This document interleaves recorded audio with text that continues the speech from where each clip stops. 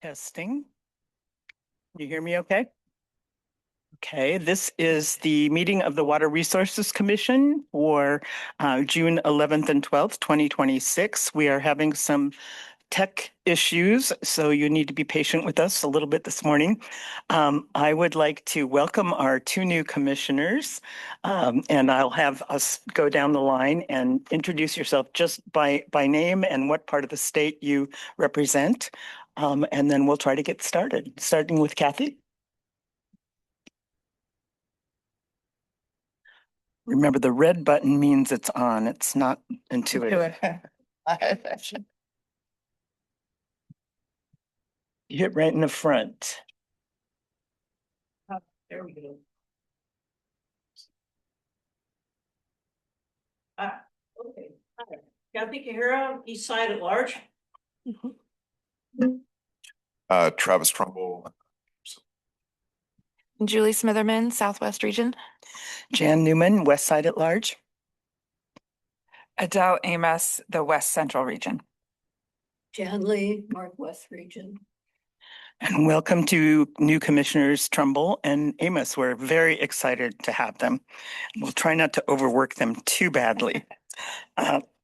Okay, we have a number of interesting items on this agenda. Several are informational, but this first one is an action item. And this item A is delegation of authority to issue final orders in cancellation proceedings. And we have Jesse Radcliffe from the AG's office and Will Davidson from the protest staff at the OWRD to present. Go ahead.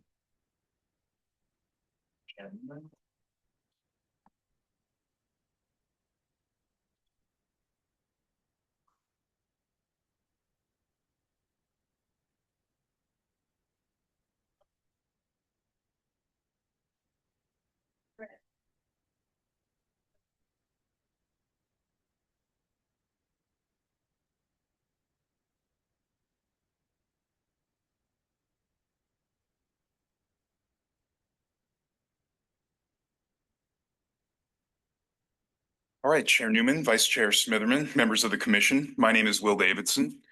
I am the protest program coordinator in the Water Rights Services Division, and my duties include working on proceedings involving cancellation of vested water rights. I am here to present agenda item A, which concerns a proposed delegation of authority from the commission to the Water Resources Director. With me today is Senior Assistant Attorney General Jesse Ratcliffe, the department's contact counsel at the Oregon Department of Justice. The proposed delegation before the commission would delegate authority from the commission to the director to consider exceptions and issue final orders in all proceedings involving the proposed cancellation of vested water rights due to non-use. The proposed delegation increases efficiency by removing the need for the commission to consider the record and issue a final order for each cancellation hearing the department conducts. The number of cancellation proceedings may increase as the agency has been asked by community members in the Harney Basin to pursue cancellation of groundwater rights subject to forfeiture. In addition, with increased water scarcity, we may see an increase in affidavits alleging non-use of water rights. Therefore, conducting cancellation proceedings efficiently is increasingly important. During the 2025-2026 water rights rulemaking, the commission considered delegating authority to the director by rule to issue final orders in all cancellation proceedings. The commission ultimately determined it would be preferable to complete the delegation by order, and department staff agreed to bring a draft delegation order before the commission. To provide background for the proposed delegation, I'm going to give a brief overview of what cancellation is and how the cancellation process works. Under Oregon Revised Statute 54610, with certain limited exceptions, 5 years of non-use of a vested water right creates a presumption that the water right has been forfeited. Under ORS 54631, when it appears that a water right has been forfeited by non-use, a proceeding to cancel the water right is initiated. The statute grants the commission authority to initiate cancellation proceedings, but the commission has delegated that authority to the department by rule. For the sake of clarity, I want to note that the cancellation process we are discussing today is only for vested or certificated water rights. there are different processes for cancellation of unvested water rights, such as water right permits.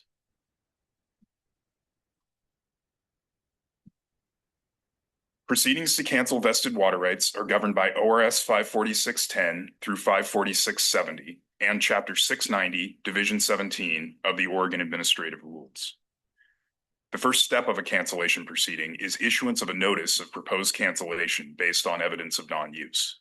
The notice is sent to the owner and occupant of the land to which the water right proposed for cancellation is pertinent. The owner or occupant then has 60 days to file a protest of the proposed cancellation. If no protest is filed, the notice of proposed cancellation becomes final automatically without any further action by the department. If a protest is filed, the department refers the proposed cancellation to the Office of Administrative Hearings for a contested case hearing. The Office of Administrative Hearings conducts the hearing and issues a proposed order recommending that the water right be canceled in whole, canceled in part, modified, or not canceled or modified. After the proposed order is issued, parties to the hearing may file exceptions to the proposed order. Exceptions are objections to the proposed order that argue the proposed order contains legal or factual errors and should be changed. Finally, after deadline, the deadline for filing exceptions, the Commission considers the hearing record, the proposed order, and any exceptions, and issues a final order. The Commission's final order is subject to appeal to the Oregon Court of Appeals. Currently, authority to perform the steps in a cancellation proceeding is split between the Director and the Commission. Under OAR Chapter 690, Division 17, the Director issues notices of proposed cancellation, refers protested notices to the Office of Administrative Hearings, and issues orders recognizing that notices of proposed cancellation have become final when protestants default. If a hearing is held, only the Commission may consider the record, the proposed order, and any exceptions, and issue a final order. Prior to the new version of Division 17 taking effect on April 1st, 2026, the distribution of authority was slightly different. At that time, if a hearing was held and no exceptions were filed, the Director issued the final order. The Commission only became involved when a hearing was held and a party filed exceptions to the proposed order. Because the Commission expressed a preference for delegating final order authority by order during the 2025-2026 water rights rulemaking, the new version of Division 17 does not give the Director any authority to issue final orders after cancellation hearings.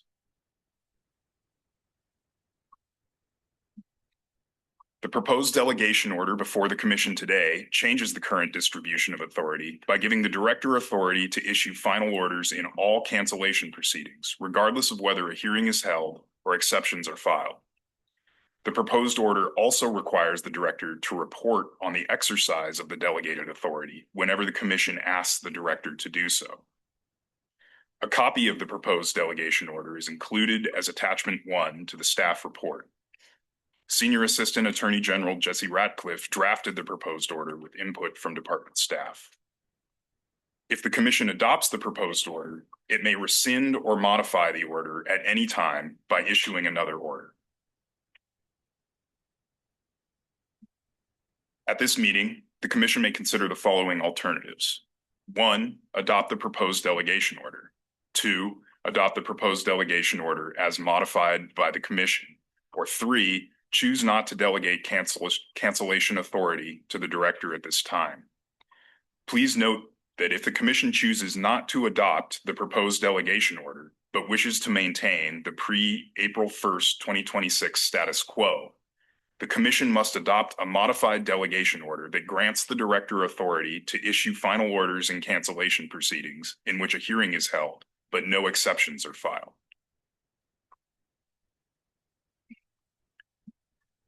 As noted in the staff report, the Director's recommendation is that the Commission adopt the proposed delegation order without modification.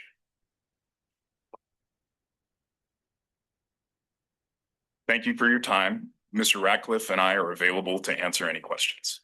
Thank you, Will. Comments or questions from the commissioners? Commissioner Lee? This is just an administrative question, that when it says occupant or owner, does the owner somehow get notified in the process? So it's not just the occupant making the decision solely. Yes, if the occupant and owner are different people or different entities, they both receive notification. And the owner is determined by looking at who is the owner under the current county assessor records. I had a question. Commissioner Amos? I'm new. So what's the volume of cancellations like? Like, is there some way to get a sense of, I heard you say there's some, you're anticipating that it will increase, but just what is this volume of cancellations that comes through the department? Sure. Historically, generally the process, or at least historically, generally the process has been initiated by, members of the public who are concerned filing affidavits of asserting non-use of water rights. And, I think I have only been with the department for 3 years, but I think during my time and the time immediately preceding when I started, there were, probably say 3 to 5 sets of affidavits asserting non-use like filed per year. That does seem to be increasing this year. Now, there are pretty detailed rules about the requirements that an affidavit must meet. First of all, we have to receive affidavits from at least 2 different people. Just one is not enough. And then there are these detailed requirements they have to meet under our Division 17 rules. So not every set of affidavits that is filed results in initiation of a cancellation proceeding. So actual cancellation proceedings, hearings are more rare than the filing of affidavits. So historically, if there was an order issued, those would all come to the commission, and under this, those won't. And will the commission, how will the commission stay informed about kind of the number of cancellations and in general that they're happening? Is that at the request of the commission, or is there kind of an automatic reporting back to the commission about There that? is not right now in the delegation order an automatic reporting, but it is at the request of the commission. Okay. So the commission could request regular reports. Regular reports. Okay, thank you. And I just want to clarify the situation before April 1st was there could be a hearing. And if there was then a proposed order issued and no exceptions filed, the director could issue the final order. But if there were exceptions filed, the commission needed to then consider the record and the exceptions and issue the final order.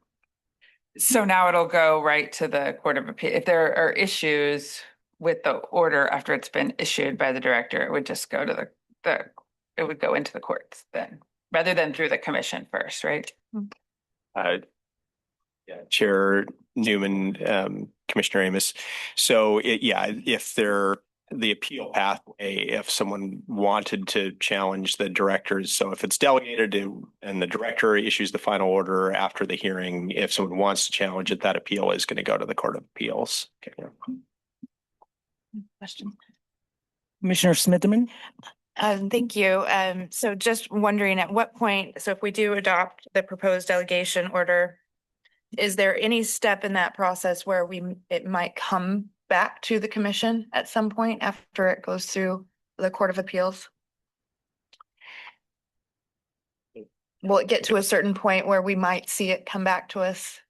I'll let Jesse jump in if I get this wrong, but I think if the commission, this would be delegating final order authority to the director in all circumstances. So if the director issued a final order that was appealed to the Court of Appeals and say it was remanded back to the department, then the director would have authority at that point to issue the final order on remand. Okay.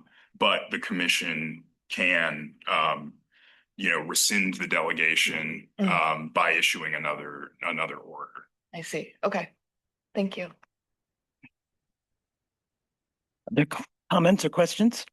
Commissioner Trumbull? So,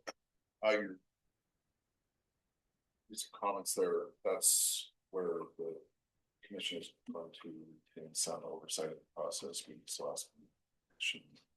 That's where.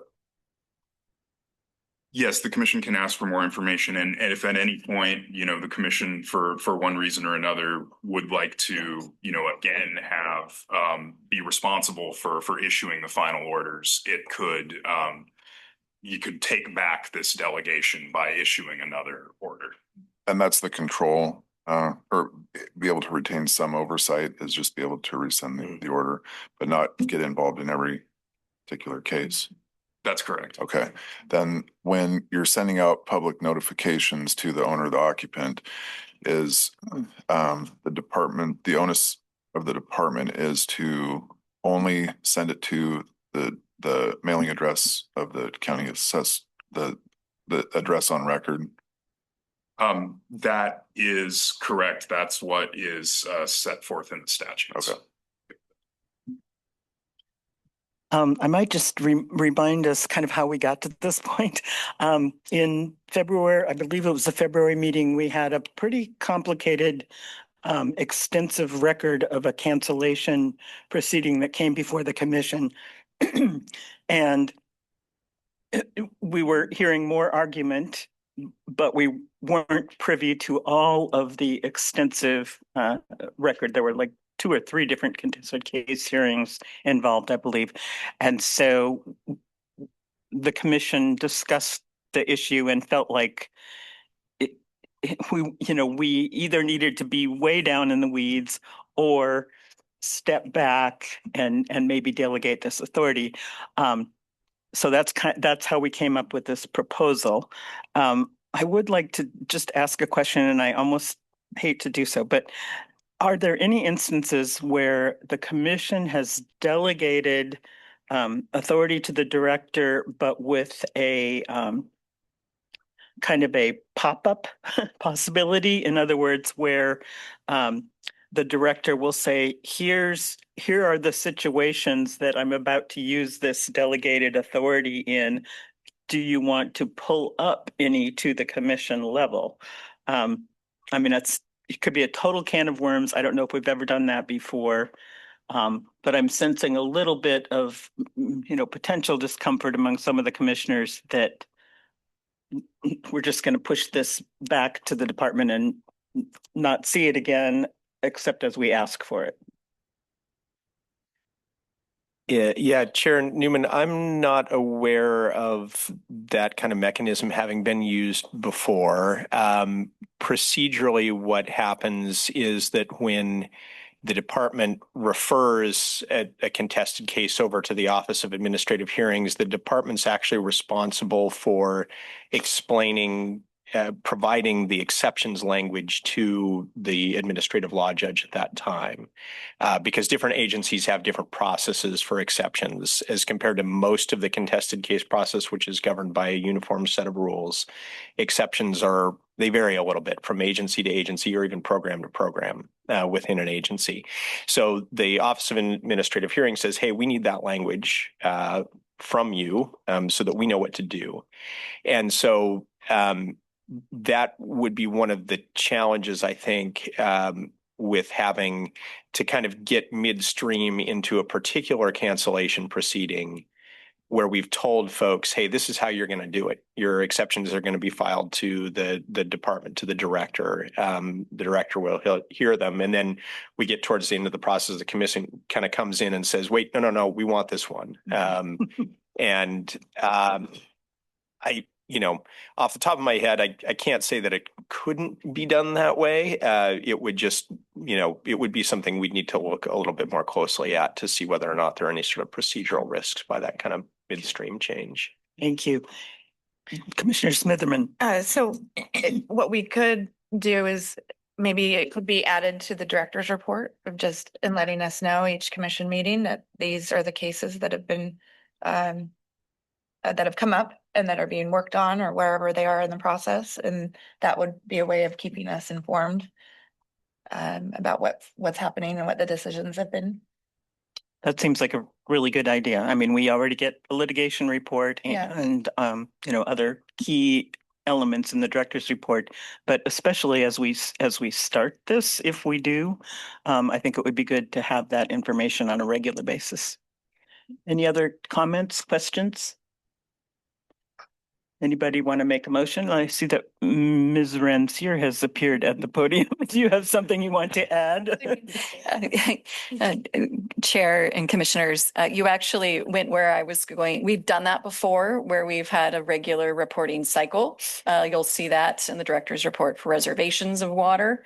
And so I was going to suggest that, but as I sat down, you all must have sensed that that's where we were going. So no, that's all I was going to add is we could certainly add that into the order if necessary. Great. Do I have a motion? I'll make one. Okay. Go ahead, Jan. I would move that we adopt the proposed delegation in order as described in attachment 1. And I will second that. Thank you. Commissioner Kihara, Yes. Commissioner Trumbull, Yes. Commissioner Smitherman. Yes. I vote yes. Commissioner Amos, Yes. Commissioner Lee. Yes. Okay, the motion passes. Thank you all for the staff work on this. And we're immediately on time, even with the late start. Yay, we're off to a good start. Thank you all. Okay, second item. Item B is the Integrated Water Resources Strategy Work Plan for 2027-2029. Crystal Grinnell will report to us on this item. And this is a request for feedback. It's not an action item per se, but it's not purely informational either. So go ahead, Crystal. Just bear with me while I change presentations here. Oh, and while you're doing that, I'll just note that Commissioner Wolf has not been able to make the technical connection, so we won't have him virtually today, unfortunately.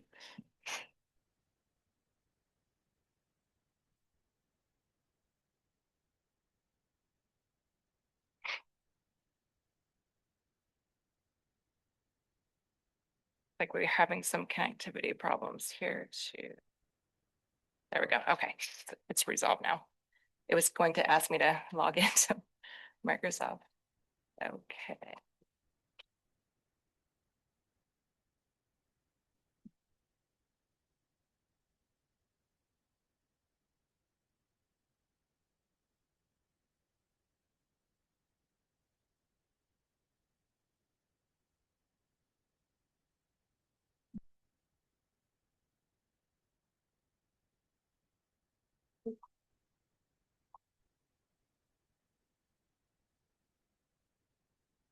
We go. All right. Thank you for your patience. Yes. So Chair Newman, commissioners, my name is Crystal Grinnell. I am the Integrated Water Resources Strategy Specialist. For those of you that are new, I just wanted to let you know that over the last almost 4 years, we've been working on updating the Integrated Water Resources Strategy, and we just adopted it last September. And so I'm going to go through, I'll give you a little bit more background on the strategy, not a ton, just to hopefully give you a little grounding here. And then we'll talk through the work plan that's been created. We have a draft right now. It's not final. This version is out for public comment. We want to get some input from the public before we finalize that. And we're working on that this summer. And we're really trying to finalize that by August. That's generally what we're doing. So Can folks Yes. hear back there? Yeah, okay. all right. So as mentioned, I'll go through just a little bit of background in this presentation. You also do have the draft work plan in your materials that you received. So that's attachment 1. And then I'll just quickly review the next steps on our work planning activities. So just to give a little background here on the Integrated Water Resources Strategy, we do have 2 prior versions, so 2012 and 2017 were what we were operating with, and all of that initiated from House Bill 3369 back in 2009. The Integrated Water Resources Strategy itself, it's it's a mouthful and it's a 300-page document. So I thought it would be helpful to just break it down into really the big 4 objectives that are in that document. So we have these objectives are really, there's 1 chapter for each objective, and we have numerous actions that are associated with each one of those. And so all of that content of the document, those 4 objectives then organize the entire document around all of these different actions. So when we talk about the integrated water resources strategy, we often refer to this document right here that we're looking at as the framework. It is a document that really, it's a 1-page sheet that really holds the entire contents of the strategy in one location. And of course, also labels. There's a lot of terminology that we use. I'm sure you'll pick up on here with this strategy. So we've got objectives, we've got critical issues, and we've got actions. So that's just an example there of some terminology that we're using with the document. I had mentioned that we've been working on this updating process for a while. So I did want to just outline where we've been over the last few years. I came on board in 2022 and initiated a process to look back at what had been done in the 2017 Integrated Water Resources Strategy. So we published a progress report that fall in 2022 that provided a nice basis for us going into the updating process. Throughout 2023, that's where we held all of our public outreach and engagement processes, and then agencies began drafting that towards the end of the year. We published a first draft in 2024 and put that out for review and comment. We also in 2024 had significant new leadership. So not just at the Water Resources Department. So we did get a new director at our agency, but other agencies that were working on this document also received new leadership. So that was an opportunity for us to add priorities to the document, something that had never been done before. The governor's office was very supportive of that process. Essentially, we had about 6 agencies really sit down and wrestle through some priorities for this document. So that's a really new component that I would just want to emphasize was never done before. And then finally in 2025, we had our second draft out and public comment review, and then wrapped that up in the fall and had adoption in September. And so something else happened in that process. While all of those years while we were working on the document, there was legislation in 2023 that changed some things regarding the strategy. So a really big change was shifting the updating frequency from every 5 years to every 8 years. So that's now the frequency that we're operating on. And then the other thing that was added was the requirement for a 2-year work plan. And so that's what we're talking about today.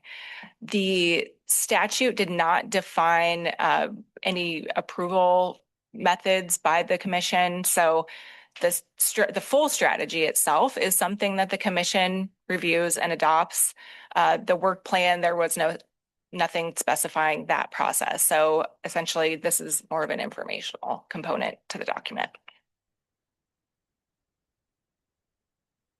So I wanted to share the involvement that we have from numerous agencies. So we have 14 agencies that are currently participating in the work plan.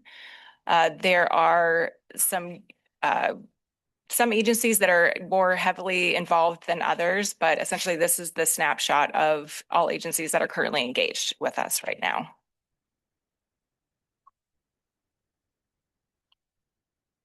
So I did also want to share right now, we're looking at the draft 2027-29 work plan, but I did also want to let you know that we have a 25-27 work plan that we are currently implementing. In September, when we adopted this last strategy, we went to work right away creating a work plan that was reflecting exactly what we were hoping to do during the current biennium. And so we wrapped that up at the end of the year and started working on that essentially in January. So we are in implementation phase on a current work plan. And we started this development process of creating a draft 27-29 work plan right now because of the process that all of the agencies are doing regarding our budgets and our legislative concept development. So right now, the cadence we'd like to get on with our work plan development is really aligning it with all of those processes that are currently happening in an even year before a long legislative session. So it's really, the intention there is that we're getting all of the agencies to the table to look at a work plan and talk about things that we want to work on together. And, then things will need to be finalized once the legislative session plays out. But essentially, it's really just aligning this work plan with our budget development and legislative concept development processes.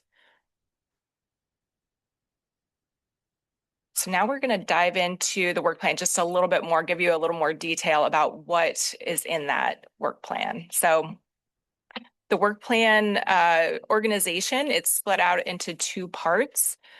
The first part is the priorities. If you'll recall at the beginning of the presentation, I mentioned there was something brand new that we did for the 2025 IWRS. That is where we're kind of emphasizing all of those priorities. So that's the 15 tasks that we've identified as being our priorities across the enterprise. Many of these tasks support resiliency, and I'll come back to that a little bit later when we talk about some executive order that impacts this work. And then the second part of the work plan is just where we're capturing the other work. So if you'll remember the larger framework that I showed that has the 4 objectives and 48 actions on it, we wanted to be able to show in the work plan that agencies are doing things on the regular part of the IWRS, for lack of better terminology, because there's other agencies that have important ongoing work that are relevant to the strategy that need to be acknowledged. And so we just want to make sure that those get recognized as well. So that's why we have it split out into 2 parts.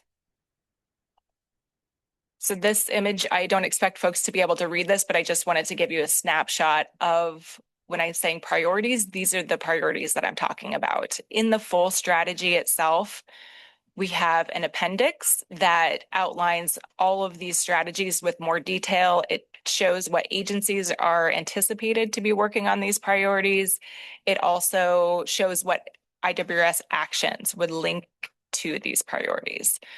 So just to ground things a little bit, I wanted to share this slide that shows some tasks that WRD plans to do that relate to those priorities. So these are new. You wouldn't see these on the 25-27 work plan. These are new for the 27-29 biennium. The agency working on an MOU with ODFW, the Deschutes groundwater mitigation program improvements, and completing a state agency coordination agreement with DLCD. We've been needing to update that for quite a while, and some potential rule updates we anticipate would be going along with that. So that's kind of the nature of a lot of the work that we're talking about when we talk about priorities. We're in the work plan, we're kind of detailing out things at that level. And then part 2, just to share again, like this is when I say part 2, this is the full framework, all 48 actions. A lot of different actions that agencies are doing are included in there. All right, so just to summarize here, we've got for our 27-29 work plan, we do have many carryover tasks from our 25-27 work plan, items that can't be really completed in one biennium. We also have this version out for public review and comment through the 26th of June so that we can get that information back out to agencies in time for them to work on their final revisions this summer. So something important to note just about the timing on this. So I wanted to get this draft to the commission and out for public comment in a timely fashion, but we also had some other things happen a little bit after this draft was created. So one of those important things was Executive Order 2526, which is the Climate Resiliency Executive Order. There's a lot of actions that different agencies are doing regarding climate resilience, and we were asked by the governor's office to put together a work plan for that executive order. And so agencies had that due date after this due date, essentially, for this work plan. So we are going to be working to dovetail those items in if agencies want to do that. And then also there is the Oregon Environmental Restoration Fund, where agencies are looking at proposing projects for that funding source. And so that's also being discussed right now. Agencies may want to add those items to the work plan if there's a good fit there.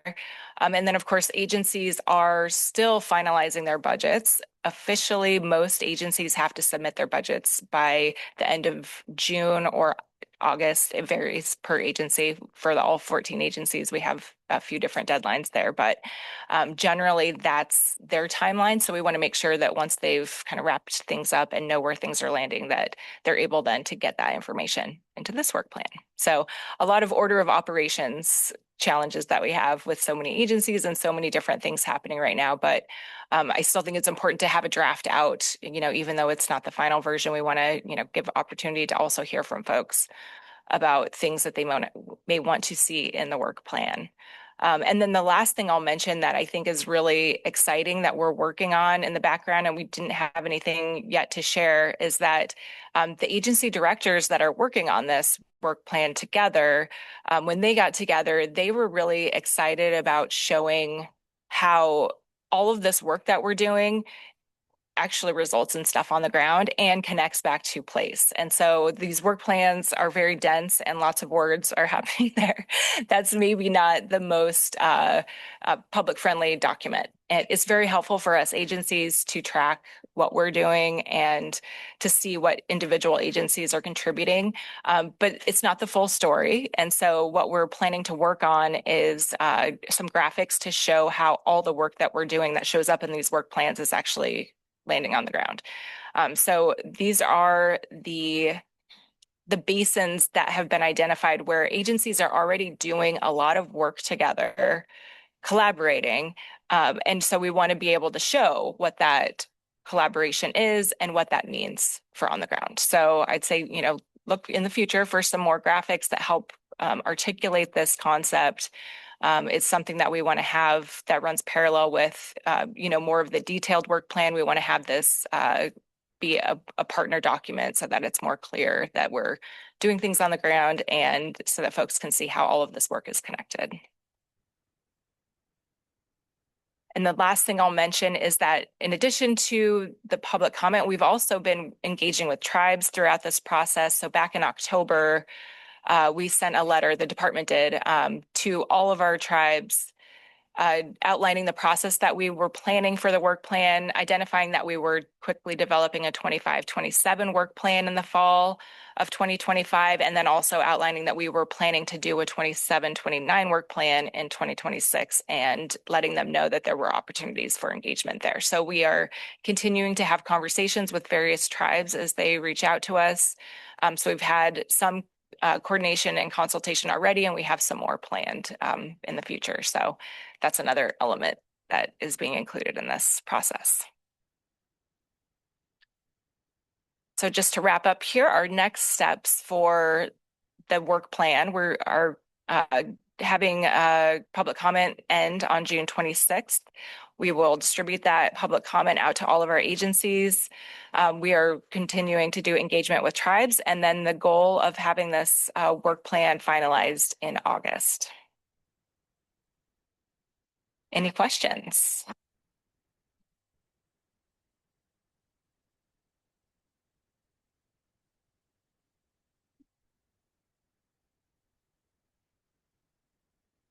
Yes, Commissioner Trumbull. Chair Newman. So this was a lot of material for me to read through, and I referenced the as well. It's prefaced with 729, a lot of materials overlap for timing. So, there's some recurring themes on the draft, and I'm just trying to get up to speed on a lot of this stuff here, but when I talked to Director Gall about this and asked him several questions. I see on the priorities, and I'm assuming that priority 1 is hotter burner items than priority 3 or 4 is, I'm assuming. I didn't, it's not necessarily quite that simple. I'd say all the priorities, priority areas 1, 2, and 3 there's generally some consistency there. They're just really hitting on different things. Okay. Yeah. Okay, then I'm seeing priorities as what we're going to do, and then some of the actions or how we're going to do it. But I've been part of planning processes before, and the action items, I've asked planners, what's the time frame on those? Where's the progress reports that we can see to make sure we're heading in the right direction, and perhaps putting resources, personnel in the appropriate areas. And the recurring theme that I'm seeing on this draft is resource gaps. So that's when we have a resource that is finite and we have, critical drought and, limited or, very strict budgets or less budgets. I'd like to see, as a commissioner, just for my own tracking, is how are we doing on pursuing these objectives and priorities? I think it's super important to track that because I've heard from different planners like, well, that particular priority we could go on forever, pursuing that. It's like, well, right. So how much time and effort do we put in that over a 20-year process when perhaps it's, a 20-year pursuit, but other things are certainly more critical and timely that need to be addressed. I'm also perhaps assuming with the list of additional agencies that we're working with, and they're more than likely working on limited budgets and tight budgets as well. And we've seen this perhaps in the field where OWRD has something in the hopper, but they're waiting on a different agency to sign off on or anything like that. So that's tough for OWRD to commit those resources when we're working with other agencies. So where I'm going with this is it's kind of like flying on an airplane where it's, secure your mask before you help others. Are agencies doing that with their limited budgets and focusing on their priorities rather than the interagency cooperation to move these objectives that we're all trying to work on? All right. So thank you for those questions. The first thing I'll touch on is the need to show progress on this work plan. So this is a new process essentially that we're embarking upon. And so we have laid out a plan for that. And what we're doing, have had one status update right so far this year, where I reached out to all the agencies and said, okay, we have this 25-27 work plan. Let's have a status update process twice a year. So we did one in April and we'll do another one in October. That one in October will be very helpful for us we're kind of thinking about doing not a full progress report because the biennium hasn't ended, but somewhat of a status report, and just to report back out, where are we with what we said we were going to do on the 25-27 work plan? Let's show that progress and talk about that, and have that also as a strategic document heading into the long legislative session. So that's the plan for that we'll be doing that in the fall. That document I would anticipate being out in November, December. And then, yes, we do want to do a progress report at the end of the biennium. So in 2027, we'll have another final kind of status update or check-in and then produce a biennial progress report so that we can see the full snapshot of what we did in that biennium.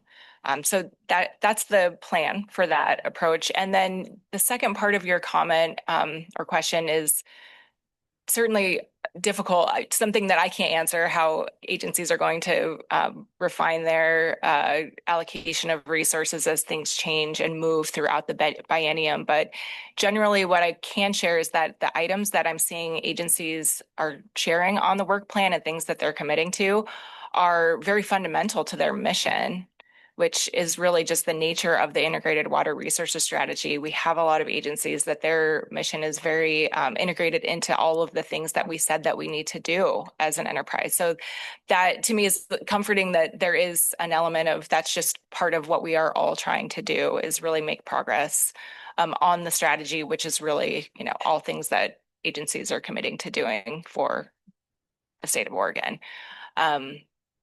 Yeah, I think that's, we will see as things shift. I think it is helpful to see that agencies were willing to put on the work plan the items where they're saying, we can't really commit to this because we don't have funding, but we can acknowledge that we need funding. So let's word it so that we're acknowledging that we're seeking the funding so that those items don't disappear from the work plan if we don't have the money. We're still committing ourselves to at least finding the resources. And then when we do find the resources, then that action item would shift over to more of an action of implementing that. So that's an approach that we're taking. Yeah. Other questions or comments? Commissioner Lee and then Director Gall. Chair Newman, members of the commission, for the record, Ivan Gall, Director for the Water Resources Department, and thank you, Commissioner Lee. The agencies, probably more so than any other entity or any other person, are very cognizant of the resource limitations. And so we're being very, very careful with what we put into these work plans to make sure that we can move tasks forward meaningfully with the existing resources that we currently have in front of us. That we also have much larger ambitions, of course, to do bigger things and other things that we would like to. And as Crystal mentioned, some agencies are putting in some of the aspirational projects or tasks that they'd like to work on.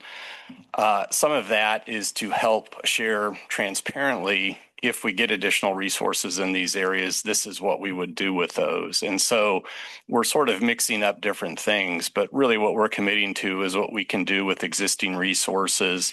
You will hear this theme repeated today in a number of presentations, but moving forward into the next biennia, 27, 29, and probably 29, 31, resources are going to be scarce.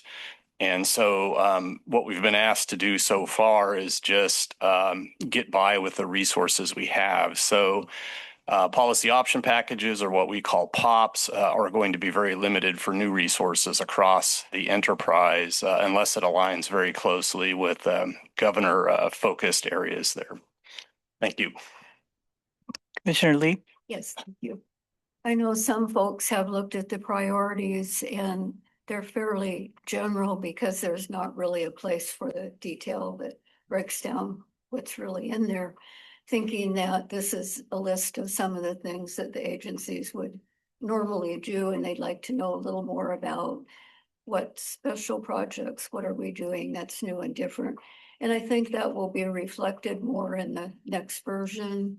And also what happened in 25, 27, being related, will be very helpful in defining that more.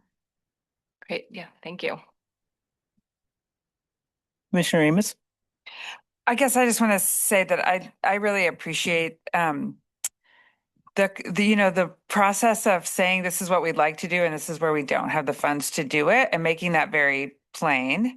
I've not met anyone that doesn't have a lot of ideas about what WRD and every other agency should be doing. And so putting putting those realities out where people can really see what is funded and what's not funded. So I think, so I just commend the being a little aspirational and then identifying the resource gap as being something that I think is really valuable to the public to see the real tension of that. So I appreciate it. Thank you. Other comments?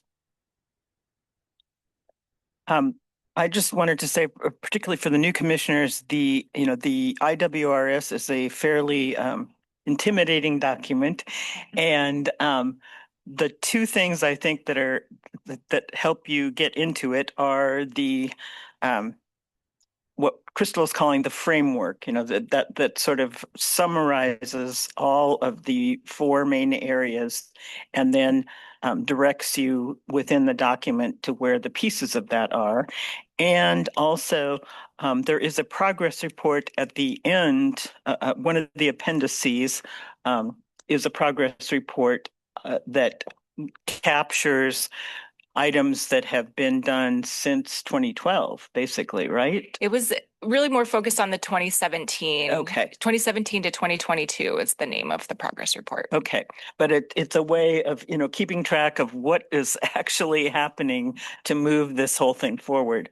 And the other thing I'd like to just say is that I've been impressed with the way the agencies have come together, particularly since the 2012 plan. I mean, the 2012 plan, it was a little bit like, pulling teeth to get the agencies in the same room and to recognize the IWRS as their document, not just OWRD's document. I feel like we've made a significant progress on that score in the last several years. Is there any, before I ask for more commissioner comment, Crystal, is there any particular feedback you would like or need from us at this point? I don't think so. I think I've heard some really helpful stuff so far in this discussion. So yeah, I think good. Yeah, Great. Thank you. Any other questions, comments? Yes, Commissioner Kaihara. Yeah, I just want to make a comment on how you've laid out the priorities. I really like, okay, you've got priority path. Who the agencies are that are very clear and pointed out. And then in the little group, okay, this is what this agency is working on. Here's their part of that task. And I thought that was very clear. It made it something that, okay, I can read through this and get a good idea of what's going on and it is. And so I just wanted to maybe you on that. I wasn't good right out. Thank you. So you're feeling like the scale is hitting the right scale. Yeah. Perfect. Okay. Thank you. Yeah. Dig deeper asking questions for an overall view of what's going on and who's responsible for which piece of which task. I think it's very nicely laid out. Thank you. Yeah, that was intentional, I think, as far as just to going back to Chair Newman's comment about engagement with other agencies. It's really the accountability piece for the work plan, I think, is a huge part of that, where that's how we're going to keep folks at the table, where agencies are identifying very specifically what they are doing on the IWS, and we can all track that so that we all know that we are contributing. Yeah. Thank you. Yeah. Commissioner Smitherman. Yeah, so I think like Commissioner Kara was saying, having all these and Commissioner Newman, having all these agencies coming together like this has really strengthened the document across several agencies. And just curious that I know that the resources are limited and funding is limited, but do you think that as the legislature is seeing us coming together in all these agencies with similar priorities, perhaps maybe funding might be more available, knowing that we're all working together for these similar goals that we have in common? Just a thought. You Yeah. don't really have to answer that, but it's, Yeah. and then we have a work plan, and it's showing that we are engaged and we're motivated to do this. So it's not just, well, we want to do this and this is our aspiration. It's showing a concerted effort to working together and accomplishing these goals. Just perhaps maybe that will help get some more funding. We can hope that. Yes. That's true.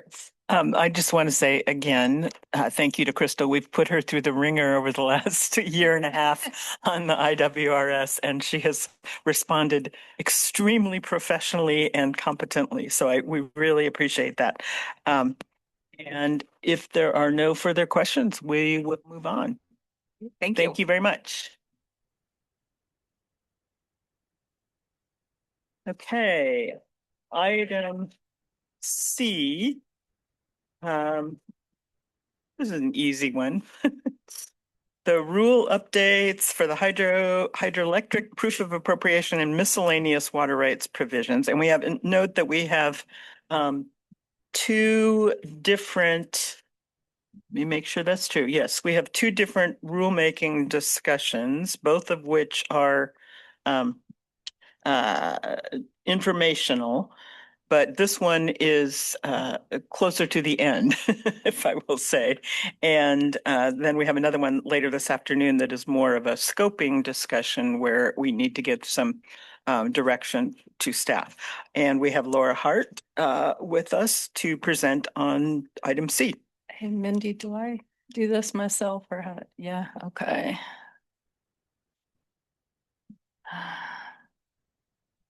Sorry.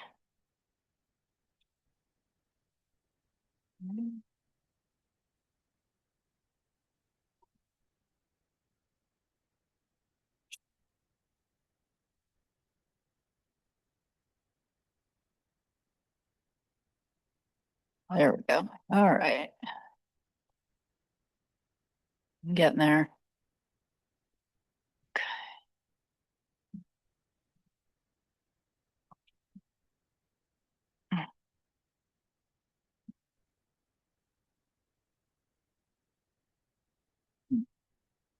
Share.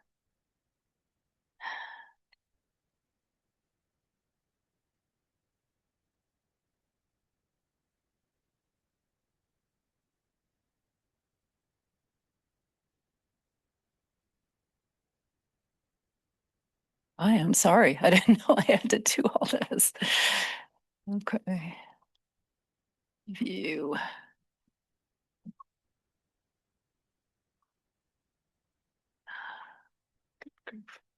Slideshow from beginning. There. Okay.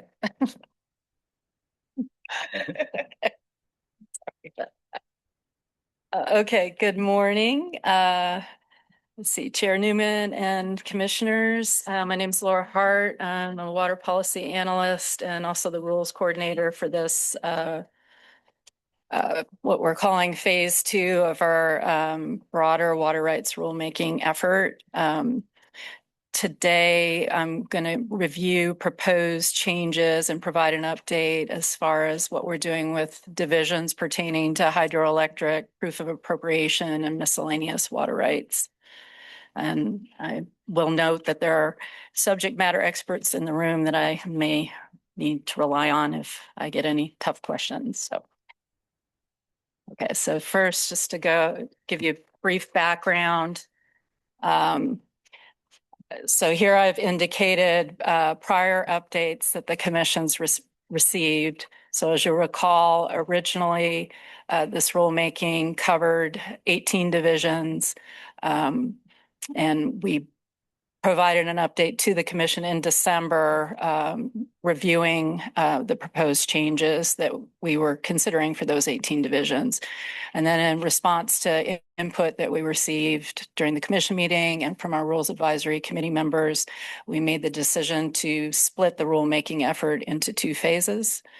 So in February, we came back to y'all and presented the phase 1 proposed rulemaking, which covered 13 out of the 18 divisions.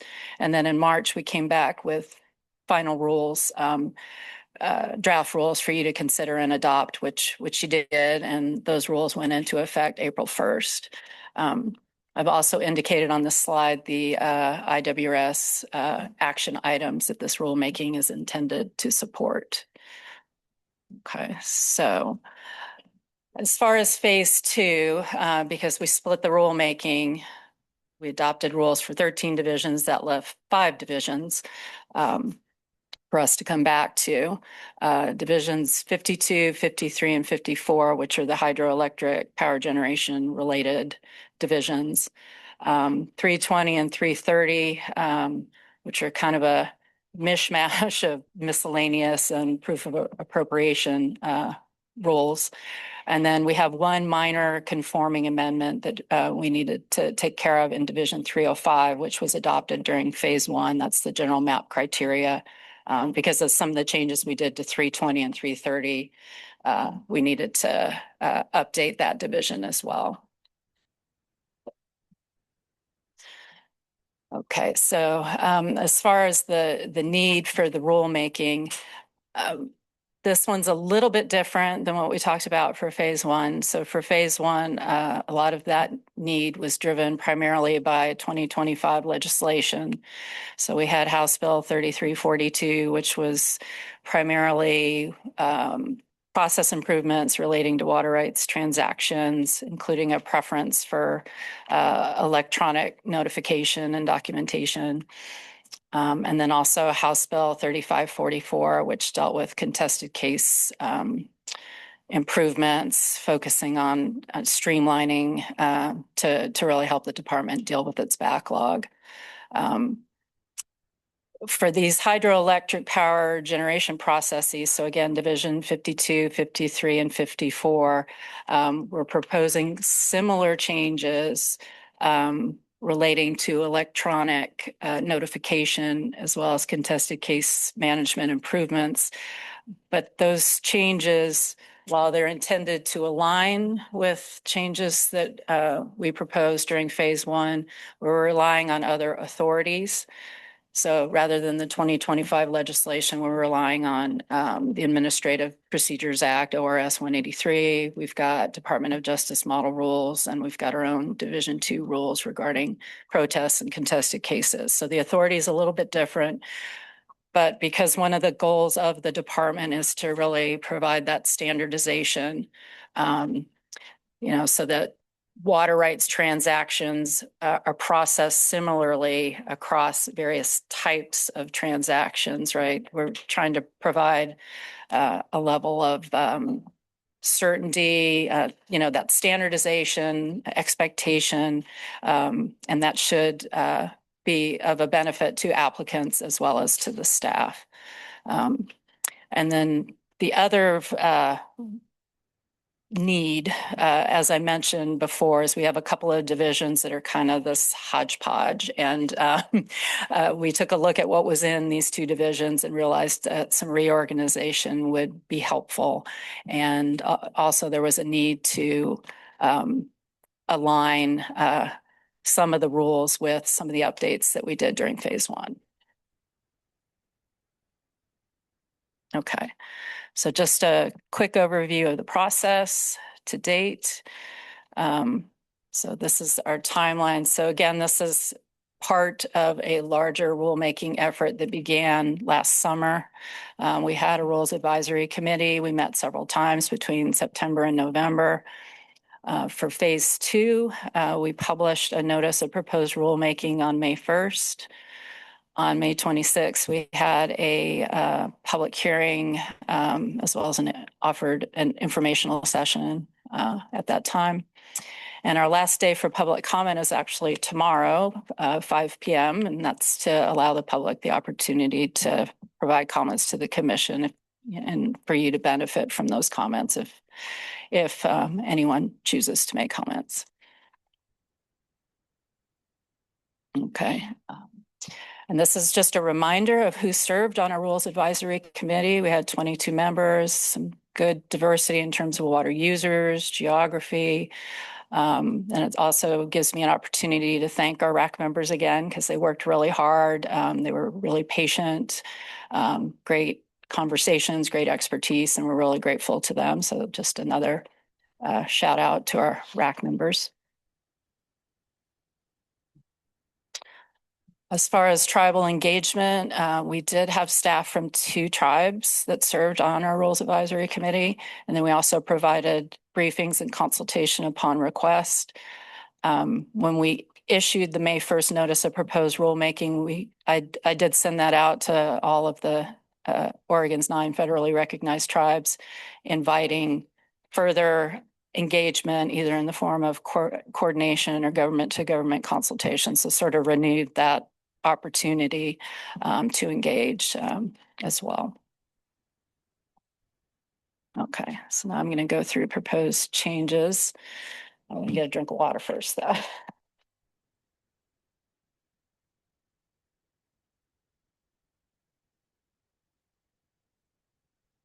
Okay, so I'm going to go through the changes for the 3 hydroelectric power generation divisions first. And I've got a table for each one, and they're going to look pretty similar. So I'll have a grouping of changes that correspond to electronic standardization. So changes that were similar to what we did during phase one to implement House Bill 3342. And then I'll have a grouping of changes we're proposing that relate to contested case management and are similar to changes that we proposed during phase one relating to implementing House Bill 3544. I'm going to go through this particular table in detail, but then the next two tables you'll notice there's some bolded language on the tables, and the bold language indicates changes that are unique to the division. So as far as electronic standardization, what we're proposing is to get rid of the newspaper notice requirement and allow operators, applicants, and so forth to holders, I guess is the other term, to rely on weekly public notices that the department puts out electronically. And then with regard to contested case management, this is similar to what we were referring to as defaulting to final orders. But essentially, if no protest is filed, an automatic, a proposed final order becomes automatic within or following 33 days. So let me say that one more time. So we have a proposed final order. If there's no protest filed, 33 days after the deadline for filing the protest, the proposed final order automatically becomes a final order. We're also clarifying that the director may choose not to hold a hearing if there are no significant issues unless the operator has protested. And then we've also removed this separate request need on the part of the operator. The requirement that the operator needs to request a hearing, so that's separate requirement, we're removing that.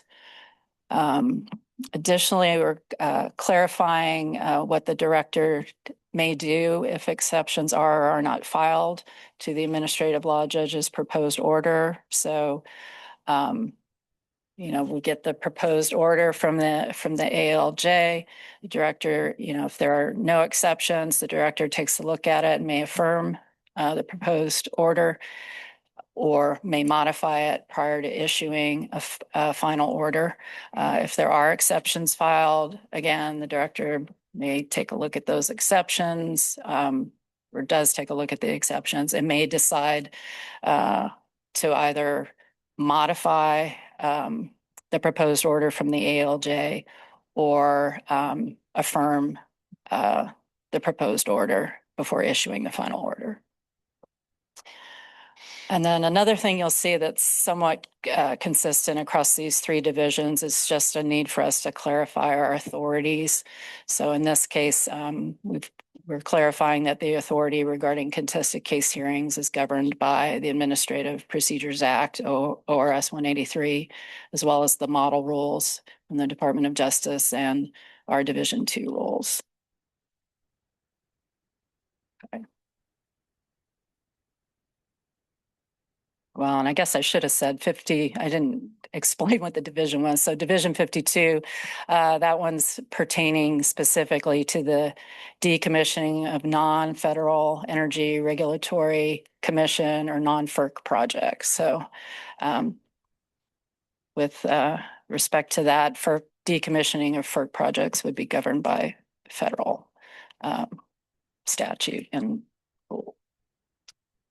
Okay, so Division 53, this one pertains to amending hydroelectric licenses, power claims, and certificates.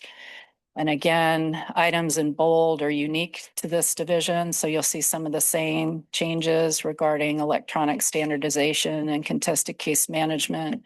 For this division, we Also are proposing to allow for electronic notice in lieu of mail notice concerning public hearings and proposed final orders. And then similar to what I just talked about in for Division 52 is a need to clarify the authorities. So the authority to protest or request a hearing, we add clarification pointing to the Administrative Procedures Act there. And then in addition to the electronic standardization and contested case management changes, we've also added the option to allow the applicant to demonstrate that their water right isn't subject to forfeiture when they're applying for that amendment.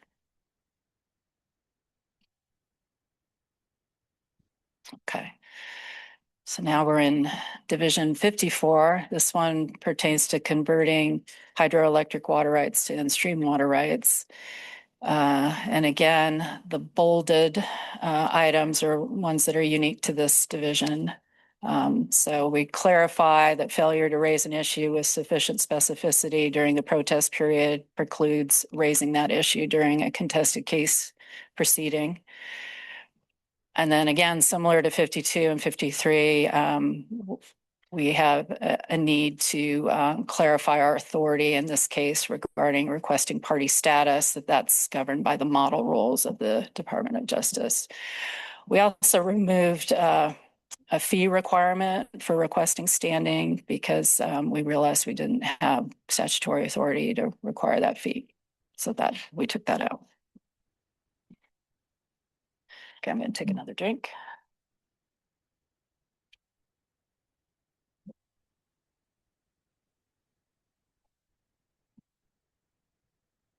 Okay, so now the next two divisions, these are the two divisions I was referring to as kind of a mishmash or a hodgepodge.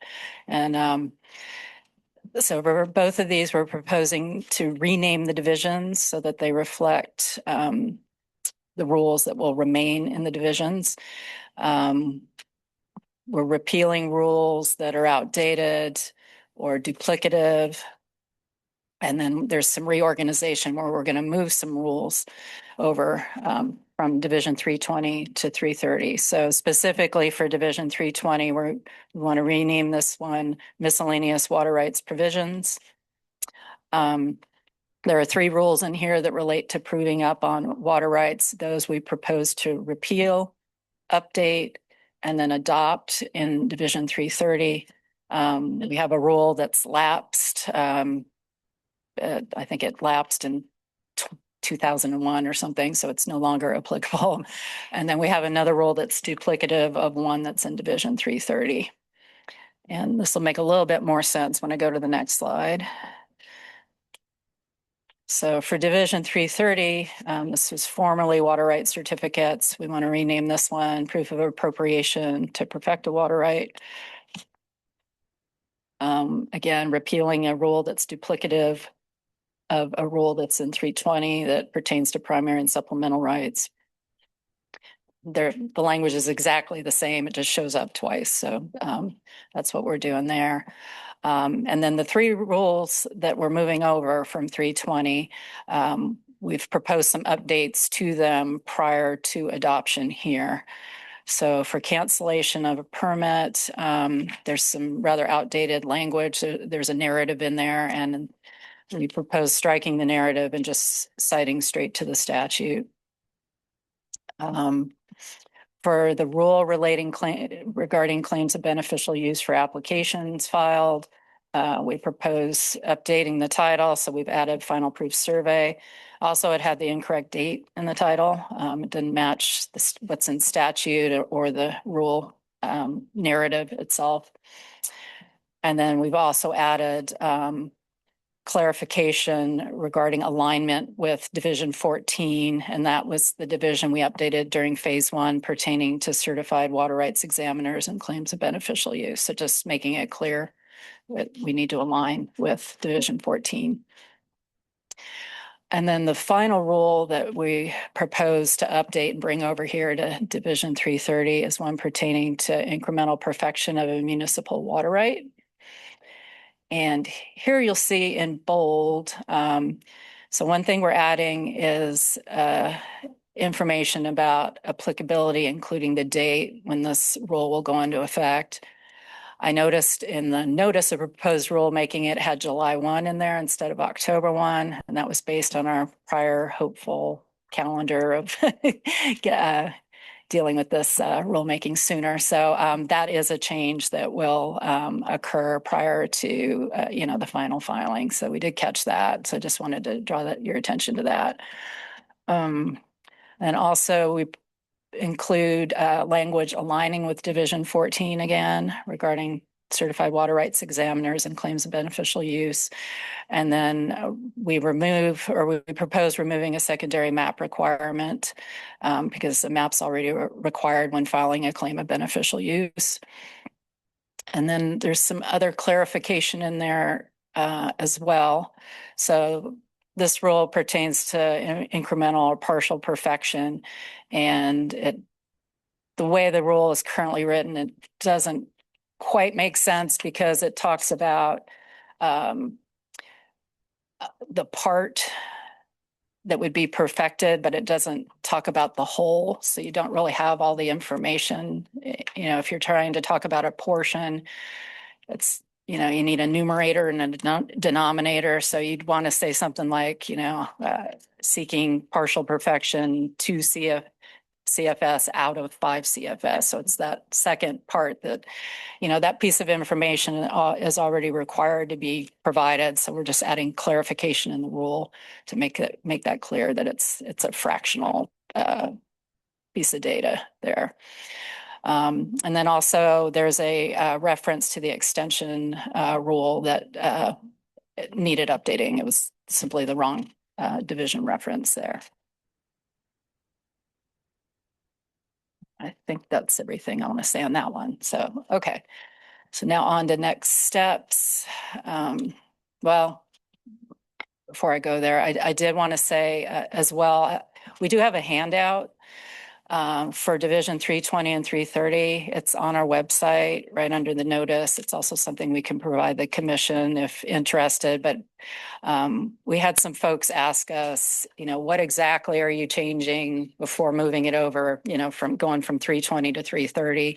So that handout shows the original 320 language and the track changes as they would be reflected in 330. So if you want to see that, we do have that available as well. Okay, so now on to next steps. Okay, so as I said, our last day of public comment is tomorrow, 5 p.m. We haven't received any comments to date. We did not receive any comments during our public hearing. So just letting you know that. Now they may still come in. People tend to wait till the last minute. So I expect to see some coming in tomorrow, perhaps. And then again, we'll review those public comments and make any changes to our proposed rules before we come back to the commission during the September meeting with our final proposal seeking adoption. And those rules would then go into effect October 1st. And I think that's all I have. Thank you, Laura. Questions, comments from the commissioners? Commissioner Trumbull? So the 320 language on the municipal incremental perfected for the 25%, the 320 language or the 330 language is the same as the 320 language. That's correct. Yeah. So which particular one are you asking On the about? 25% of proving up on municipal incremental reference. Oh, okay. 0070. Yeah. So yeah. Good morning again, commissioners. Hi, Chair. I just wanted to note, so on that question, yes, the answer is currently it's 25%. And just a little clarification from earlier, it's the numerator that's being added, as Laura was talking about there. So the max amount that they had diverted. And so you need at least a minimum of 25%. And that is under the current rules and the proposed new rules. The only change is we're asking you to tell us what the amount is that you diverted. And when I say the only change to your particular question, there was a list of a couple other changes there as well. Thank you. And for the record, Raquel Rancier, Deputy Director. Thank you. Yeah, and I just put the language up there so you could see, because I think your question was about that 25% there. Yeah. So that would be the track changes, 320, what it's going to look like in 330, and there's no track changes there. Thank you. Okay. Any other comments, questions? I have. Commissioner Amos? Sorry, I feel like these are like newbie questions, so. Maybe a question. So I just had three, and one of them relates to this last part. So this is all being moved because these provisions don't apply to hydroelectric, right? They're being moved to a section in which they make more sense, right? The movement of it out of this section into another. Yes. Okay. Yes. I just wanted to make sure I understood why the movement was happening. Yeah. They're not currently in hydro. So Okay. the reason the movement's occurring is currently we have Division 320 and we have Division 330. Division 320 says water right permits, Okay. current title. Division 330, current title is water right certificates. Okay. Well, you're actually, and yet everything that's in 330 is about proving up Which is associated right with now, both. except for there's a couple that duplicate what's in 320. So we Okay. looked at it and we're like, these aren't really about permits or certificates because it's that in-between process.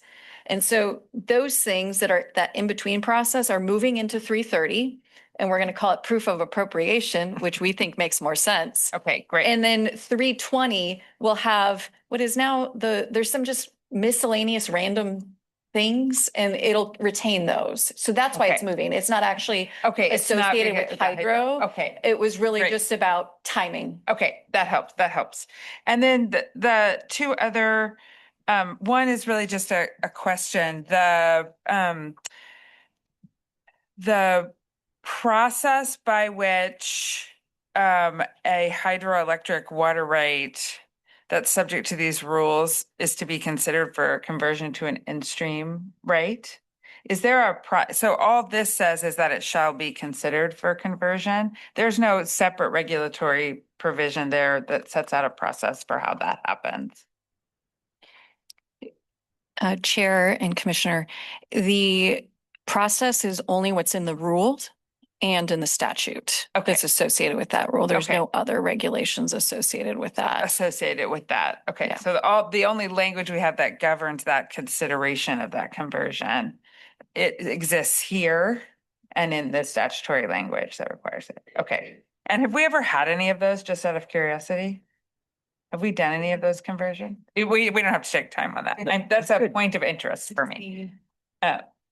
And then my last one is just, I want to make sure I understand what changes are being made to who can, where there's discretion to allow a hearing and in the director, and where the department would be required to have a hearing. So if it's the owner of the license, the operator of the facility, and they request a hearing, that's required. The hearing is required. So, Chair and Commissioner, I see that Katie has joined us. You can tell this is our whole This is group the- here sorry. now. Laura's been Yeah. doing a great job. So I want to thank Laura for doing such Yeah. a great job. And so what I will say is, so currently, if you look at from our perspective, if there is the operator or owner, depending, or the licensee, which fill in the blank, because of course each rule division has a different fill in the Right, blank there. But we need to give them a hearing. Right. And so some of the rules weren't clear about that. Okay. So we are making that clear. And then some of the rules had differences. And quite honestly, I can't remember if we're in phase 1 or phase 2 around Right. differences, but we're trying to make it consistent. And so originally we were going to pull out the significant disputes and say, we're just going to have a hearing. During the rule advisory committee process, they said, oh, we don't want you to have a hearing if there's really no reason to have a hearing because there's no significant disputes. So he said, fine, if we're putting that back in, then we need to make sure that we will always have a hearing if it's that holder, licensee, operator, fill in the blank, right? And so that's why you see that consistent across the board is if we So that can, it's always, there's always a hearing if it's owner operator. But then Yeah. there's discretion with the director if there are significant issues or. yeah, if the Yeah, director but doesn't the find there's director- right. significant disputes and it's not the owner, operator, holder, et cetera, then the director does not have to have a hearing. Yeah, so I'm curious about what that may change on the ground for non-owner operators who are interested in hydropower decommissionings. If that changes the dynamic that they'll experience on the ground in the decommissioning. Commission, I think that in many cases, the department tends to have a hearing because Right. Right. then you eliminate some of the challenges that come along That if can you come along don't have after, a yeah. hearing, right? And so in most cases, I don't think it's going to change anything on the ground. Okay. I suppose there could be an instance where, there really is no significant dispute based on the information we get. And in that case, we wouldn't move forward and then they would have to consider whether to, exercise the other avenues.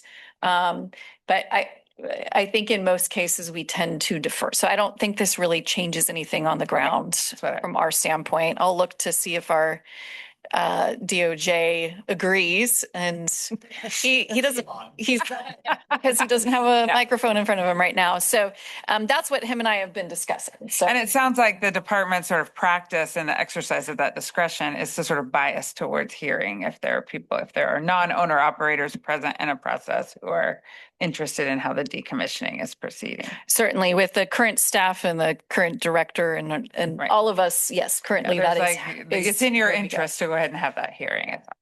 Okay, great, thank you. Or go ahead, Ivan. I didn't know if you wanted to speak to it. Okay. I guess I will see if Katie had something to clarify because I see she's up here. So is that okay, Chair? Absolutely. Okay. Thank you, Chair and Commissioners. For the record, my name is Katie Ratcliffe. I'm the Water Rights Services Division Administrator and excited to be up here again with these fine folks talking about rulemaking. So I did want to describe just real briefly, Commissioner Amos, the process for converting a hydroelectric water right to mainstream water right. So first, we issue a notice of consideration for conversion to let folks know that we believe that this right is eligible for conversion. And then if the hydroelectric water right is not already subordinated to other existing uses as of October 23rd, 1999, then we explore mitigation measures and see if we can get everybody to agree on so that there wouldn't be any breach of those rights. And then once we've done that, then we issue a proposed final order. So then that triggers the opportunity for someone to request a contested case. And you also asked about the number that we have converted. So I'm going to give Martin Sanchez, our hydroelectric specialist, an opportunity to come up here, talk about the number that we've converted and the number that are in process. So I will mention we've been down a staff member, but we recently hired so that we have a complete hydroelectric water right team. And so Martin has been preparing some great materials that will be released once we're done going through the process, but he's been working hard while being down the team. So turning over to you, Martin. Yeah. Good morning. Is it on? Yeah. Good morning, Commission. As Katie explained, I'm the hydroelectric project analyst for the department for hydroelectric. We've conducted a few instrument conversions in the past over the past year or so. Today we probably had about 5 or 6 instrument conversions that we've put in process, and also as time limited hydroelectric licenses start becoming offline, they usually have a term of 20 years or so. Operators could either wish to reauthorize those water rights or decommission their projects. So we have a number of those that are kind of in process as far as the notice of intent. We look to maybe about another handful of conversions to maybe 2 or 3 in the future. So, yeah. And we're also working on a couple of major ones that are, from FERC regulated projects who have decommissioned already. Their water rights also subject to conversion. So we're working on a number of those as well. Thank you. Other comments, questions? Commissioner Lee? Yes, I know this division rulemaking is really to clean up the process to conform to those statutes. But I was on the advisory committee for the Powerdale conversion. And it was very messy, to say the least. The agencies did not necessarily agree, and I know it still isn't quite resolved yet, but I was hoping there might be something in Division 54 that could make that process smoother. But I'm thinking maybe it's just how that process works.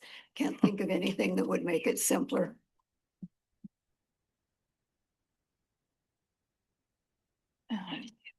And Chair and Commissioner, on this particular phase of this rulemaking, we did not engage the RAC in that manner. And so really the discussion during the RAC was fairly narrow in scope in regards to, well, the changes that you've heard about from Laura today. And so I think, as you noted, there's a lot of interest. And I think if you were going to make significant changes, I would highly recommend the commission, have this before, at least for public comment. And we also need to be ensuring that we're within the confines of our rulemaking notice, because there's a new court case on that as well. So there's just a lot of considerations there. Certainly, if there's particular things the commission has an interest in and would like to have us look at and work with folks on, we can certainly do that. I just want to make sure the commission knows what's in the notice, and that we would need to stay within the confines of that notice, or we'd need to renotice the rules if we were going to make bigger changes. I didn't intend that it would be part of this rulemaking, but I think after we see the finalization of Powerdale and how that works out, it might be that we want to consider looking at Division 54 in that broader nature. Definitely not now. Thank you, Commissioner Lee. I have just a couple of comments. Most of my questions have already been answered. First of all, just thank you to staff. As always, you've done a great job of presenting this. I presume that in September, we'll get the usual summaries of comments and responses to comments. Great. That's always helpful. I'm really happy to see in this rulemaking that tribal staff have been part of the RAC. That's a really big step forward, I think, on some of these issues. And I was just curious if there was a hydro representative on this RAC. I can't remember from the list. Yeah. Chair Newman, we did have one member, Lauren Poor from Portland, PGE, Portland General Electric. Okay. Yep. Great, thank you. And then my other question is, the authority for the director to decide that there are no significant disputes has been in a couple different places in statute and rule before. Do you know if it's ever been used to not have a contested case hearing? For instance, you could use it even when there's a protest filed, right? And I'm guessing that's probably never happened, but I'm just curious. I'm going to hand it over to Jesse, our counsel. I suspect it has. I think I remember maybe one situation in the past 15 years at least, but we'll see if Jesse has details, because I don't remember more than that. By the way, you can never retire, Raquel. Just so you know. Yes, thank you, Chair Newman. So that is something that historically the department, I think, did do on occasion. And so the instances that I'm thinking of more came up in the water right application processing, not necessarily hydro. There's similar language that appears in the water right statutes as well. I would say that practice has become less common in recent years, and there has been more of a desire to just kind of move things into the contested case process, because of course, if you don't offer a hearing, then the recourse is to file a petition for judicial review in circuit court. And so you're not avoiding litigation, you're just changing the forum for litigation. So it's there if there are, circumstances where really and truly there just isn't anything at all to say about, the water right application that's been raised in a protest. It still could be used in the future, but it is comparatively unusual. Great. And do you all know, just off the top of your heads, how many hydro power related water rights we have? That's Martine question. Come on back. I think It's not somewhere. Yeah. not a softball question. I know. I'm just curious. We have all the people here to answer. Yeah. Thank you for the question. I don't know the exact number off the top of my head, but I think it's about 120 to 130. Okay. That includes small hydro projects and also Great. Thank you. I noticed recently I was just researching on the website trying to figure out the categories of water rights, and there's not an easy way to do that because they're both over-inclusive and under-inclusive. But anyway, we can talk about that later. For hydroelectric, we usually categorize hydroelectric as an HE number and then Right. Right. Okay. Thank you. Any other comments, questions from the commission? Okay, and you don't need action from us on this today. We'll see you in September. Thank you. I can't believe it. We are on time, a minute ahead of time. Okay, we have a break. 15 minutes, and then we will come back and hear a drought update, which should be very interesting.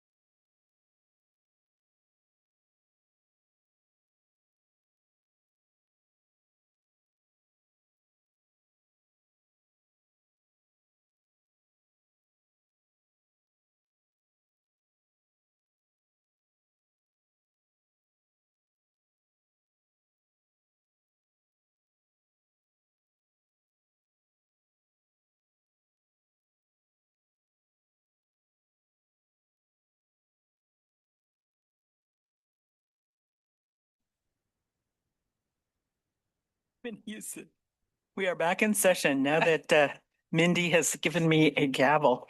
Um, let's see, we are on item D, drought update with Cameron Greenwood and Rachel Levelford and Curtis Peets reporting. So go take it away. Thank you. Good morning, Commission. And Commissioner Newman, members of the Commission, my name is Rachel Levelford. I'm the manager of the Surface Water Section here at Oregon Water Resources Department. I'm joined this morning by my two colleagues who will introduce themselves in a moment. We are here today to talk about drought conditions, our declaration process, and the status of declarations in Oregon, as well as work we've been doing in 2026 to respond to the current drought. Before we get started, I want to note that this has been a really remarkable year for both for conditions and for collaboration across our state agencies. We are absolutely feeling the benefit of additional staff. I want to thank Jason Cox and Laura Hart specifically for their support in this drought response work, as well as our partners at OEM. It has been extremely valuable to have OEM's partnership on this drought, especially coordinating and tracking impacts. So thank you, Curtis and Sophie Beam, who've both supported that work. And with that, I'll hand it over to Curtis to introduce himself, and then Cameron will get into the presentation. Thanks. And good morning. My name is Curtis Peets, and I am an operational planner with the Oregon Department of Emergency Management. I have been with the department for about 4 years now. I am a native Oregonian, and related to drought, my role is really to work with and co-lead with Cameron, the Drought Readiness Council. Good morning, Commission. As mentioned, my name is Cameron Greenwood, hydrologist with the Oregon Water Resources Department and co-chair along with Peets of the Drought Readiness Council. I also serve as chair of the Water Supply Availability Committee. Both of those groups will be presented on today. So starting off our presentation today, if I could get it to advance. We'll start off with a look at drought conditions. And starting off with a look at the U.S. Drought Monitor that was released today. If you're unfamiliar with the U.S. Drought Monitor, it's a collaboration between the National Drought Mitigation Center, the National Oceanic and Atmospheric Administration, as well as the U.S. Department of Agriculture, and depicts drought using 6 different classifications, ranging from no drought in white to abnormally dry conditions in yellow. And although that is not technically a drought classification, it's a precursor for moderate drought in tan. And then we have severe drought in orange, extreme drought in red, and exceptional drought in maroon. On the bottom, we have a time series that shows what % of Oregon was in each of these U.S. Drought Monitor categories dating back to 2014, where we can see that Oregon has had quite the history of drought with several multi-year drought cycles of varying intensities. At the top, as mentioned, we have the most recent U.S. Drought Monitor, which indicates that 84% of the state is in moderate to extreme drought, with 44% of the state in severe to extreme drought, again denoted by orange and red. These current drought conditions have largely been attributed to above normal temperatures, as well as long-term precipitation deficits that date back to spring of 2025, which include well below normal snowpack from this year. So speaking of snowpack, this is a time series from the Natural Resource Conservation Service, or NRCS, showing snow water equivalent, which is an indicator of snowpack and how much water is actually in the snowpack. It is showing conditions for the current water year in black, as well as snowpack conditions for water year 2015. And as we can see, they are somewhat similar in that they both reflect that Oregon experienced a snow drought for these years.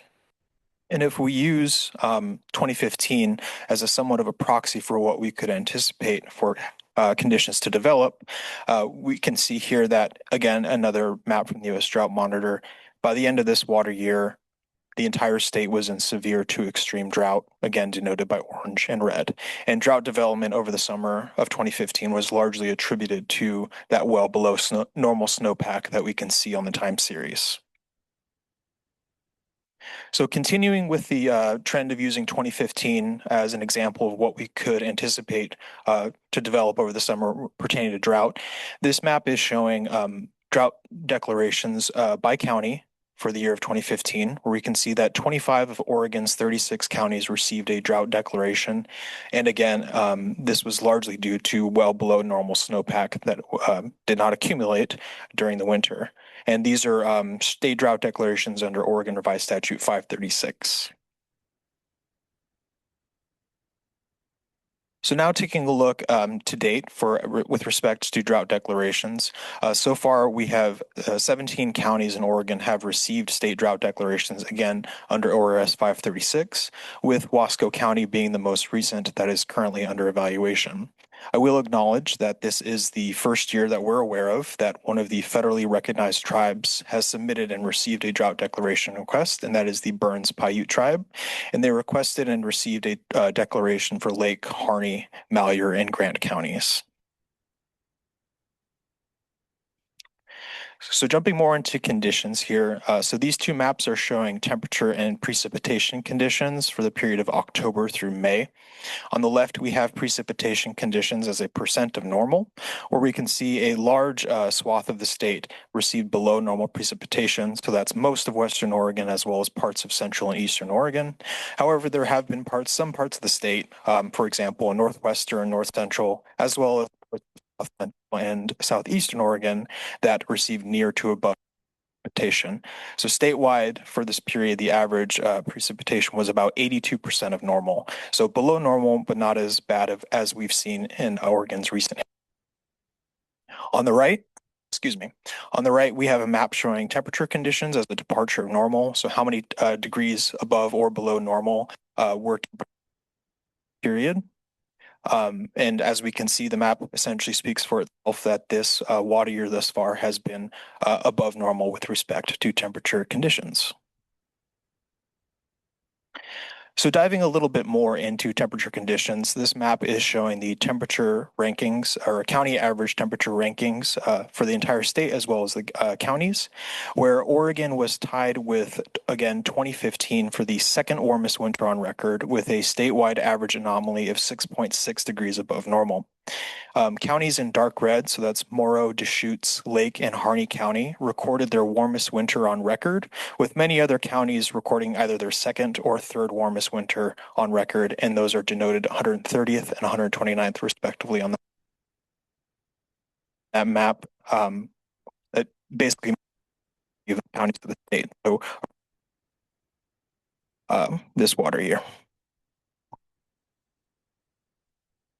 Am I cutting in and out? It sounds like it.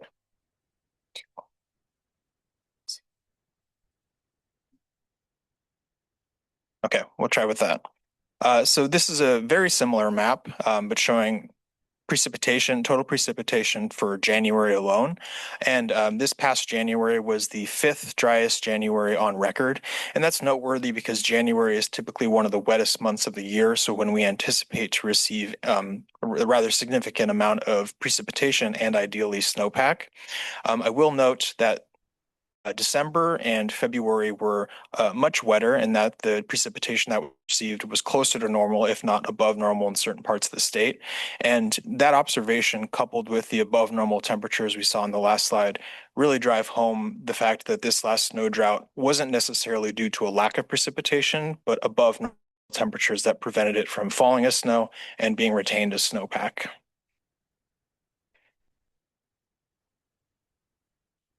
Apologize, just getting my notes up. So here's a map showing stream flow conditions as water year to date, percent of average stream flow through yesterday. So essentially how does stream flow at gauges in the circular icons compared to historic flows over the normal period of 1991 through 2020. And here we can see for most administrative basins, with the exception of the Sandy River Basin, stream flow conditions over the water year to date have been below normal, with notable stream flow deficits in parts of southwestern and eastern Oregon. So taking a look ahead at what we might expect for the coming months of summer. This map here is showing the seasonal drought outlook for June through August. And this is produced in partnership with the Climate Prediction Center, which is an extension of NOAA. And their seasonal forecast for this same period is indicating a 60 to 70% chance of above normal temperatures statewide, with about a 30 to 40% chance of below normal precipitation for the northern half of Oregon, the remainder of the state, so essentially the southern half of the state, in a bit of mixed territory with respect to precipitation. So there's equal chances of below normal, near normal, or above normal precipitation. So again, a bit of a mixed bag for precipitation for the lower half of the state, but the northern half is leaning towards below normal. So with that in mind, if we turn our attention to Oregon, the areas in brown, which makes up most of the state, as we can see, drought is likely to persist. And it kind of matches with what we've seen on the U.S. Drought Monitor. So those are likely longer term signals that'll last through the summer. The areas in yellow are where drought is likely to develop.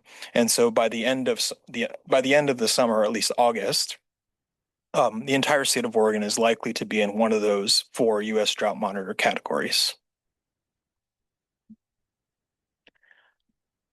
So given the current state of water supply and drought conditions, the following slides will examine the authorities under which the state has to respond to drought, focusing primarily on ORS 536 and 401.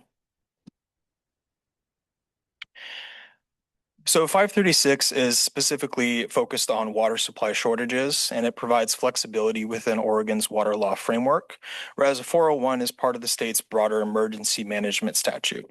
It applies when drought impacts rise to the level of public health, infrastructure, or economic emergency. A 401 and a 536 serve different purposes and provide different types of support. So starting off with a look at the 536 declaration, or the process under which, it's a drought-specific water management statute and is designed to respond directly to water supply shortages. It provides targeted regulatory flexibility and is not a broad emergency response like a 401.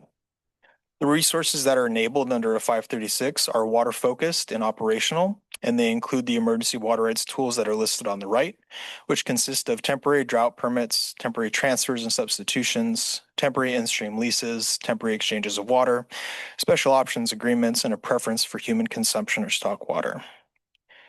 These declarations are time limited, expiring at the end of the calendar year, which reinforces that this is meant to be a temporary targeted response to drought rather than a standing authority like a 401 would be.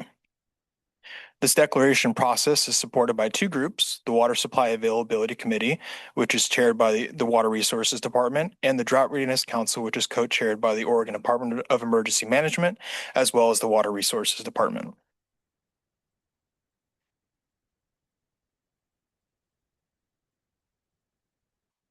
So taking a look at these groups in a bit more detail, the Water Supply Availability Committee, or what's commonly referred to as WASAC, is the technical backbone of the drought declaration process under a 536.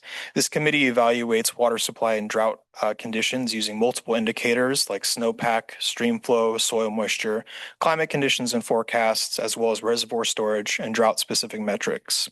The role of this committee is to provide consistent objective assessments of water supply conditions to inform the evaluation process of the Drought Readiness Council. Members of WASAC are technical and natural resource subject matter experts from both state and federal agencies, and those are listed on the right for you to see. They include the Oregon Water Resources Department, Natural Resources Conservation Service, NOAA, the Northwest River Forecast Center, U.S. Geological Survey, U.S. Army Corps of Engineers, U.S. Bureau of Reclamation, as well as other Oregon state agencies like the Department of Agriculture, Emergency Management, and Forestry. So the second group response that supports the declaration process is the Drought Readiness Council, or DRC, which is an interagency coordination body. And using the technical assessments from WASAC, the DRC evaluates drought impacts across sectors, reviews local requests for assistance, and places technical conditions into a broader coordination and impact context. The role of the DRC is advisory and culminates in recommendations to the governor's office regarding whether drought declaration is appropriate. Members of the DRC, again, are listed on the right, and they are representatives from state agencies responsible for natural resource and emergency management. They include, again, the Oregon Water Resources Department and the Department of Emergency Management, the Department of Agriculture, Department of Energy, Department of Environmental Quality, Department of Fish and Wildlife, Department of Forestry, the Oregon Health Authority, as well as the Oregon Climate Service. So this flow chart summarizes and shows the life cycle of the drought declaration process under a 536. It starts when a tribe or a county in Oregon declares a drought emergency at the local level. The requesting body then submits a drought declaration request to the governor through the Drought Readiness Council, or the DRC. The DRC is the coordinating body, of state agencies responsible for reviewing those local requests. With support from the Water Supply Availability Committee, the DRC evaluates these requests, and the Water Supply Availability Committee provides that technical assessment, providing information and data on drought and water supply conditions. With this information, the DRC determines if a severe and continuing drought is likely. If so, the DRC recommends this request to the governor's office for approval. If approved, the governor will issue a state drought declaration by executive order. So the Water Supply Availability Committee answers the question of what is happening with water supply, and the DRC answers what that means for communities and systems. The outcome is a coordinated recommendation to the governor's office. Again, I'd like to emphasize that the authority to declare a drought resides with the governor, not with the DRC. They are solely the advisory committee that makes the recommendation to the governor's office. And with that, I'll pass it off to Curtis Peets. Great, thank you, Cam. And again, Chair Newman, members of the commission, Curtis Peets, Oregon Department of Emergency Management for the record. I'm going to speak first to ORS 401, or the Declaration of a State of Emergency. As mentioned by Cameron, Declaration of a State of Emergency, or as commonly referred to as a declaration under ORS 401, is the state's emergency management authority that allows for emergency response activities to be declared and to allow for emergency authorities to be initiated. So the ORS 401 provides and grants authorities to both jurisdictions as well as to the governor. For our jurisdiction, it allows our elected officials with those emergency authorities as outlined in their jurisdictional ordinances to meet those immediate needs. Commonly, what that would refer to is it allows jurisdictions to ease their procurement practices so that way they can procure resources or things that are necessary to address the emergency.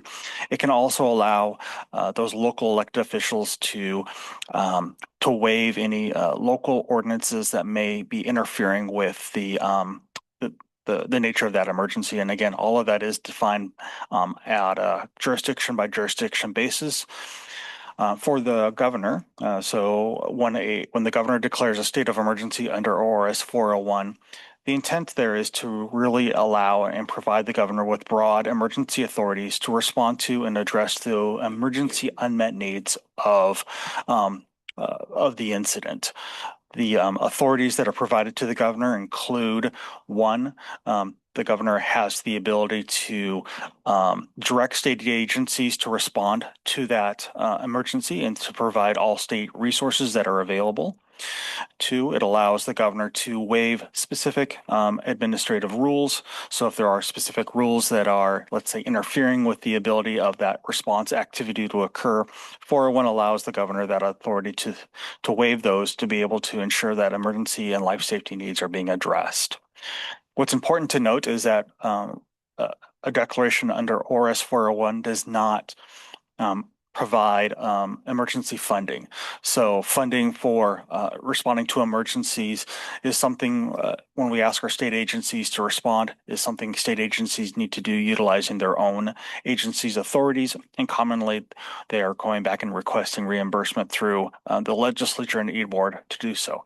I highlight this because there may be an assumption at times that jurisdiction is going to be asking the state to declare under 401 and that there's funding being made available. That is generally not the case. It can be the case where we are going to be utilizing that authority to request assistance from the federal government, but there are specific qualifications that need to occur. And into our experience, drought is not one of those emergencies that generally is qualified under a federal emergency declaration that's coordinated by FEMA. And so when a jurisdiction is looking to declare a state of emergency or requesting assistance from the governor under 401, those requests are coordinated by the Department of Emergency Management. Our agency, when we receive those requests, are looking for information such as what are the specific and unmet imminent life safety needs or impacts to the community that are going to be triggering impacts to those life safety economic impacts. We're looking for information and understanding how is the jurisdiction already utilized and how emergency exceeding the resources and capabilities of that impacted jurisdiction, and then what are the specific unmet needs. The reason we ask for this information is that the statute of 401 really makes it clear that responding to emergencies is a jurisdictional responsibility, and the responsibility of the state is to prepare for and provide assistance when that emergency exceeds the capabilities of the local jurisdiction. For our jurisdictions that are needing information or guidance around how to request an emergency declaration or any declaration, we've actually developed declaration guidelines for elected and appointed officials and make that resource available to our jurisdictions. We'll go ahead and move to the next slide, please. Several years ago, the Oregon Department of Emergency Management, collaborating closely with our other state agency partners, including the Oregon Water Resources Department, the Oregon Health Authority, Human Services, and others, we came together and started to identify a need for a planning document to help support our jurisdictions in preparing for and planning for drought emergencies. From that work, we came and developed what we refer to as our local water supply emergency planning guidance.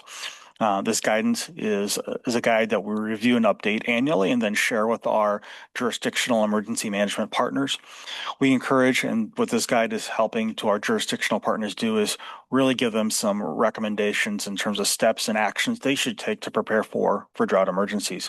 One is looking at and reviewing their existing plans to really understand what are the impacts of drought to their community, and understanding what are the capabilities and shortfalls that jurisdiction already has.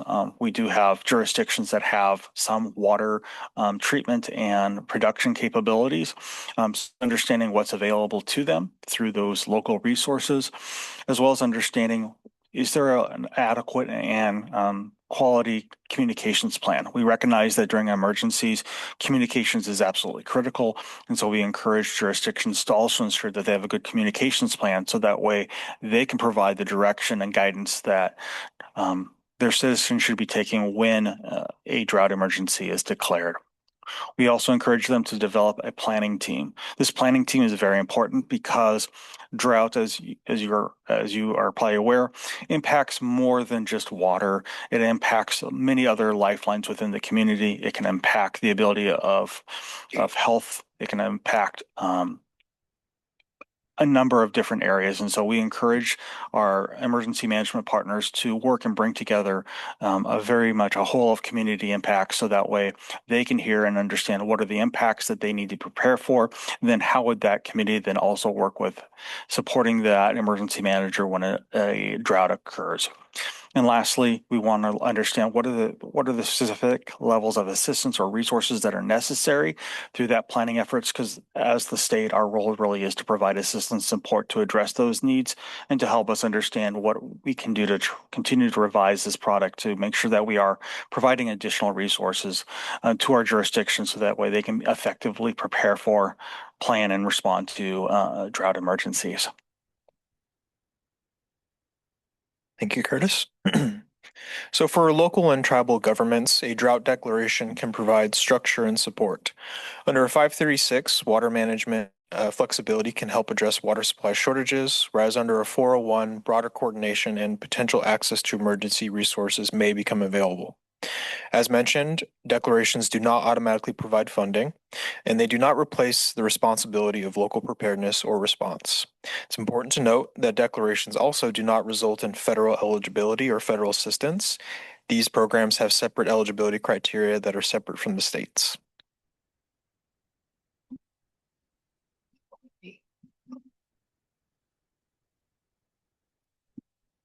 Thank you, Chair Newman, members of the commission. Again, my name is Rachel Lowellford. I want to first thank Cameron and Curtis. This is probably the 20th time I have heard them give this information out. They have been doing a tremendous job sharing information with our local emergency managers, tribal emergency managers, community members, and other state agencies. It really has been a new effort for the state in that space. And so to that end, I wanted to take a little time to mention some work we have been doing in 2026 to improve our drought response work as a state.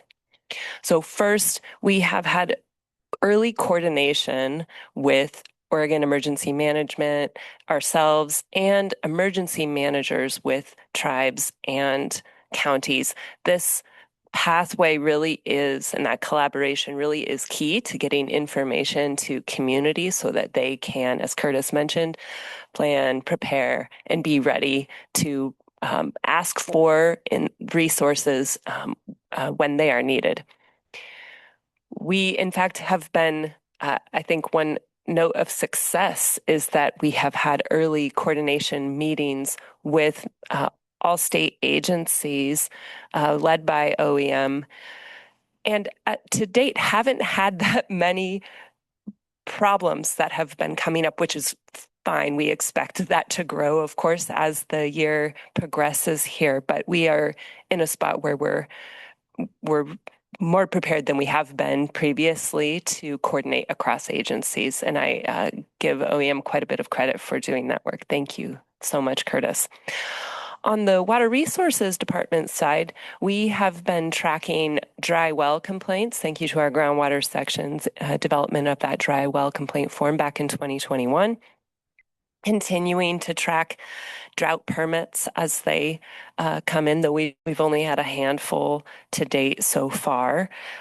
And then, of course, our well abandonment and repair fund has been another source of information for where we are seeing dry well issues come up. There we have, and all of those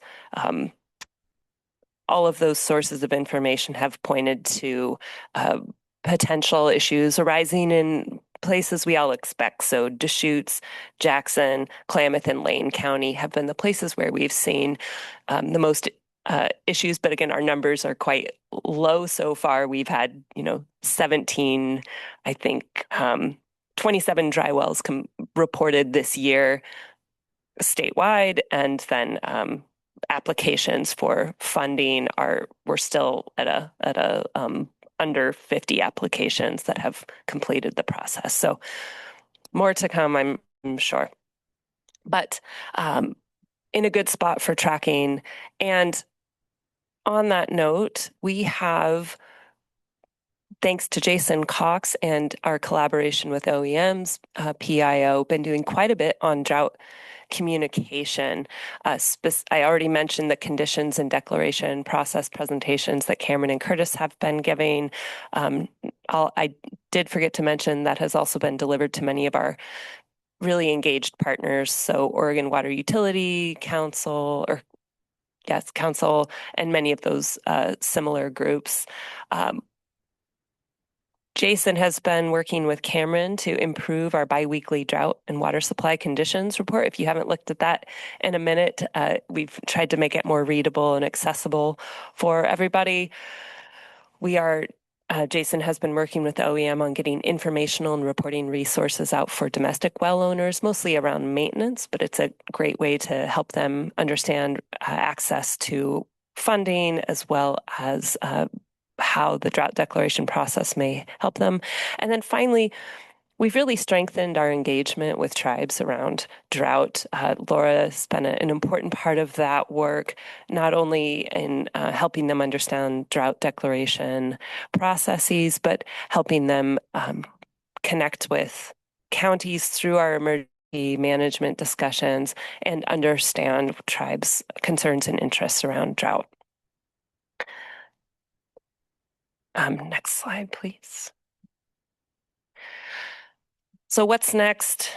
We know this, we know there is still more good work to do. And we know that at the end of the day, resiliency of our communities is really what we need to be promoting and pursuing. Many drought-related actions listed in the IWRS in the 2016 Drought Task Force report and in the recently released Drought Vulnerability Assessment.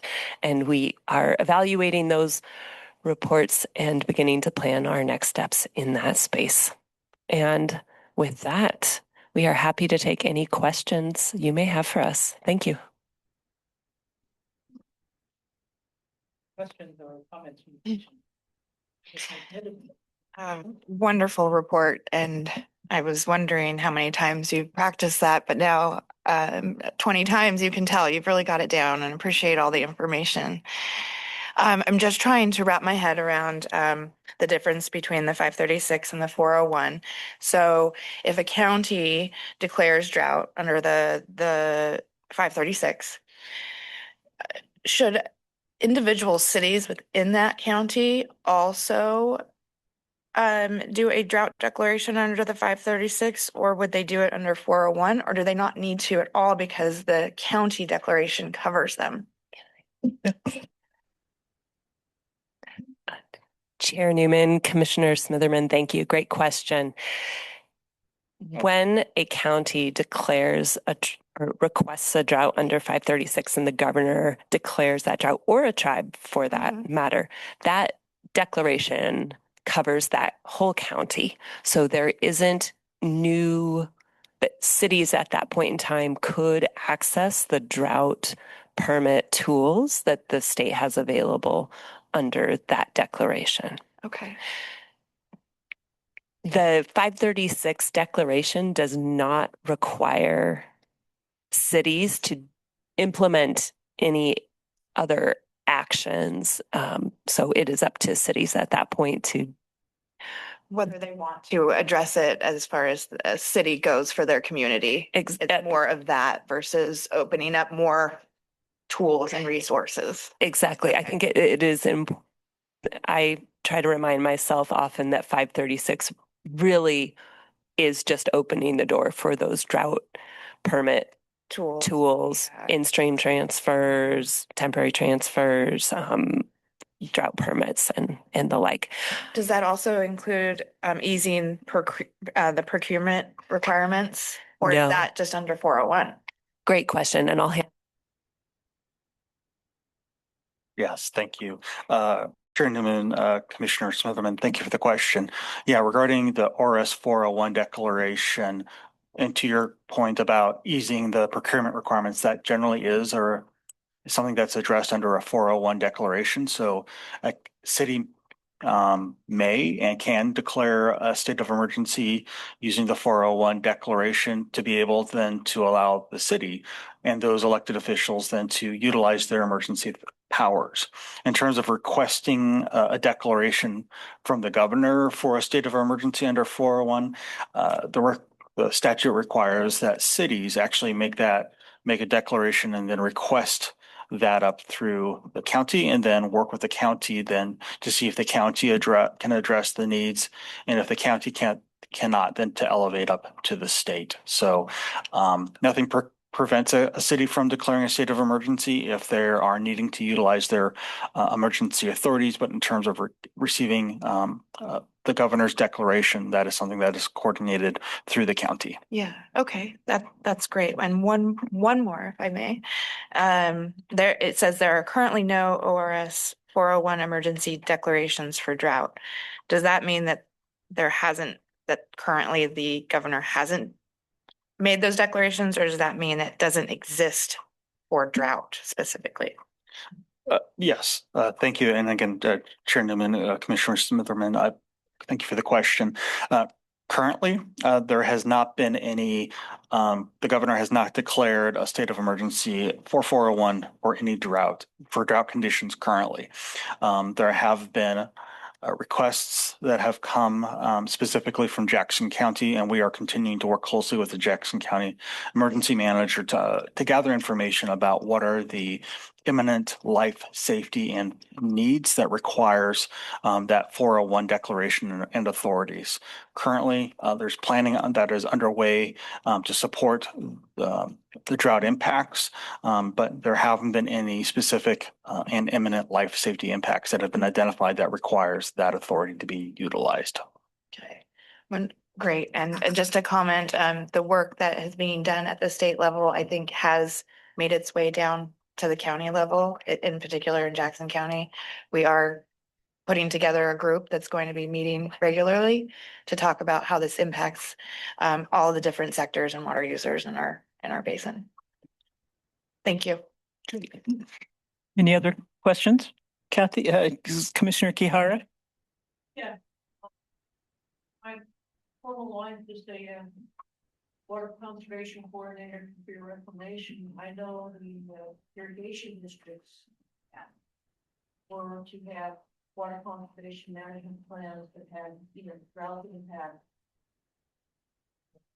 whole section and a report or plan on what to do with drought. Is there any coordination between those items, irrigation districts, drought management, etc. Just out of curiosity, are we reaching out to irrigation districts? This county is surprised because they are. Excuse me. Let me just interrupt. Mindy has a question. Commissioner Kahara, is your microphone on? Okay, the virtual audience asks if you could speak closer into it, please. Thank you. Thank you.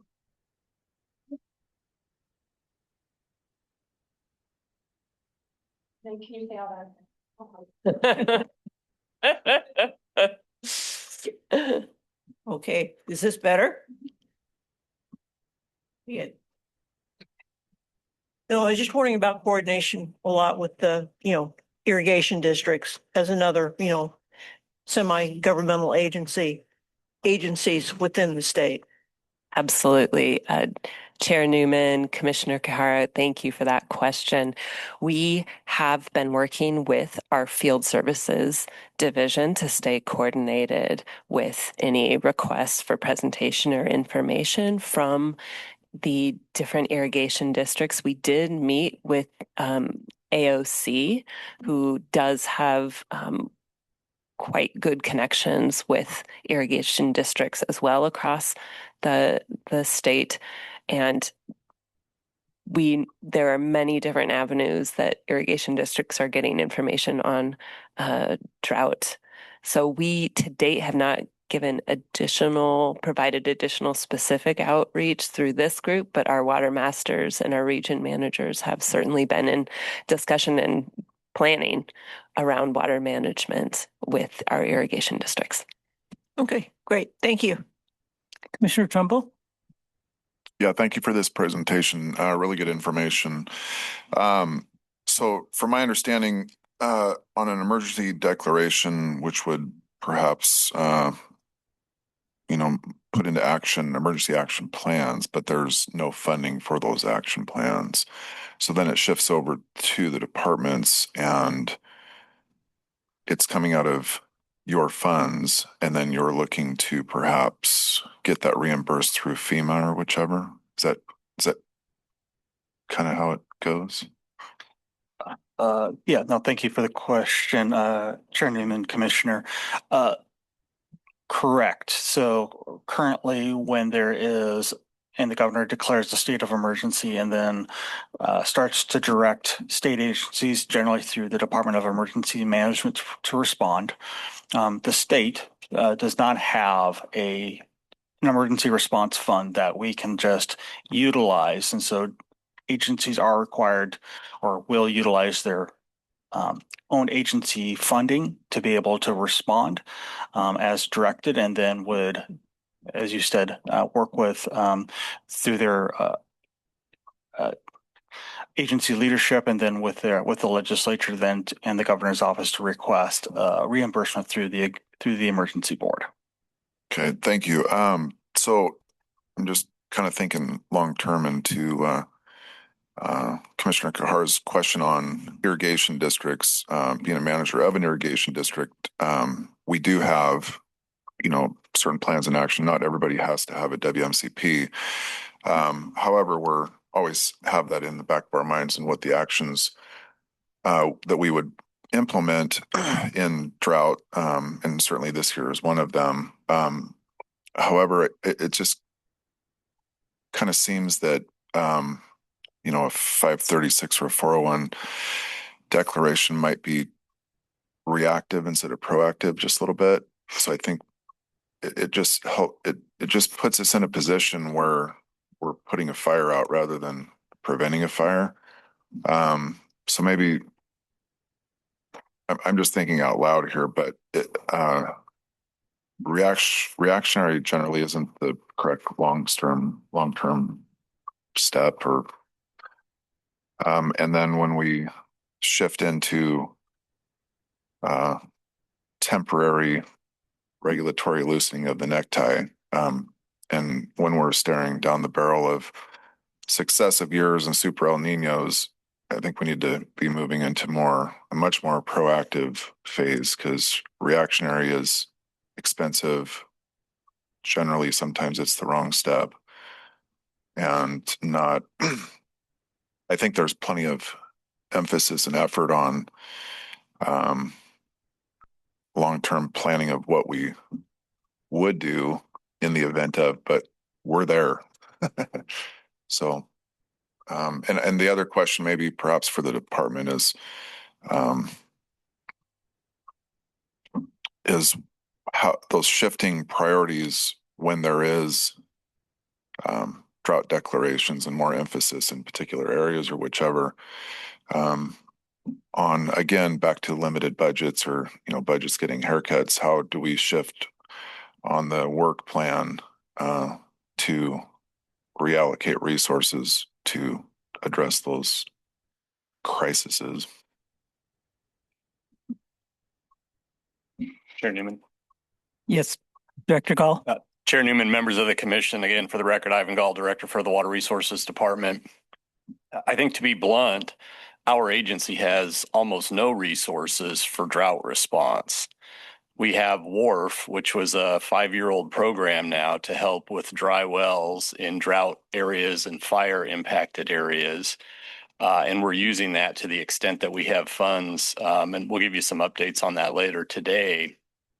We don't get extra staff for drought. We don't get extra bags of money for drought. There's no savings accounts there. And we very much recognize the reactive nature of our drought authorities today. The governor's office also thankfully recognizes that, not only for our agency, but for other natural resource agencies. You'll hear a little bit more from Commissioner Newman and I today on Governor Kotek's Executive Order 2526, which is looking at long-term resiliency and resiliency attributes for the state that we can help communities work towards to address some of these chronic issues. And some of you have heard me say it before, drought is sort of less of a thing for me personally. It's chronic water scarcity. Our water master staff regulate off thousands of users across the state every year because our water supplies are inadequate to meet their needs, even on a good water year. So we're very much in a pattern now of looking to modernize our statutes and rules and look for other more effective tools that can be more proactive and help us get there. Our grant programs looking at irrigation modernization and efficiency upgrades can help irrigation districts and other water suppliers prepare for those things. Again, it's infrastructure funding and it takes a lot of money to do a little bit of work. So, but we're going to need input from the water users out there to help kind of focus those resources and what best can we do as an agency. How can we modify our authorities to get to a place where we're less reactive and more proactive there? And I really appreciate you calling that out. Thank you. I have some comments, but do any other commissioners have questions? Commissioner Smitherman? Are you? Do you want to go? No, go ahead. Okay.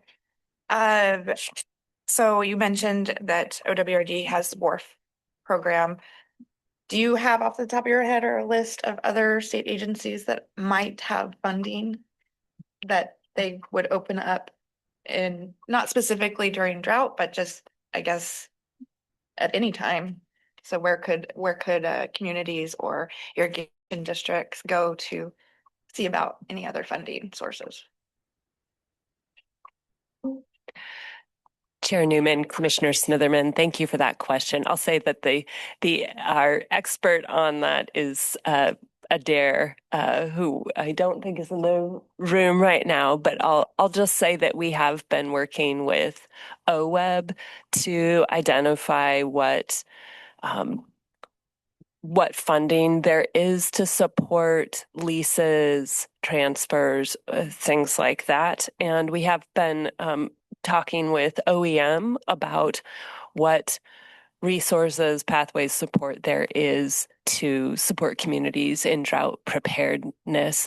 More generally, though, and to Ivan's point, many of our funding programs across the state that support any, resiliency of systems does effectively support drought. So there's, I think, a number of programs that can be utilized. Yeah. Okay.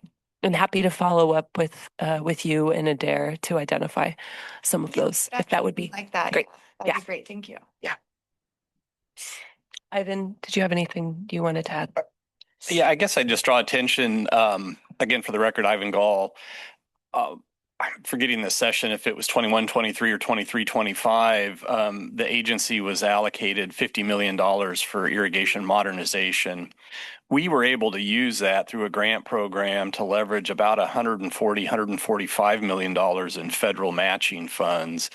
And that's really a great example of kind of that state federal partnership supporting the water users on some of these bigger projects out there. So again, we're heading into times of scarcity, but trying to keep some seed money in funds like that can help leverage those federal dollars and really be effective tool in building out more resilient systems that can help make less water go farther out there. Thank you.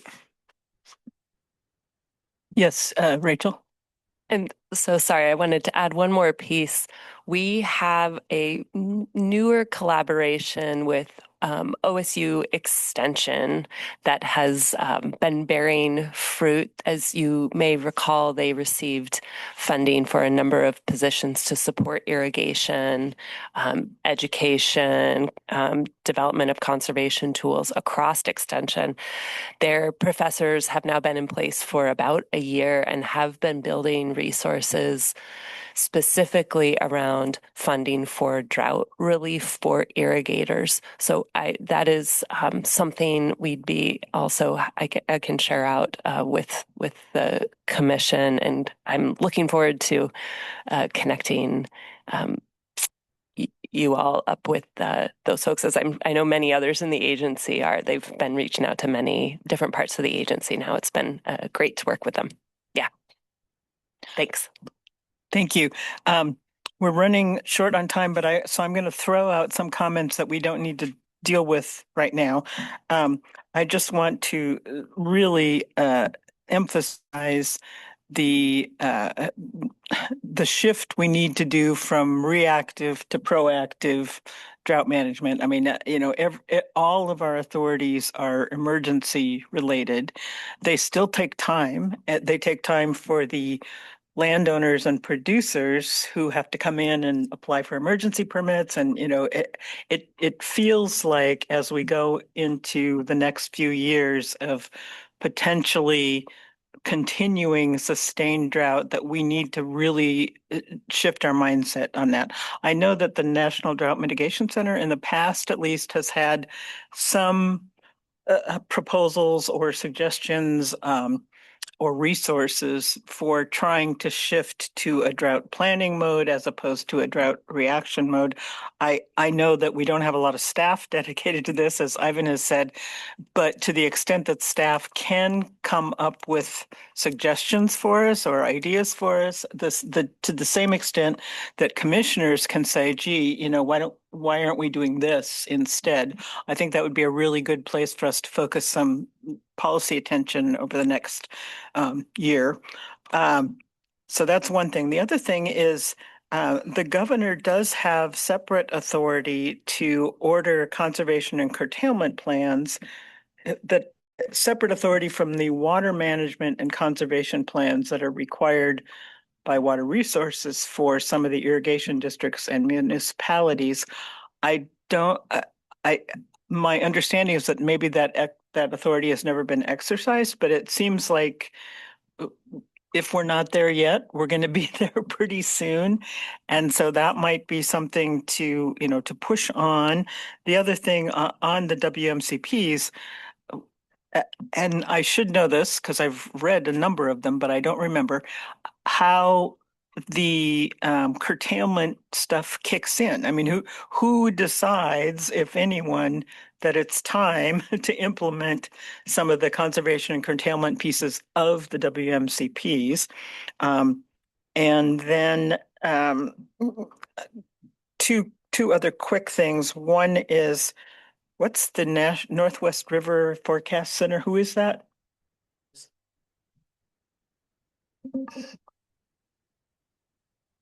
Chair Newman, thank you for your question. The Northwest River Forecast Center is an extension of the National Weather Service, and they provide forecast points throughout the entire Western United States for seasonal streamflow forecasts. Great, thank you. Yep. And last thing, is there still federal money in drought insurance programs and drought relief, crop relief programs? Does that still exist? Sure. Chair Newman, thank you for that question. We have had updates at the interagency meeting from our partners at the Oregon Department of Agriculture that there is a drought kind of relief fund, not only for irrigators, but also for communities, though the community funds are loans, low interest loans, as opposed to grants. Curtis, anything you wanted to add? Yeah, thank you again for that question, Chair Newman.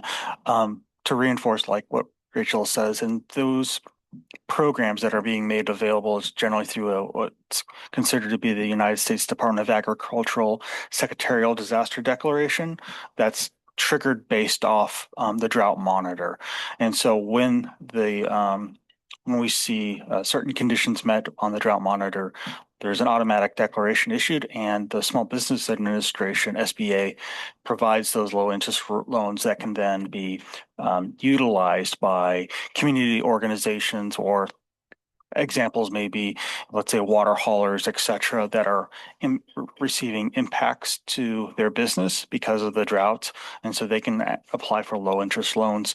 We're actually working to be proactive this year within the Department of Emergency Management, and we'll be sharing information about these loans and these programs as they become available. That's one of the activities that I'm actually working to be facilitating through the department. Great, thank you. Time, is that what Mindy is? But no, okay, Mindy.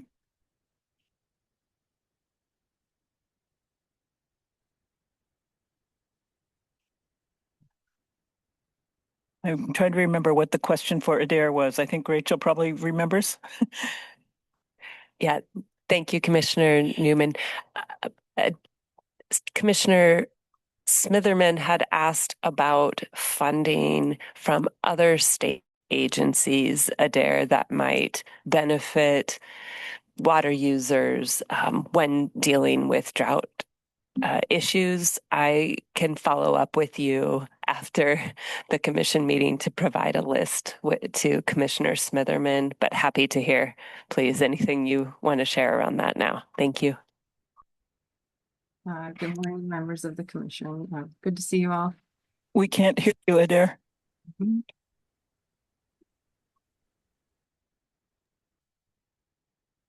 Can you hear me? Go ahead. Yes. Thank you. I'll mute and unmute. Good morning, members of the commission. Great question. So other funding opportunities from other state agencies regarding drought. Okay, we're losing you. Maybe we'll have to have you report through Rachel. Yeah, I'm sorry. Thank you for coming on and trying. And we are now getting a little bit behind. Yes, oh wait, Ivan has a comment before we move on. Chair Newman, members of the commission, one other little curtailment there, and I'm speaking out of my area of expertise, but municipal water suppliers, as they've applied for extensions over the years, go through a fish persistence review. And there's a handful of them out there that have some flow restrictions. When stream flows on their supply reach a certain level, they have to enter into some curtailment phases there. We have a handful of them on the Plaquemines is the ones that I'm familiar with, but wanted to just share that as another thing that's out there. Great. Thank you. Okay, we will move on to item E, geological carbon sequestration. Thank you all very, very much for that presentation and for answering our questions.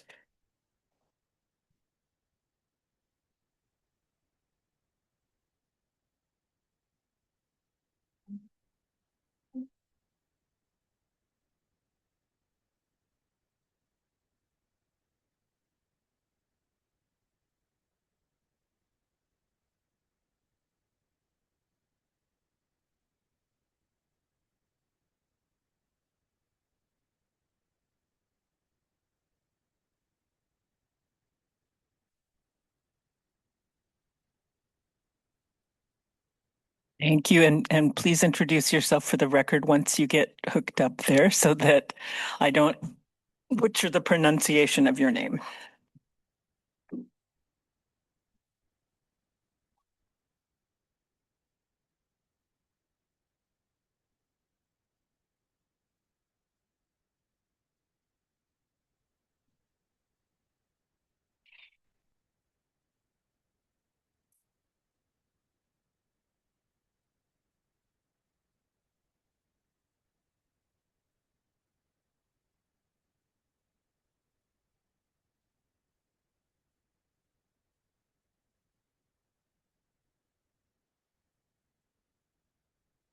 Chair Newman.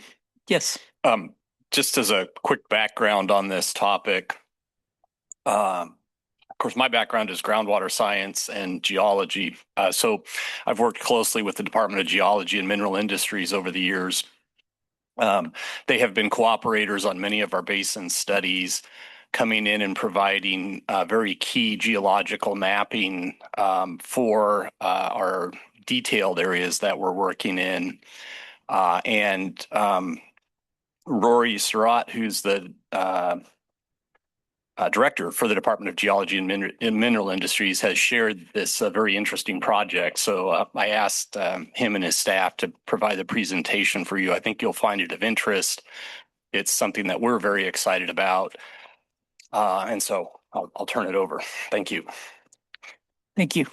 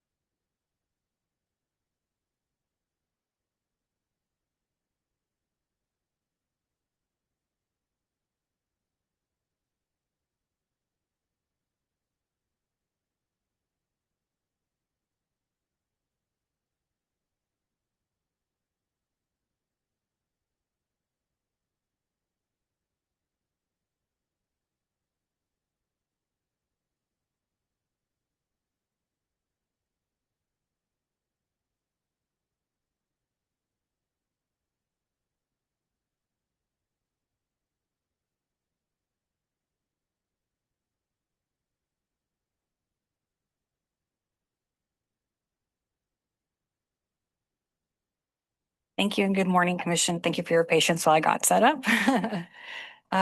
So yes, my name is Nita, Nita as in potato. Thank you. And today I'm going to talk about geologic carbon sequestration and carbon storage in Oregon. I am the decarbonization projects lead for the Oregon Department of Geology and Mineral Industries, better known as DOGAMI.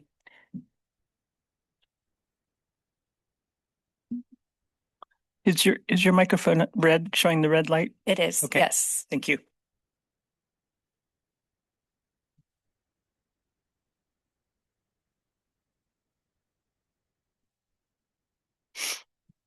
There we go.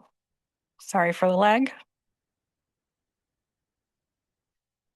Okay, so before I dive into the meat and potatoes of this technical talk and project update, I do want to give a little bit of background in who DOGAMI is and kind of what we do overall. So our work sits at the intersection of science, public safety, and responsible resource management. And at our core, we represent three major pillars, which is scientific excellence. We map and interpret and analyze geologic data and basically provide Oregonians with information to understand the subsurface geology underneath our feet. Second is public safety. We have a really good hazards program with phenomenal scientists that provide information regarding earthquake and volcanic hazards, landslide hazards, flood and channel migration, coastal erosion, tsunami erosion, and just basically provide a lot of information that really keeps Oregonians safe. And the third pillar is responsible resource stewardship. So this is also kind of our regulatory pillar as well. We regulate mineral, oil, and gas development to ensure extraction is conducted safely, sustainably, and with strong environmental protections. And as you can see on the screen, our mission is pretty straightforward. It's to provide earth science information regulation to make Oregon safe and prosperous. So DOGAMI is also in this interesting period of growth and modernization. The decarbonization group itself is pretty young. It's been around for roughly a year, and I've been with the organization for roughly 3 months. But as the decarbonization projects lead, we are basically investing in new tools, new relationships, and approaches that strengthen both our science and service to Oregon. We are evaluating geologic pathways for all the 4 domains you see on the screen up here. And again, today we'll be emphasizing on geologic carbon storage and sequestration. So this slide really ties up nicely with the information we've heard earlier this morning. There are several initiatives across departments to basically help us meet Oregon's emissions reductions goals. So carbon sequestration and carbon storage is really just a tool in our toolbox to provide additional opportunities to offset emissions. And so this chart or graph that you see here, it has data from 1990 to 2023. And what this is basically the net emissions patterns for the state of Oregon. What isn't shown is how some of these initiatives are already starting to offset some of the net emissions. Additionally, the past few years, we've seen new industry players starting to come in, and we haven't yet quite grasped their footprint to emissions as well. So it'll be interesting when we see this data update and how that's kind of shifting and changing. But long story short, DOGAMI is also dedicated into helping offset emissions as well. So what is geologic carbon storage and sequestration? It's basically a piece of a larger picture, which is carbon capture, utilization, and storage, which basically encompasses this entire half bubble picture. We're basically pulling carbon or CO2 from the air or from a point source, like say straight from a natural gas plant, and basically injecting it back into the earth to be locked back. So the project that I am helping lead is really focused on the geologic carbon storage potential. So everything that's actually occurring beneath our feet. So some considerations for Oregon. We are a small part of a large effort to examine all solutions to meet these climate goals set by legislation. Geologic carbon storage and sequestration is an established technology and is being implemented in different states and in different countries. And so what we're hoping to do is basically drill a stratigraphic test well that goes past 3,000 feet. This is a feasibility study, so we're not going to actually inject CO2 into the earth, but we're basically gathering information to see if this type of technology can work in Oregon. So aside from the scientific and technological aspect of this project, there's a huge basically communications aspect to this as well. It requires coordination among state interested parties and tribal governments and communities. So a lot of moving pieces to this. But again, step one of even understanding if this can work for us is to assess the subsurface geology. So the rock types that we're interested in fall into the Columbia River basalt group. It has a very large footprint, so everything that you see in the green is the extent of the Columbia River basalt group. It's comprised of several different lava flows over time, and the maximum thickness of this group is 2.8 miles. So we have these white contour lines that are kind of like bullseyes, and towards the center is actually the deepest part of this system. We also have some tan bubbles that you see. Those are identified heavy emissions, or excuse me, heavy CO2 emissions or heavy industry. And there's actually a lot along the Columbia River causeway or gorge. So the estimated capacity for the Columbia River basalt group is roughly 40 to 100 billion metric tons of CO2. To put in perspective, that's 1 to 2.5 years of the global CO2 emissions, or more than 600 years of Oregon's current emissions. Another way to paint this picture is to imagine as if there are no cars anywhere in the world for up to 20 years. Can I interrupt you for just a second and ask Yes. a very basic question? When you talk about injecting CO2 underground, what does that actually mean? Or what are you doing and where is it going? Yes. Okay, that's a great question. So it's basically a mixture of supercritical CO2 and water. Okay. And they call it the sparkling water method. The wet water method? Sparkling water method. Fizzy water, yes. Okay.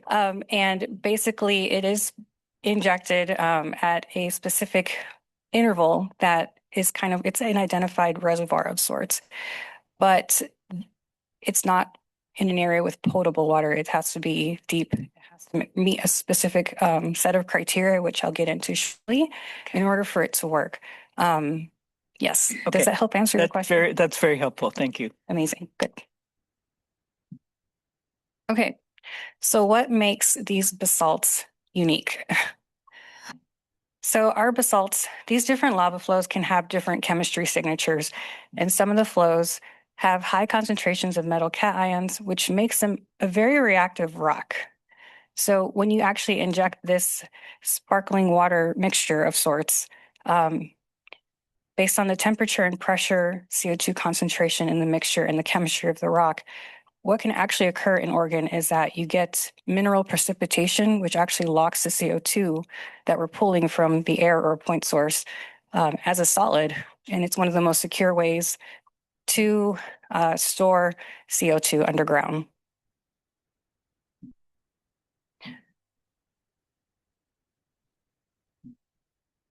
So we're getting a little bit technical for this slide and the next slide.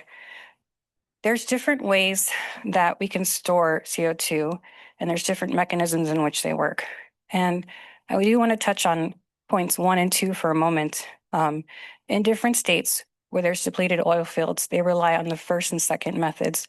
They basically will use this kind of enhanced oil recovery idea, inject CO2 into depleted oil reserves in a way to extend the life of these oil wells. Okay. But in these systems, there are different rock types. They're sedimentary. So we see basically sands, clays, and shales. And it's basically trapped based on the geometry of the layers. So it doesn't actually become a mineral. It stays in solution. And it isn't. The EPA asks that you prove that it can stay trapped for at least 20 years.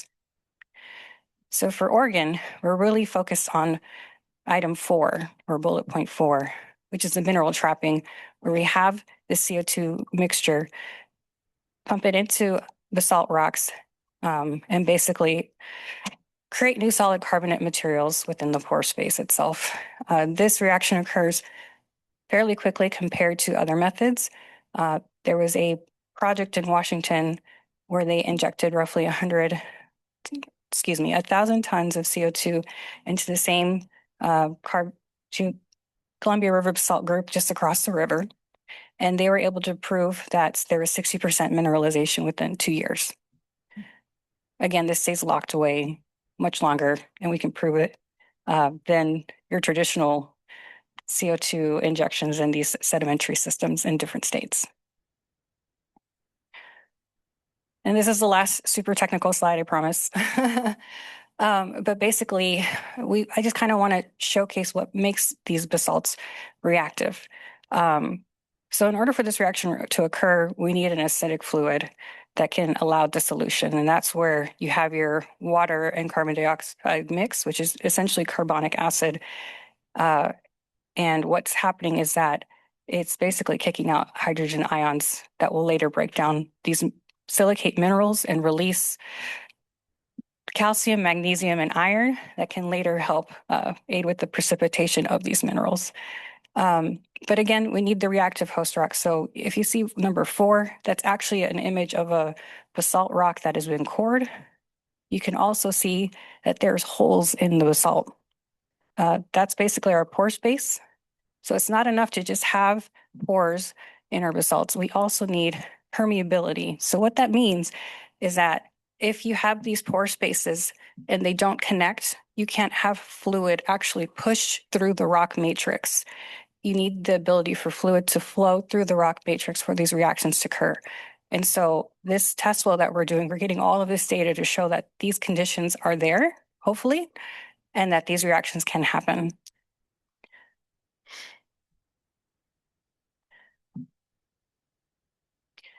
So this next image was taken by my colleague, Richard Walker. He is the decarbonization geologic technical lead and an expert in this field.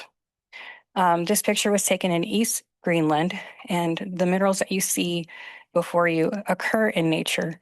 But this is an example of the type of mineralization that we're hoping to replicate one day in the near future, where you basically are creating iron carbonate or calcium carbonate to lock away the CO2 that's being removed from the air or at the point source.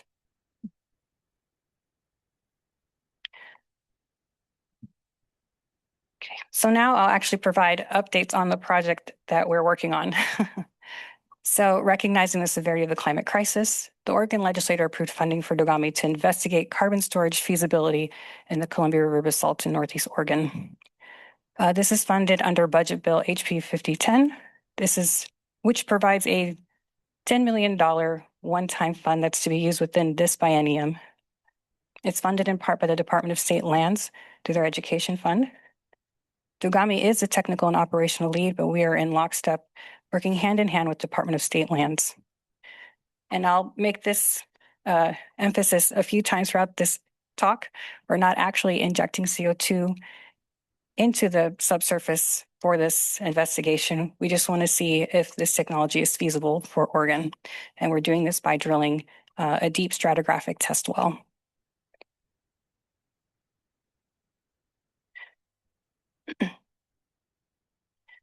So this project actually is, it has a lot of components. It's not just technical and scientific. There's a lot of community outreach. So since the inception of this project, we have been meeting and working with tribal nations and potentially affected communities to understand regional perspectives. Again, we are drilling a well to obtain not just the rock chemistry, but also understand water as we're going down the formations. We're collecting data that basically give us information about the stress of the formation and so on. We want to be able to take these results and not just say if we can or can't do this, but we do want to provide an analysis of potential environmental impacts that this may or may not cause. Also, a lot of this information will go towards any new regulatory frameworks that are needed in order to protect the state of its own resources and also protect the communities in which these things are happening. All of this information will end up being public data, and results will be reported back to the legislation, excuse me. So in order for us, I guess, what does success look like? How do we know if this could work? Basically, with the criterion column, we want to be able to put a check box next to all of those criteria. The mineral chemistry of the rock matrix has to have high calcium, magnesium, or iron to precipitate out. We need to make sure we have caprock integrity. So what that means is we may be able to identify a lava flow or layer that is porous and permeable, but we need to make sure that the layers above and below it are not, so that way it stays contained and it does not migrate up once we do the injection. And I'll also make sure that the structural setting is safe. We're basically going out and doing mapping campaigns as well to make sure we really know where the faults are in this region and to make sure we're not near any major active faults as well. As I mentioned, we're going to be targeting a lot deeper than our shallow aquifers. It's going to be past 3,000 feet, and the deeper we can go, the better. But still, even if we hit a deep aquifer, we still have to make sure that it is not potable, and the EPA will not allow us to actually have an injection well if TDS is below 10,000 parts per million. We'll also be sampling the chemistry of the water as well for metals.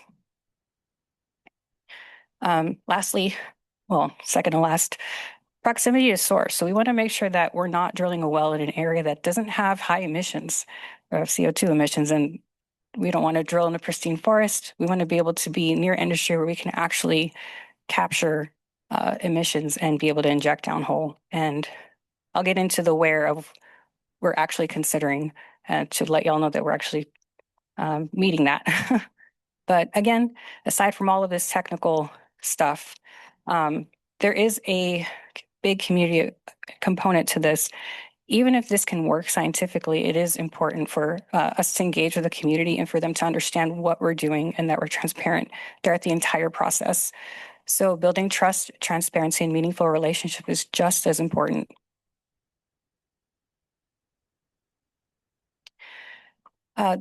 This slide basically is going over our general community engagement approach, our methods, and our goals. There's a lot of words on the slide, but I'm just going to actually just touch on a few of the high-level wins that we've had since the inception of this project. I'll start with community outreach. We do have a community outreach lead named Alex Lopez, who's hit the ground running and just is extremely talented at what he does. So he's conducted demographic and background research on affected communities. The areas that we're considering does have a large non-English speaking population. And so the communications going forward is going to make sure we have translators if we're doing public engagement and making sure that any letters or pamphlets that we put out are not just in English. They also coordinated initial outreach and letters to state legislators. They send initial outreach and letters to the lessees on DSL-owned land, where we have identified potential drill sites, which I'll show here shortly. Connected with the Morrow County Commission, and again, is conducting continued correspondence with all community groups in this area. Next, we have our tribal engagement wins, I'll call them. We do have 2 tribal liaisons, one with DSL, her name is Ellie Fornes, and one with Ndogami, Jason McClary. So they have presented at LCIS, the Culture Cluster, and Natural Resource Work Group meetings. We've met with the Confederated Tribe of the Umatilla Indian Reservation and the Burns Paiute Reservation. We are slated to meet with the Yakima and Nez Perce Nations as well. We're in the process of conducting cultural surveys in the areas of interest. We'll be digging test pits, and we always have the door open for our tribal neighbors to come in and observe. That's never a problem. And we're doing our best to involve community and tribal nations as much as possible. So back to the technical aspects of this project. Again, the team is fairly new, and there are actually 3 positions that will help push this project forward. 2 are filled and 1 is in process of being filled. So the first step of this technical component is to ensure we had access right, ensure that we had met the geologic criteria. And where we're at is actually the well-designed drill planning and permit applications. This also includes submitting a request for proposals to actually do the drilling work. That is out on Oregon Buys. Pull up the solicitation number shortly in case you'd like to check it out. And we're hoping to select an awardee by mid-July, and then we can move forward with everything else in this chain of work. And just a quick summary of, what we're going to do with all of the data that we collect during this project. We're going to have new regional seismic hazard analysis. We're going to update any active or inactive faults. We're going to have a new 3D geologic subsurface model that we're basically going to simulate what injection can look like. And with all of the information we collect, basically use that data to ensure that we can do this safely. We're also hoping to have a techno-economic assessment, continue community tribal engagement, and ensure that we continue having these conversations to have the assurance and protection of the communities and resources that we're working with. So again, all of this will be public. This is a high-level overview of all of the moving pieces in this project regarding operations and communications. And what I am wanting to take away from this slide is that we're roughly 25% of the way there. So once we actually select a drilling operator to conduct the work, we will quickly meet the remaining goals. And our hope is that we can wrap up this project by the end of the biennium, June 2027. When we actually selected our sites that would work for this project, we actually did have a decision matrix of sorts, And the categories that were involved in this decision matrix include, of course, the geology, any known data gaps, logistics or proximity to utilities, and CO2 emission sources, and surface ownerships. The parcels that we are interested in are owned by DSL, both surface and subsurface.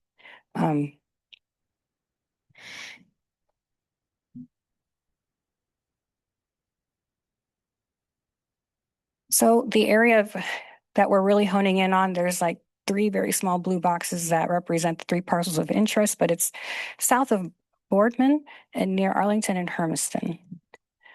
This area is recognized as having heavy emissions, and we do understand there's a lot of sensitivities regarding the shallow aquifers in this region, which we are dedicated to being transparent in the drilling process and the design of the well to ensure that those shallow aquifers are unaffected and remain untouched. Again, our hope is to drill past 3,000 feet, and the deeper the better.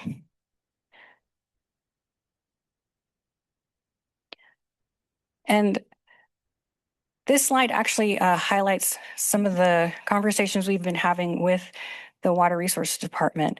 As mentioned earlier in other conversations, there's tight funds. So anytime we get to chat with one another and share public information, it's always a win. So on the left-hand side, we have a few stars and a red box. That red box basically represents the area of interest that we're targeting, and the stars represent historical oil and gas wells from the 70s and 80s. Those actually drilled pretty deep and give us a pretty interesting understanding of the depth of the basalt group that we're interested in. But where that box is, it's 25 miles away from the nearest well. So the Water Resources Group they have a water well database that's public. So I gave them a call and they were able to help me navigate that database. It's extremely organized and invaluable. And thanks to the teams that get to manage that data, we were able to not only bring in all of those pink dots, which are the water wells, we were actually able to identify in Morrow County, there's roughly 16 wells that's been drilled since 2010 that actually go past 1,000 feet and give us a lot better understanding of the geometry of the basalts. So the data isn't only water chemistry, it actually gives us a lot of insight into the formations as well. So I just wanted to take a moment to give a big shout out to that team. And I look forward to a continuous working relationship with this group. So again, we are wrapping up the things needed for land access, conducting cultural surveys. We have our request for proposals out, and pretty soon, once we have our well design, we'll submit the well permit. The earliest targeted drilling date will hopefully begin in September of this year. This is provided that the negotiation periods go fairly quickly, and also that operators have available equipment, because this is going to be a deep well. We're going to need a pretty big rig. We're hoping to get all of the information that we're needing to understand the feasibility of this technology by January, and fingers crossed we can meet our deadlines by the end of this biennium. So again, the solicitation is still out on Oregon Buys. I think it is worth taking a look at, not just to see the language of the proposal, but because we actually put together a video link, or we weren't able to do webinars, but the video link is very helpful because it actually walks through the proposal and our expectations of how this program should work. And it provides additional regional geologic context. This will allow the proposers to submit a packet with basically anticipated well designs as close to reality as possible. We also had a window where we allowed questions from the proposers that's officially closed. And we were delighted to see the amount of unique questions that we got. So those are the answers to those questions are posted on the solicitation. We received almost 90 questions. And so if you're curious and you want to see the type of questions that we're receiving, I recommend checking out the solicitation. So I'll end with some next steps, which is to continue to broaden our engagement efforts. To complete the proposal review, we're hoping to have that done by the end of June and selecting an awardee by mid-July. And lastly is to obtain and to continue analyzing data to improve the geologic storage suitability, the way we evaluate it across the entire state of Oregon, because we're already thinking about what's next. And then this slide is our key contacts. Although we run lean, this is a very great group to work with. And if you have any questions, you're welcome to contact us anytime. Thank you so much for your time. Thank you very much. Fascinating. Any comments or questions? Commissioner Trumbull, and then Commissioner Amos and Commissioner Lee. Yeah, thank you for this presentation. I got a couple of questions here. On considerations, I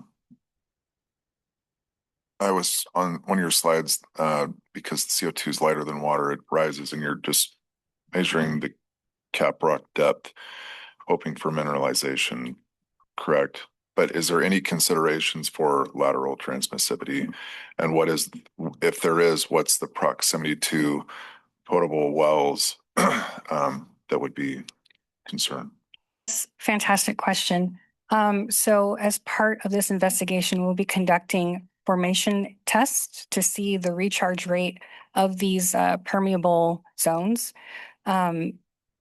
We do need to make sure that future potential CO2 can be contained. And so we will actually be taking samples of the flow zones above and below to make sure that they are not that they are impermeable, excuse me. But with the formation test data, we're going to take that and create a reservoir model simulation, and that should actually be able to simulate how lateral this will go. So although I don't have a direct answer of how far this will go, we are actually hoping to have that actually modeled and simulated by the end of this investigation. Then how, like with basalt water, there's concerns with bicarbonates, and there's irrigation issues with basalt. So if there or, current basalt water, but if you're adding more of this product in, then, and there is potential, transmissivity issues, then I'm trying to mitigate and minimize those effects, but I'm just making the point that that's what the concern would be, even beyond from a potable sense. Another box you needed to check was logistics to utilities, and obviously proximity to utilities. What's the demand of power? Oh, yes. So for the drilling itself, most likely they're going to bring in their own generators, but it's mostly about road access. And just, making sure that they can get in and out safely. Let's see, water can be an issue. However, we are asking that, that is actually part of the proposal process. These operators who are submitting proposals are supposed to come in with a water plan and say how much they need. And there's different types of drillings that require more water than others.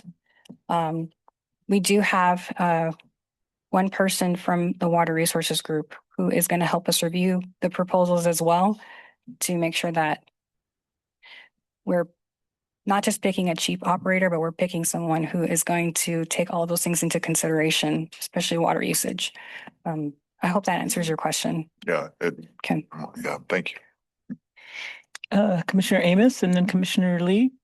Yes, I had a very similar question, so it was answered. Oh, okay. And mine relates to, I'm interested in, well, one, any water rights or water needs associated with the test well drilling, but then also really interested in the volume of water. If this became a viable technology, what information do we have about the volume of water that would be required to actually utilize it to sequester an amount of carbon that would make sense? And how is that offset by the energy? Like what source of energy you're using to make that happen? And then also just what happens to the water. And I come from, just to disclose, I come from a lot of work around fracking and also have some PTSD from working on Deepwater Horizon oil spill where we went deep, deep, deep and then didn't know how to, we meaning the department that I represented, didn't know how to get it turned off. And so I'm curious just about it's exciting to think about, but, and then I'll just note that this is in an area where we're facing drought conditions and availability of water resources is low. So I'm just curious how all that's being integrated, and that may be more than you can offer today. I'll try my best. Yeah. I'll work a little bit backwards first, regarding the drought. Mm-hmm. So, although we are targeting a lot deeper than, the shallow aquifers, we are cognizant of the sensitivity of the droughts that are occurring. The list that I had placed earlier regarding all of the criteria that need to be met in order for this technology to work, there's a chance that we don't meet that. So it could be that we don't find deep water that actually is high in. So the water used is water that you're gonna pump from out of this deep well first, and then use that water to inject back in. Well, so for this, we're only just Just a test. Correct. We are not actually injecting at all, until we can verify that we can do this safely. So this initially, it's just the water that you need for the drilling of that test well. That's correct. Yeah. Okay. Yeah. As far as the amount of water actual carbon storage takes, I don't have the answer to that, but we can get you that answer via email. There was a study done in Washington where they actually did inject. It was 1,000 tons of CO2, and we can at least provide you some of the values associated with that. And I assume, I may make myself look silly, but I assume once you use the water to do that, you don't recycle that water again. The water sits down there too when it's injected. Yes. Yeah. The questions?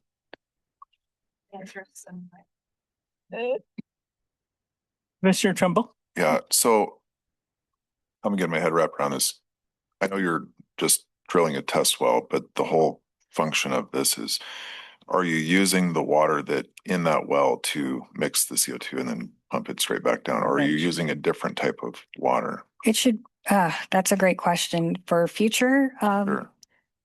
I don't have the exact answer for that right now. I Okay. think it just depends on the balance of the CO2 and water itself. I think the water has to be fairly clean in order for that to work. Yeah. So, but I don't want to get ahead of myself and answer that quite yet. Yeah. And then just thinking a little bit further, if it is perhaps different water, whatever, Columbia River water, for instance, and then it could perhaps have to be treated before it gets mixed and injected. Is there an ASR component to that as the CO2 gases off and mineralizes? And then is there a net benefit to the aquifer? That is a great. I see that Commissioner Gall has something to say here. Chair Newman, members of the commission, Director. again, for the record, Ivan Gall. The likely target is going to be non-potable water down there. Some of the deeper wells that have been drilled across the river in Washington is they've been chasing basalt water down because the irrigation uses have caused declines. They're running into limitations based on the water's getting to be too warm. Salinity increases with depth typically. And then, of course, your pumping costs, you're having to lift the water a lot more. Justin and I are kind of texting back and forth as this discussion's unfolding because it's fascinating and it's opening up some really interesting opportunities there. But, one of the things that the commission may be asked to do at some point is if this turns out to be a valuable resource for carbon sequestration, you may be asked if needed, and we have to look at the laws. We haven't done this before to classify that particular water bearing zone, that system or systems of basalt aquifers down there for specific uses that would no longer include the use for irrigation domestic. Today, no one's drilling that deep. They just can't afford to for any of those uses. And that's really the intent is how deep can we go? How deep do we need to go to get below these other wells to have those cap rocks? And in the basalt system, it's probably going to be more than one cap rock that's identified there. So there's a lot of uncertainties, but there is a pretty good connection between some of the work that we do through the water use side of life and then the work that they're attempting to do. And Justin may have some more insights on some of that as well. But we do have some of our team working with Dogami on this, and I'm really, again, excited about the prospect of looking into this. A couple final comments. This is the only thing standing between you all and lunch, so I'll make it really quick. I have this fantasy of mapping, statewide mapping that shows the geothermal resources, which, your agency also is responsible for. The ASR locations, looks like Justin left, but, oh, there you are. You moved. The ASR locations, I know that we had some mapping and other data available that is no longer on the website because it didn't get continued funding. But it certainly seems like we need the geothermal, the carbon sequestration layer, which sounds like it's below 3,000 feet, the deep wells, and you noted that there were some that are 1,000 feet or over 1,000 feet in this area. So we do have some that are getting, kind of close. 2,000 more feet. Seismic, it's like that. I know we have all these different pieces, but I have this fantasy of this wonderful mental Mylar map, with all these different layers statewide so that we can have a snapshot of where the good places are for these various things and where most of the drinking water supply or other water supply is shallower, just so we can kind of keep track of it all. So just a hope for the future. I don't know if either of you want to comment on that, but I think we have a shared hope and that's what we're also working Okay. towards. So that's fantastic. great. Justin, do you want to add anything? No, thumbs up. Okay, great. Okay, I think that we are ready to adjourn for lunch. We will reconvene at 12:30. Lunch is upstairs, right, Mindy? Okay.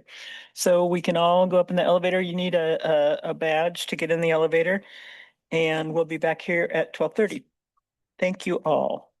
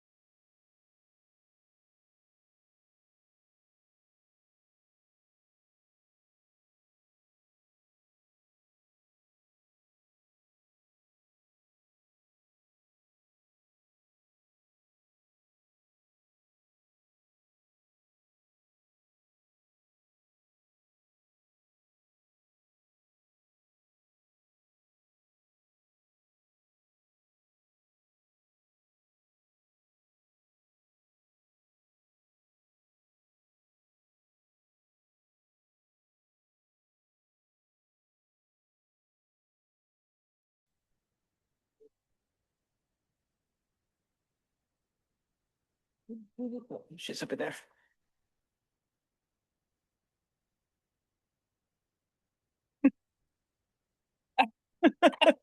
That's fun. We are back on the record. It's 12:30 on June 11th, and we're reconvening the Water Resource Commission meeting.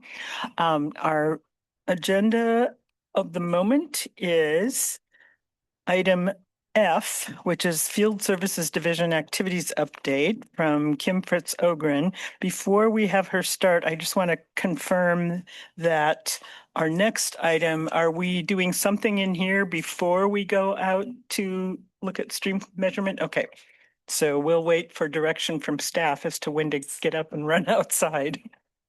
Okay, go ahead, Kim. Wonderful. Thank you, Chair Newman, members of the commission. I'm Kim Fritz Ogren. I'm the Field Services Division Administrator for the Oregon Water Resources Department. And today I'm going to be talking about what the Field Services Division does and provide some information on what we did in 2025. And joining me in this presentation is our Deputy Administrator, Jake Johnstone, calling in from our Grants Pass office. Just a little bit of a table setting, I guess, before we get into the meat of the things. I've been in this role for about 1.5 years now, and been with the agency for just over a decade. And it's been truly wonderful to work with this division. And there are some themes that are emerging in terms of where the division and the agency is leaning into in order to best serve Oregonians. And that centers around making sure there is clarity in roles and rules and sort of what we need to do. That then with that clarity, we are acting with consistency in our actions and communicating. And that's part of what is driving bringing this agenda item to you today, and then 2 subsequent agenda items as well that are centered on field and some of our interactions with partners. And so I'm just really excited to share this topic. This is something that often the agency has done on a regular basis, provide this update, but we haven't done it in a few years. So we're going to dig a little bit deeper on some items. So first, who are we? Who we are as Field Services Division? So the Field Services Division is about 80-ish staff members, roughly 1/3 of the department, who is out and about across the state doing a number of things in service to Oregonians. We are out in the rain, snow, sunshine, in conference rooms, meetings, people just chatting with folks in order to accomplish our work. And here is just a few snapshots of my team out at work. We are based across the state. Our division is divided into 6 regions. So we have the Northwest region, which is where we are today here in Salem. The manager for that region is Travis Kelly, and you'll get to talk with him later this afternoon. We have the Southwest region, where we have our manager, Justin Dillon, in the southwest corner of the state. We have the Central region, the region office based in Bend, and our region manager, Carolyn Suffett. The South Central region, which is based in Klamath Falls and led by Tom Skiles.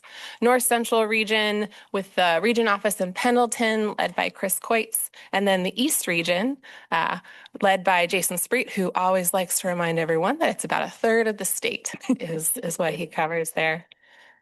In addition to those 6 regions, we have an enforcement section based in Salem that provides sort of that centralized service to all of our regions. And then these regions are further divided up into water master districts. We have 23 water master districts. They are numbered 1 through 18 and then 20 through 24. We used to have a District 19, but through some reorganization and workload distribution, 2 other districts absorbed District 19. So, but that's often when we're out and about, there's people are like, where's District 19? Used to exist. We still provide those services to the South Coast. In terms of who then the staffing positions to do that work, so we're organized, each division in the agency has an administrator. Due to the size and the amount of work and the type of work that we do in FSD, we also have a deputy. And then I mentioned those 6 regions in the enforcement section. When we're talking about what positions, this is, some of the flagship positions that everyone knows with the department: water masters, assistant water masters. But we also house our well inspectors. We have a few hydraulic technicians, some administrative staff, some special contract positions, and then our compliance specialists in enforcement. So what we do and why it matters. So here are some broad categories of the work that we do, and we'll dig into each here in a little bit more detail in a moment. But first, we are out and about the state collecting groundwater and surface water data to inform both agency decisions, so help inform what water may be available to be allocated, or when do we need to regulate off, or how are our groundwater resources doing. So we collect that for our decision, and then for a lot of local and other folks across Oregon to use in their decision making. We are the staff that are out and about regulating and distributing water according to the water rights of record. So letting folks know flows have dropped, there's been a senior call for water, and you need to, turn off or you can turn on. We also have the enforcement side of things. So we're always seeking voluntary compliance. And for the most part, when we tell folks, hey, you're being regulated off, they listen. But we need all of those tools for water management, and enforcement is if we find that illegal waste or folks are not complying with the terms and conditions of their water right or not following water law, we use those tools on the enforcement side of things, just to make that application of water law fair and consistent. We also do a lot of work for public safety. So our field staff assists the dam safety section with dam inspections, looking at those low hazard dams, making sure they're properly constructed. And then our well inspectors are inspecting well construction, which also is important for preventing that commingling of aquifers or potential contamination of those vital sources of water. And then finally, there's a whole bunch of other things that we do, a lot of reviews. So there are a lot of water master reviews and water right transactions, or there are other entities out there that are doing work and they want to make sure that what is happening, there's a water right involved. And so we, in the field services division, do that work. We participate in grant reviews, are out and about in communities just talking about water law and water rights, as well as doing like water right research, helping folks understand, is there a water right attached to this property? What are the limitations of use around that water right? So now with that sort of general intro, we're going to provide a snapshot of what we did in 2025. I'll start just talking some of our core work that we do every year, often every month or every day, and then I'll hand things over to Jake, and he's going to talk about some special projects that we want to highlight. So first, in terms of data collection, we in field services collected over 1,100 water level measurements. So looking at groundwater and the status of that, taking that static water level measurement. We also collected over 2,000 stream flow measurements in support of gauges, and that is not inclusive of other sort of miscellaneous measurements. And I'm really excited that in our next agenda item, we're going to do a deeper dive into that topic. We will start with that presentation to sort of understand what is the gauge, what are stream flow measurements, why do we do it? And that team is already prepared to sort of walk through that and then let you know when and where and how to go over to our demo. And then finally, in terms of data collection, we monitored and are regulated for 669 in-stream water rights, which is an increase from the previous year, which was about a little under 500 in-stream water rights that we monitored or regulated for. Then looking at regulation and distribution in 2025, we had just over 6,700 regulatory actions to protect a senior water right. So that would be an action action taken in order to make sure a senior water right got their water. And when I say a senior water right, that can be an in-stream water right or a consumptive use water right. And actually in 2025, we regulated more for in-stream water rights that were the senior than out-of-stream water rights. And I call attention to that because I've heard from time to time out and about, and even in meetings such as this where there's a question like or a concern like field services doesn't regulate for in-stream water rights, and that the facts don't support that. On the west side of the state, most of the regulation is for in-stream water rights. They are the ones that are senior, and that protection happens regardless of whether it's in-stream or out of stream. We took over 10,000 regulatory actions in total. So you might wonder, well, what are other regulatory actions if you're not protecting a senior water right? And that can pertain to backflow inspections, which Jake will talk about a little bit in the future, as well as regulation on permit conditions. Right, so it might not be that a senior water right is asking for water. You need to be within your permit conditions. We did over 33,000 compliance checks, initiated over 1,900 investigations where we maybe had concerns or wanted to make sure things were squared away, and then followed up on 265 community complaints. One of the neat things over the years is we've received some more resources in the agency as a whole, but within the Field Services Division we've been able to do more staff-initiated investigations and not just rely and focus on those community-based complaints. We still follow up on those, but we're able to resource more than just being reactive in that regard. For public health and safety, this work is done in collaboration with the well construction section, who is over in the technical services division. And together we inspected 59% of new wells for proper construction. And then over 2,400 total well inspections, and then reviewed approximately 3,900 well log reports. And here is just a map of where those 2025 inspections occurred. The blue are where we completed an inspection, and red is where we attempted an inspection. Also in public health and safety, Field Services Division did 78 low hazard dam inspections. So as a reminder, in Oregon, each dam gets a hazard rating, and so that has to do what are the impacts or the implications if the dam were to fail. And so there's, I believe, low, significant, and high hazard. Our dam safety section, which has engineers and sort of dam safety experts, take on those significant and high hazard dam inspections, but Field Services does the low hazard dam inspections. And those need to occur once every 6 years. There's a different frequency depending on, how impactful failure would be if that were to occur. And you can see here, there's just a different distribution regionally in terms of how many inspections were due and were able to complete. And that varies from year to year, though there's a lot in the Northwest region generally.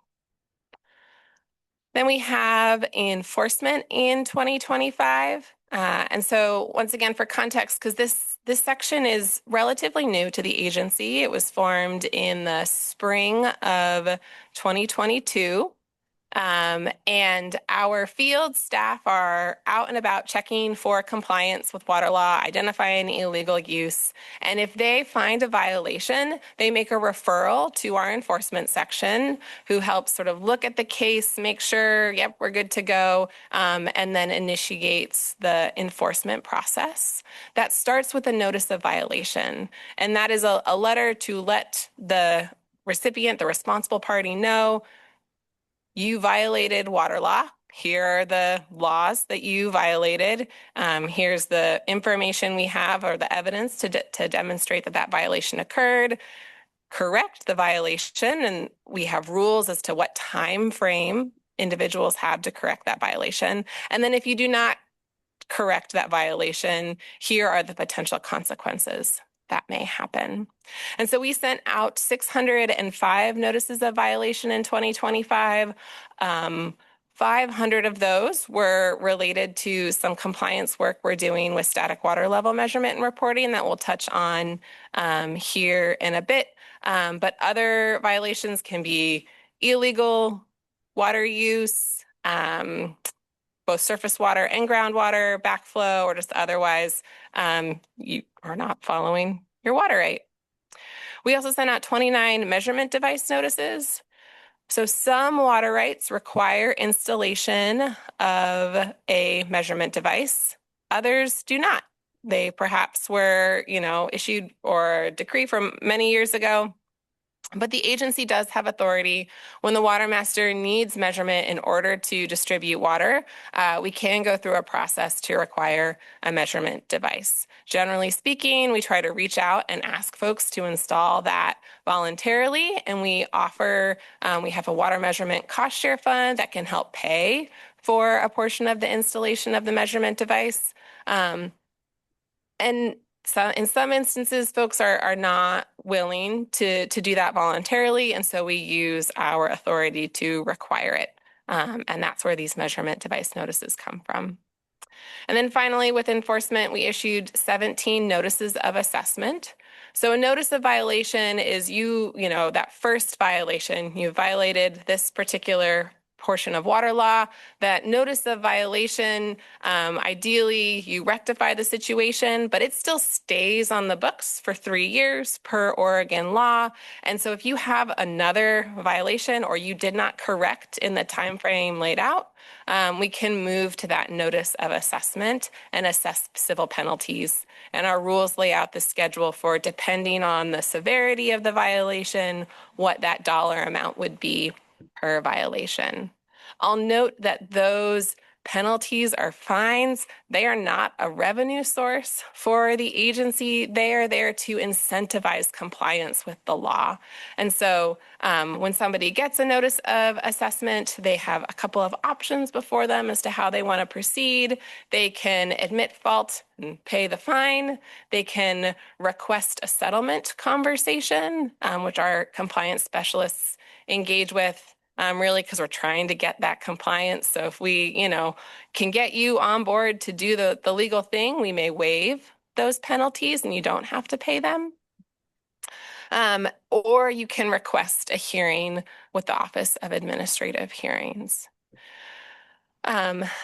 If penalties are paid for with that first option, or say you enter into a settlement agreement, but then you don't follow through on the terms of the settlement agreement, we'll do a default order and say, well, we had an agreement to work things out. You didn't follow that. You now need to pay us these fines.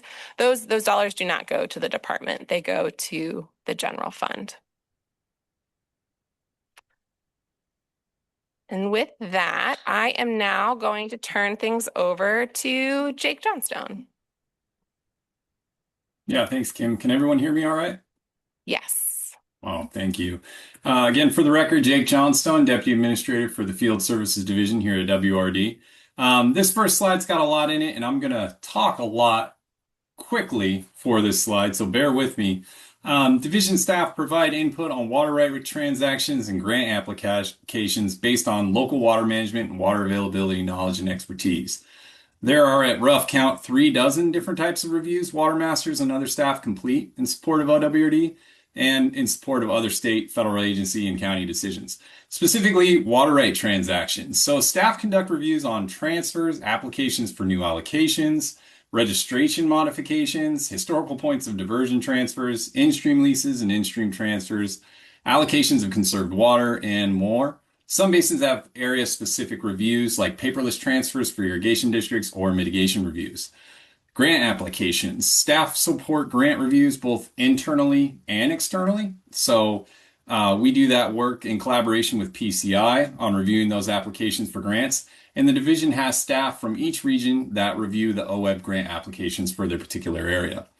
The Water Measurement and Cost Share Program. The department is currently transitioning this work from field services over to PCI.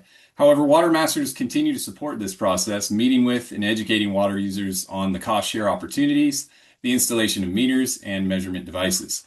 Planning and development, water masters receive multi-agency developmental reviews from county partners from their planning departments within their districts, and they submit comments to address any water law issues or concerns. This supports that general development in the area and kind of works as the first component of enforcement, which is education, by informing everyone of what the allowable water uses are in line with the development application. And then interagency. I'm going to alphabet soup the acronyms here, and most of you will understand all of them, so I apologize if there are some that you don't. But on the state side, you have OWEB, ODF&W, DEQ, OHA, DSL, DOGAMI, OLCC, ODA, and others. And on the federal side, you have the NRCS, BIA, Army Corps, BOR. I'm sure I'm missing some acronyms, so I apologize if I did. And again, a lot of acronyms there, but just really kind of highlighting how much our water masters and staff interface with other state and federal partners. And then water right researches. To support accurate real estate transactions, support local development conversations and water projects, we do simple to complex water right researches. We don't currently have a way of tracking that. However, it is a huge customer service that we provide to the water user community, and our staff do a significant amount of outreach and education through community presentations on water resource department, water rights, and water law. Again, as I said before, that educational component is really a great first step along the lines towards compliance. Next slide, please. Okay, thank you. So I'm going to move into some specific highlights from the 2025 year that we in Field Services wanted to share with the Commission today. Next slide, please. Great. Okay, so OLCC. Division staff review water use associated with OLCC license applications. This process developed over time between WRD and OLCC after the legalization of cannabis led to significant workload increases and as a result of public complaints alleging water use violations in the cannabis industry. Staff reviewed in the 2025 year 184 water use forms. These are largely associated with transfers of licenses, which can occur as a result of changes to grow space, ownership, or location of the license. Since we started formally reviewing these, staff in the division have reviewed 528 between May of 2023 and January 1st of 2026. In this calendar year, our staff have reviewed over 146 of these so far.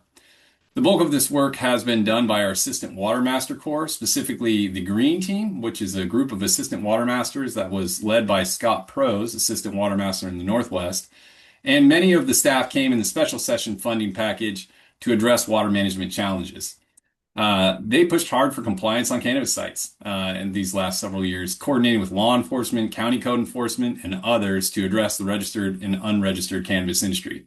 I will remind the Commission that there was a presentation specific to this work on February 23rd of 2023. So if you'd like a more deeper dive into the work that group did, look back on that video. And then while this industry is still active, we continue to provide law enforcement assists. We are seeing a decrease in complaint and compliance workloads associated with this, and have been able to pivot staff time to supporting broader assistant water master duties, which I'll touch on some of that in a moment. Next slide, please. Okay, Department of Agriculture. So Senate Bill 85 passed in 2023 requires renewing, new, and expanding CAFOs, so confined animal feed operations, to submit a water supply plan, or WSP, documenting their water needs to WRD for water master review. This did not come with additional funding or staffing for the department, this new workload. And a complete water supply plan identifies all sources of water that will be used to supply the level and duration of the water needs of the CAFO, including any ancillary operations of the CAFO as described in the application. Staff have 45 days to review this, so we are required by rule to prioritize this work. And water supply plans are to be completed by the applicant and reviewed by the water master at the time of permit applications or renewals. Renewals will be roughly every 5 years, but this is largely dependent on the CAFO size. They have a tiered system at Department of Ag for these CAFOs. There are around 500 of these statewide, and every water master district has at least 2. The most being District 1, Tillamook, where Water Master Nikki Hendricks has 106, followed by District 16 with 83 for Water Master Greg Wacker. I do want to highlight that Department of Ag worked with Water Resources as part of their rulemaking as a result of Senate Bill 85. And at the time, our Northwest Region Manager, now retired, Mike McCord, and Assistant Water Master, who also came, that position came from the Green Team funding, Parker Gibblehouse, they both collaborated on that rulemaking to represent WRD's needs there. So special shout out to those folks. Also, as a footnote here, I'll remind folks that ODA also manages the licensure of hemp production and processing sites in Oregon. And while it's not required for water use review, ODA shares data on registrations per year with us, and we proactively attempt to verify water rights compliance via desktop research and some site visits as necessary. And there were only 7 of these in 2025, and since 2023, we've checked on 119 sites. This workload, the hemp-specific workload, is significantly smaller than the workload associated with the recreational cannabis industry. I just really didn't materialize in the way that recreational cannabis did as far as work volumes. Next slide, please. Okay, highlighting another special project that happened here in 2025. As noted before, our green team of assistant water masters did a great job pushing for water law compliance in the cannabis industry. And as that work has kind of required less time, our assistant water masters have been able to take on more traditional duties, supporting distribution and data collection. Region Manager Justin Dillon and the Southwest team of water masters took the initiative with the increased staff capacity to implement focus areas. In summary, small sub-districts where assistant water masters could tackle localized challenges and seek support from the water masters as necessary. This provided the assistant water masters an opportunity to take ownership for an area, which helps the region and the division with things like succession planning and training. And in 2025, the regional team made a focused effort to work on in-stream water rights specifically. The assistant water masters worked on in-stream water right identification in their focus areas and set out to better understand them. The main goal of this work effort was to measure 50% of more of the region's in-stream water rights, to define the measuring points, to discover what can be regulated for in a meaningful way, and focus area familiarization for the assistant water masters. Very quickly, the District 13 water master, Siobhan Haynes, his district has 126 in-streams.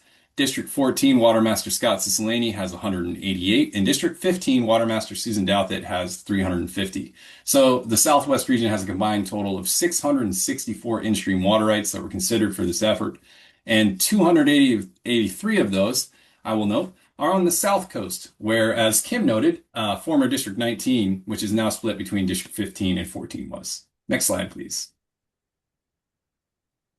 Okay, so let's talk about the process of this project. For this project, the in-stream water rights were identified, certificates were understood, measurement points were mapped and identified and scheduled for measurements by assistant water masters.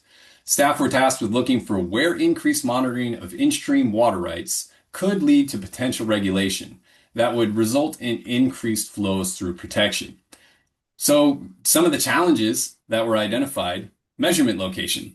Some of these in-streams list the mouth, but maybe in a tidally influenced location.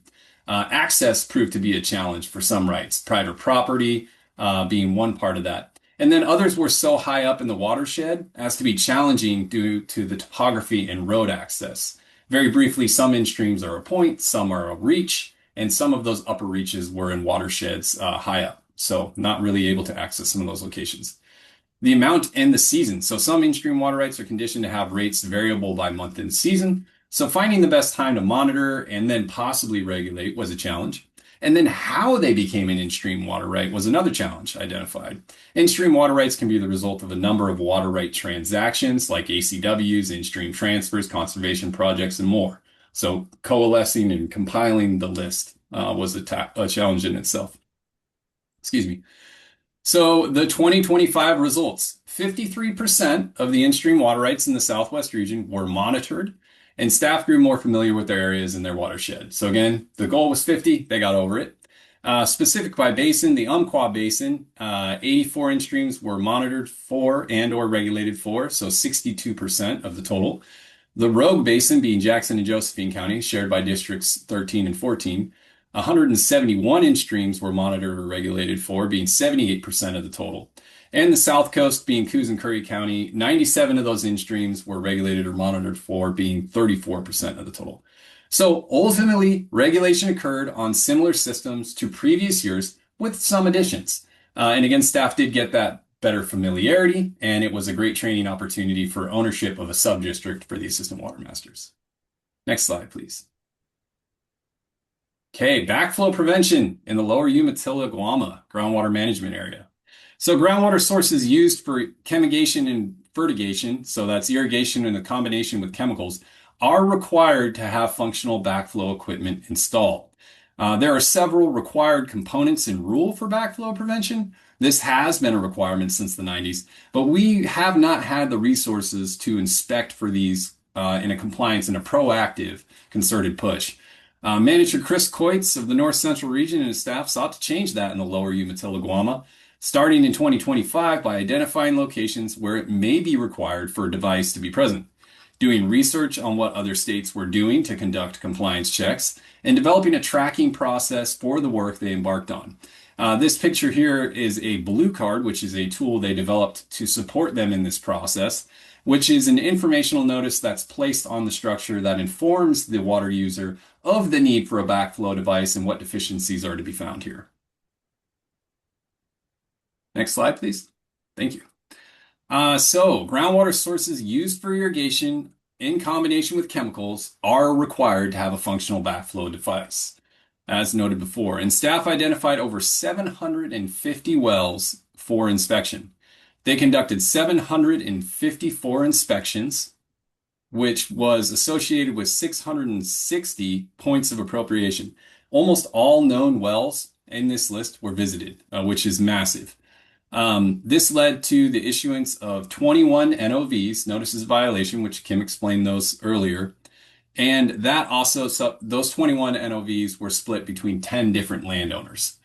Of those NOVs, 6 of those points of appropriation went to a notice of assessment, and all 6 of those were for one landowner who was resisting the process, and ultimately that led to a settlement agreement, which is where we would have pursued compliance, as Kim noted, through that settlement process. One of the things I really want to highlight here is that this was a massive amount of work that had not been done before. So the team developed a system and a process. By October of 2025, the points of appropriation that were looked at through this process were 100% in compliance. And that is just massive. So my hat's off to the group.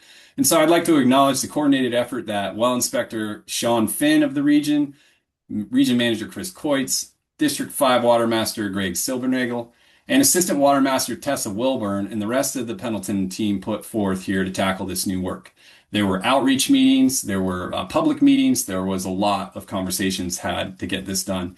And I would also note that Tessa Wilburn joined WRD as a Green Team Assistant Water Master. So it's another example of added capacity leading to increased compliance. So special thanks to that group.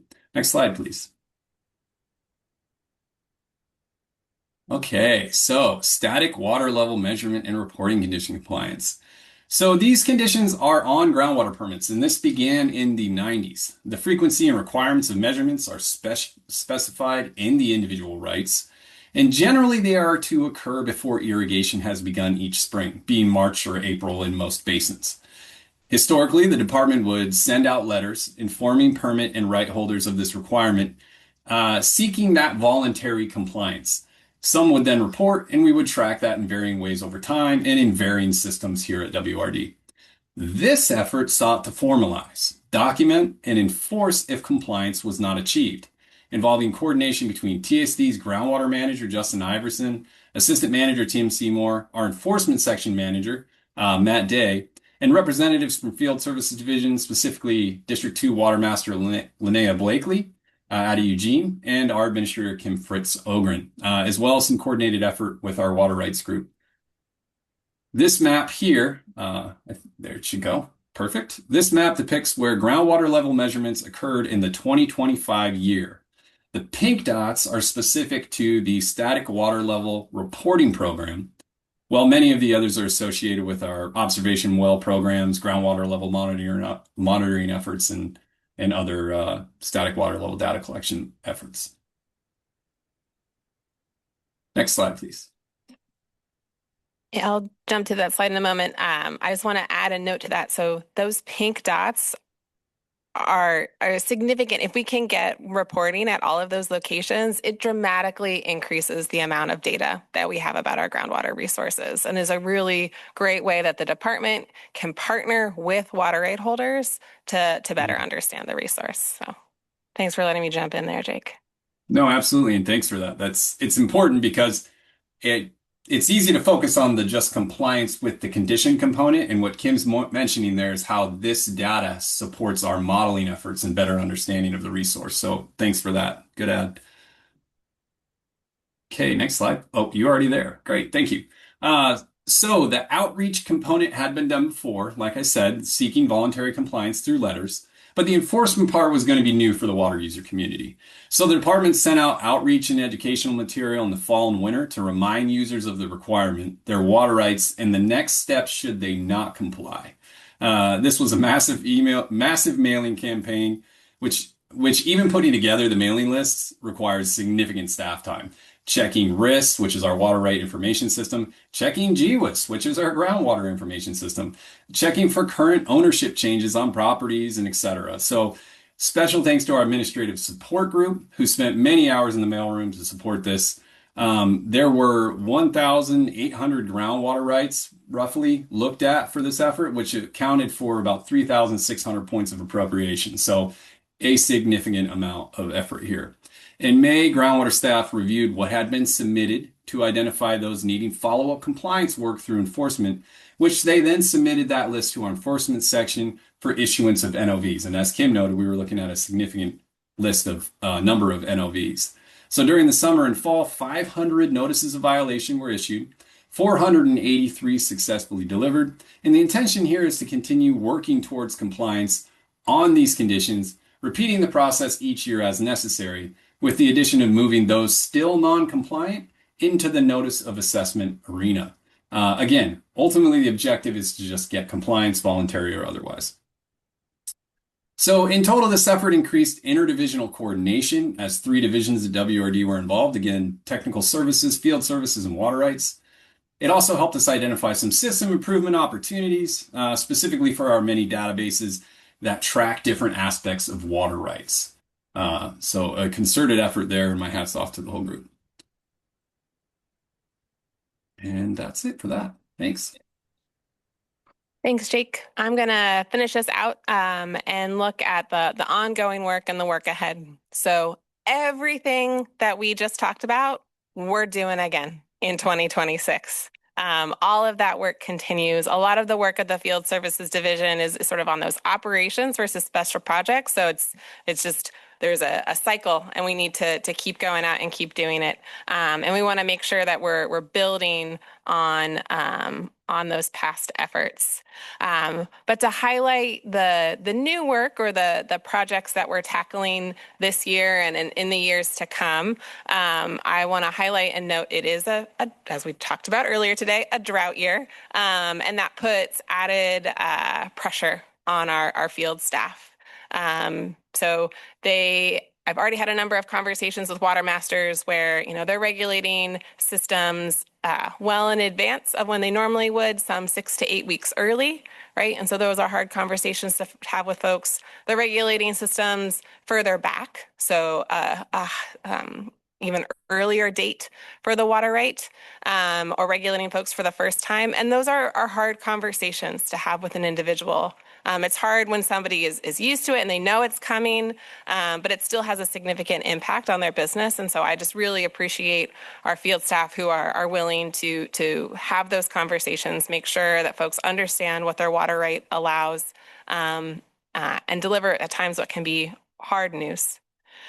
Here in a little bit, you will also hear more about a rulemaking that we are scoping and are planning to undertake, as well as we are working on updating our field operations manual, and working on other process improvements. With these resources, we need to make sure all of those things are up to date for that consistent application of water law, as well as incorporate lessons learned. And with that as well, we are having sort of additional and improved training and onboarding set up for our staff. And this is a picture of some of our North Central region staff and a policy analyst and a community engagement coordinator at one of the rulemaking open houses that we're going to chat about here in a little bit after we get to learn more about streamflow management. But that is the presentation that Jake and I have for today. We'd be happy to answer any questions that you might have. And then I'll also note, because I think I forgot to say it earlier, with those highlights, we were wanting to cover a lot of things, so we kept it at a high level. We'd be happy to come back at any point and do a dedicated deep dive into any one of those topics if there is interest from the commission. Questions or comments? Any questions or comments by the commissioner? Commissioner Trumbull? Yeah, thank you for that presentation, as well as for Jake Johnstone. I really like the idea of the focus area and the initiatives. I think I'm going to bring this up in the next presentation on the scoping for the proposed rulemaking, because we can see results from that, and people taking the initiative and more data, more accurate data, and the results from that. So I think that's super important. And then did backflow devices, they were required since the 90s, correct? But we weren't able to put resources towards that until as of late. Yeah, Chair Newman, Commissioner Trumbull, yes. So I believe the backflow prevention rules were adopted in the 90s, which require a device or often a series of equipment to be in full compliance. And we have not had the capacity to be actively doing those proactive inspections on that. Okay, thank you. Any other comments or questions? I just want to say thank you also, and I echo Travis's comment that the focused initiatives by the assistant water masters, look how much you can get done when you do it that way. It's great. The one other thing I would request going forward is that we have a little bit of year-to-year comparison. Maybe 5 years. I mean, I don't want to make work for that, in terms of digging up data you don't have, but to the extent that we can see kind of the trends in enforcement, regulation, violations, et cetera, I think that can be really helpful. So that would be a request for the future. Yeah, thank you, Chairman. That's a great idea. Any other comments? Okay, thank you. We are back ahead of schedule. Thank you, Kim. And we can move on to item G, which is the role of stream flow measurement in water management and demonstration on Mill Creek.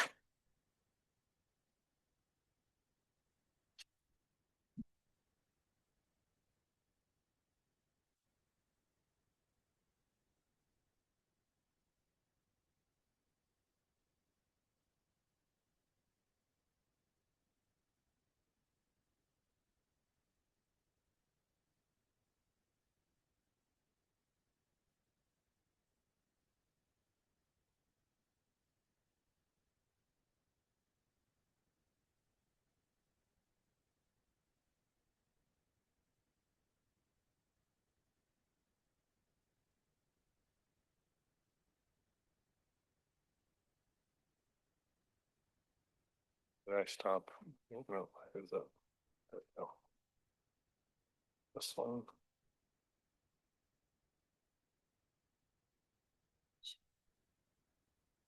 Sure.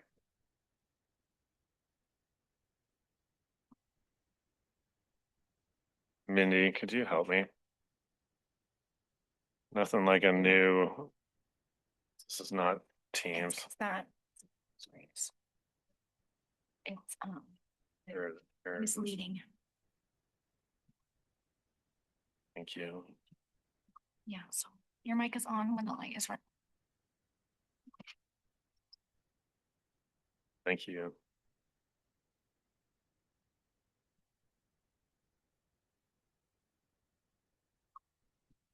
No notes. Good. Good. Good afternoon, commissioners. Chair Newman, commissioners. For the record, my name is Travis Kelly. I'm the Northwest Region Manager. I stepped into this role on January 1st of 26, taking over from Mike McCord after he retired. The Northwest Region covers 13 of the most populous counties in Oregon, covering the Willamette, North, Middle Coast, and Sandy basins, where we manage complex watersheds, manage major storage projects, and work with diverse water users. And go for it, Rachel. Great, thanks, Travis. Chair Newman, commissioners, good afternoon. My name is Rachel Levelford. I'm manager of the surface water section. I'm here at this presentation to talk about my main job, which is managing our surface water hydrology section. I have been in this position for the last 5.5, almost 6 years now, though I've been with the department for about 13 years. My team, along with covering the work we're going to talk about today, is managed with my assistant manager, Jordan Beamer, and we have 23 staff that cover water use reporting, our remotely sensed ET program, surface water availability, and last but not least, our field hydrology team that works hand in hand with our field services division on and our groundwater team on a number of different technical studies at the reach to region scale. I did want to note that today we are going to focus on how stream flow and stream flow measurements are used in water management. We aren't going to talk that much about how these same tools are used in our scientific studies. That would be a separate there's too much to cover there. Happy to come back another time and talk about that. But if you notice an absence of that, that is on purpose, though I do promise we've got a vibrant program out there and look forward to talking about that in the future. And with that, I'll hand it over to Jake. Well, good afternoon, Chair Newman and the rest of the commission. It seems to be a trend here. My name is Jake Constance. I'm the District 18 Water Master for the Oregon Water Resources Department here. We're part of the Northwest region under Travis. Tualatin Basin is a complex district, which I'll get into later, but we serve a significant amount of population in Washington County, as well as a lot of what we call the North Coast watershed. It's kind of our coverage area. So, yeah, thank you. Great. This afternoon, you'll be receiving a brief overview of how and why the Water Resource Department measures stream flow, followed by a demonstration of stream flow measurement and gauging on Mill Creek. This presentation will cover why the Water Resources Department measures stream flow, how data are used for regulation, planning, transparency, and how data are developed, detailing field procedures, data processing, and resources needed. We'll follow up with a case study with Jake in his Water Master District of how stream flow measurement is used in water management in the Tualatin Basin, and then we'll conclude with our field demo on Mill Creek. We're hoping you're going to leave today with 3 key takeaways. How stream flow data are essential to informed water management across Oregon, how high quality measurements support transparent and balanced decisions for regulation of both in-stream and out-of-stream needs, and then how reliable data depends on sustained investment in trained staff, equipment, and processing capacity. Water management actions that use gauging. Accurate gauges show how much water is available, helping water masters determine priority, verify diversions, and ensure fair regulation for both in-stream and out-of-stream rights. Shared gauging data and storage report keep everyone working from the same information, so surface water diversions stay coordinated and transparent. Long-term gauge records reveal flow patterns and surface and groundwater interactions, supporting allocation decisions and basin-wide regulations. Many basins rely on specific gauges to meet settlement agreements and regulatory requirements, so maintaining them ensures compliance and sound decision-making. Staff and partners rely on real-time gauge web pages every day, including OWRD's near real-time page, USGS tools, and the Bureau of Reclamation and U.S. Army Corps of Engineers TCUP diagrams. They use these to monitor conditions and guide operations. This shared data shows just how essential accurate measurements are to coordinated management and meeting in-stream and out-of-stream needs. The evolution of monitoring and data. Streamflow monitoring has always been a core function of the agency since the early 1900s. The Watermaster's role has always involved measurement and operating gauging stations. The photo here shows Watermaster Aubrey Perry measuring Tumalo Creek in 1948, highlighting just how important this work has been to Oregon's water management system. Oregon Revised Statute 540045, Watermaster duties, requires the Water Resource Department, through its watermasters, to regulate the distribution of surface water according to recorded rights. The statute directs watermasters to divide and deliver water at diversion structures, operate and control head gates and valves, and ensure proper allocation. These statutory duties rely on accurate streamflow measurement and consistent gauging to determine water available, confirm priority, and carry out regulations effectively. Over time, the responsibilities and expectations placed on watermasters has significantly evolved. Historically, the primary job was to measure and regulate water when a senior water user called. Today, that role has expanded. Watermasters now monitor continuously across multiple gauges, coordinate with multiple partners and other agency programs, build partnerships with local water users, and regulate for both in-stream and out-of-stream rights. Increased pressure on the Water Resources Department now requires watermasters to have accurate and current data to support regulation, planning, and coordination. Today, many water supply challenges require daily or even hourly distribution of streamflow information. The equipment and monitoring of streamflow has really evolved over time as well. Equipment improvements, gauging became widespread in the early 1900s, and it has advanced dramatically as technology improved. Early watermasters used fully mechanical instruments such as the float and pulley stage measuring system and mechanical current meters. These tools required frequent site visits, careful calibration, handwritten notes. Over time, electronic components and data loggers replaced mechanical systems, enabling automated recording of water levels. Modern gauging now relies on digital sensors such as pressure transducers, radar stage sensors, and acoustic Doppler devices that measure velocity using sound waves. These technologies now allow continuous year-round operations with far greater accuracy, less maintenance, and safer data collection, as well as the ability to transmit data remotely. We're supposed to, nope, still on this slide. Sorry about that. Modern satellite telemetry allows rapid updates, which support active regulation and responsive water management. Internet accessibility and near real-time web pages launching in the early 2000s created the ability to instantly share, review, and verify streamflow data, transforming both internal operations and public transparency.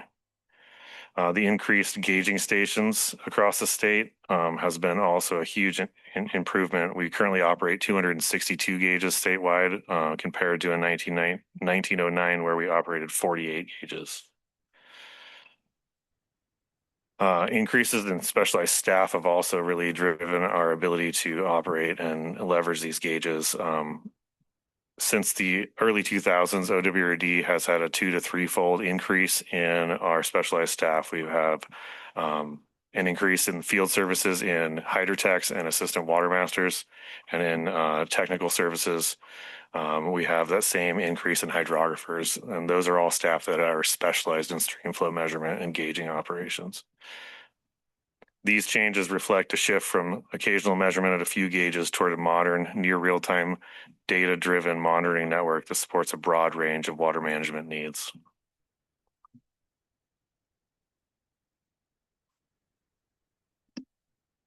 Thank you, Travis. Chair Newman, members of the commission, again, my name is Rachel Lovell-Ford, and following up on Travis's presentation, I wanted to lull you to sleep with some math. I'm just kidding.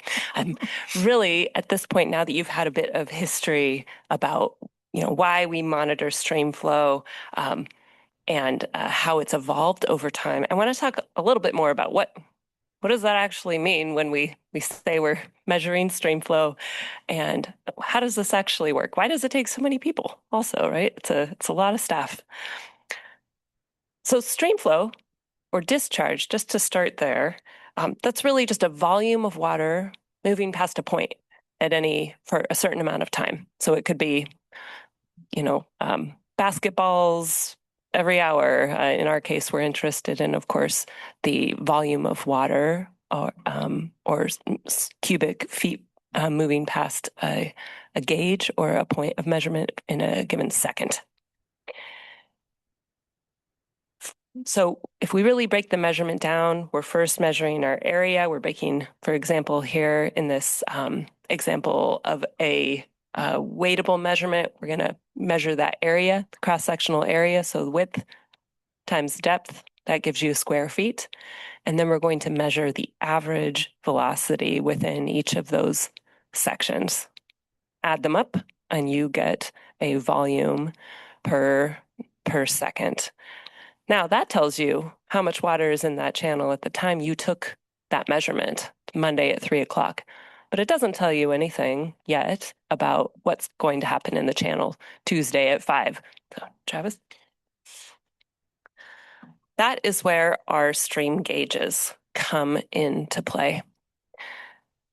Now, this it always kind of cracks me up when I have to remind myself that all a gauge is really measuring is water depth. That's it. All those mechanics, all that machinery is just about tracking water depth every 15 minutes. But that is the most accurate way for us to measure changes in discharge. So where the work goes in is in maintaining that the gauge itself and developing and maintaining the relationship between discharge or stream flow and depth. I'm going to do something a little unorthodox and ask you to take a look at this picture and think about a couple things that could go wrong at this site that might change our understanding of the depth. In other words, what could happen here that would make us not know if the depth we're receiving is right or not from our satellite transmission? Yeah, Commissioner Smitherman. Yes, great. Yeah, wonderful.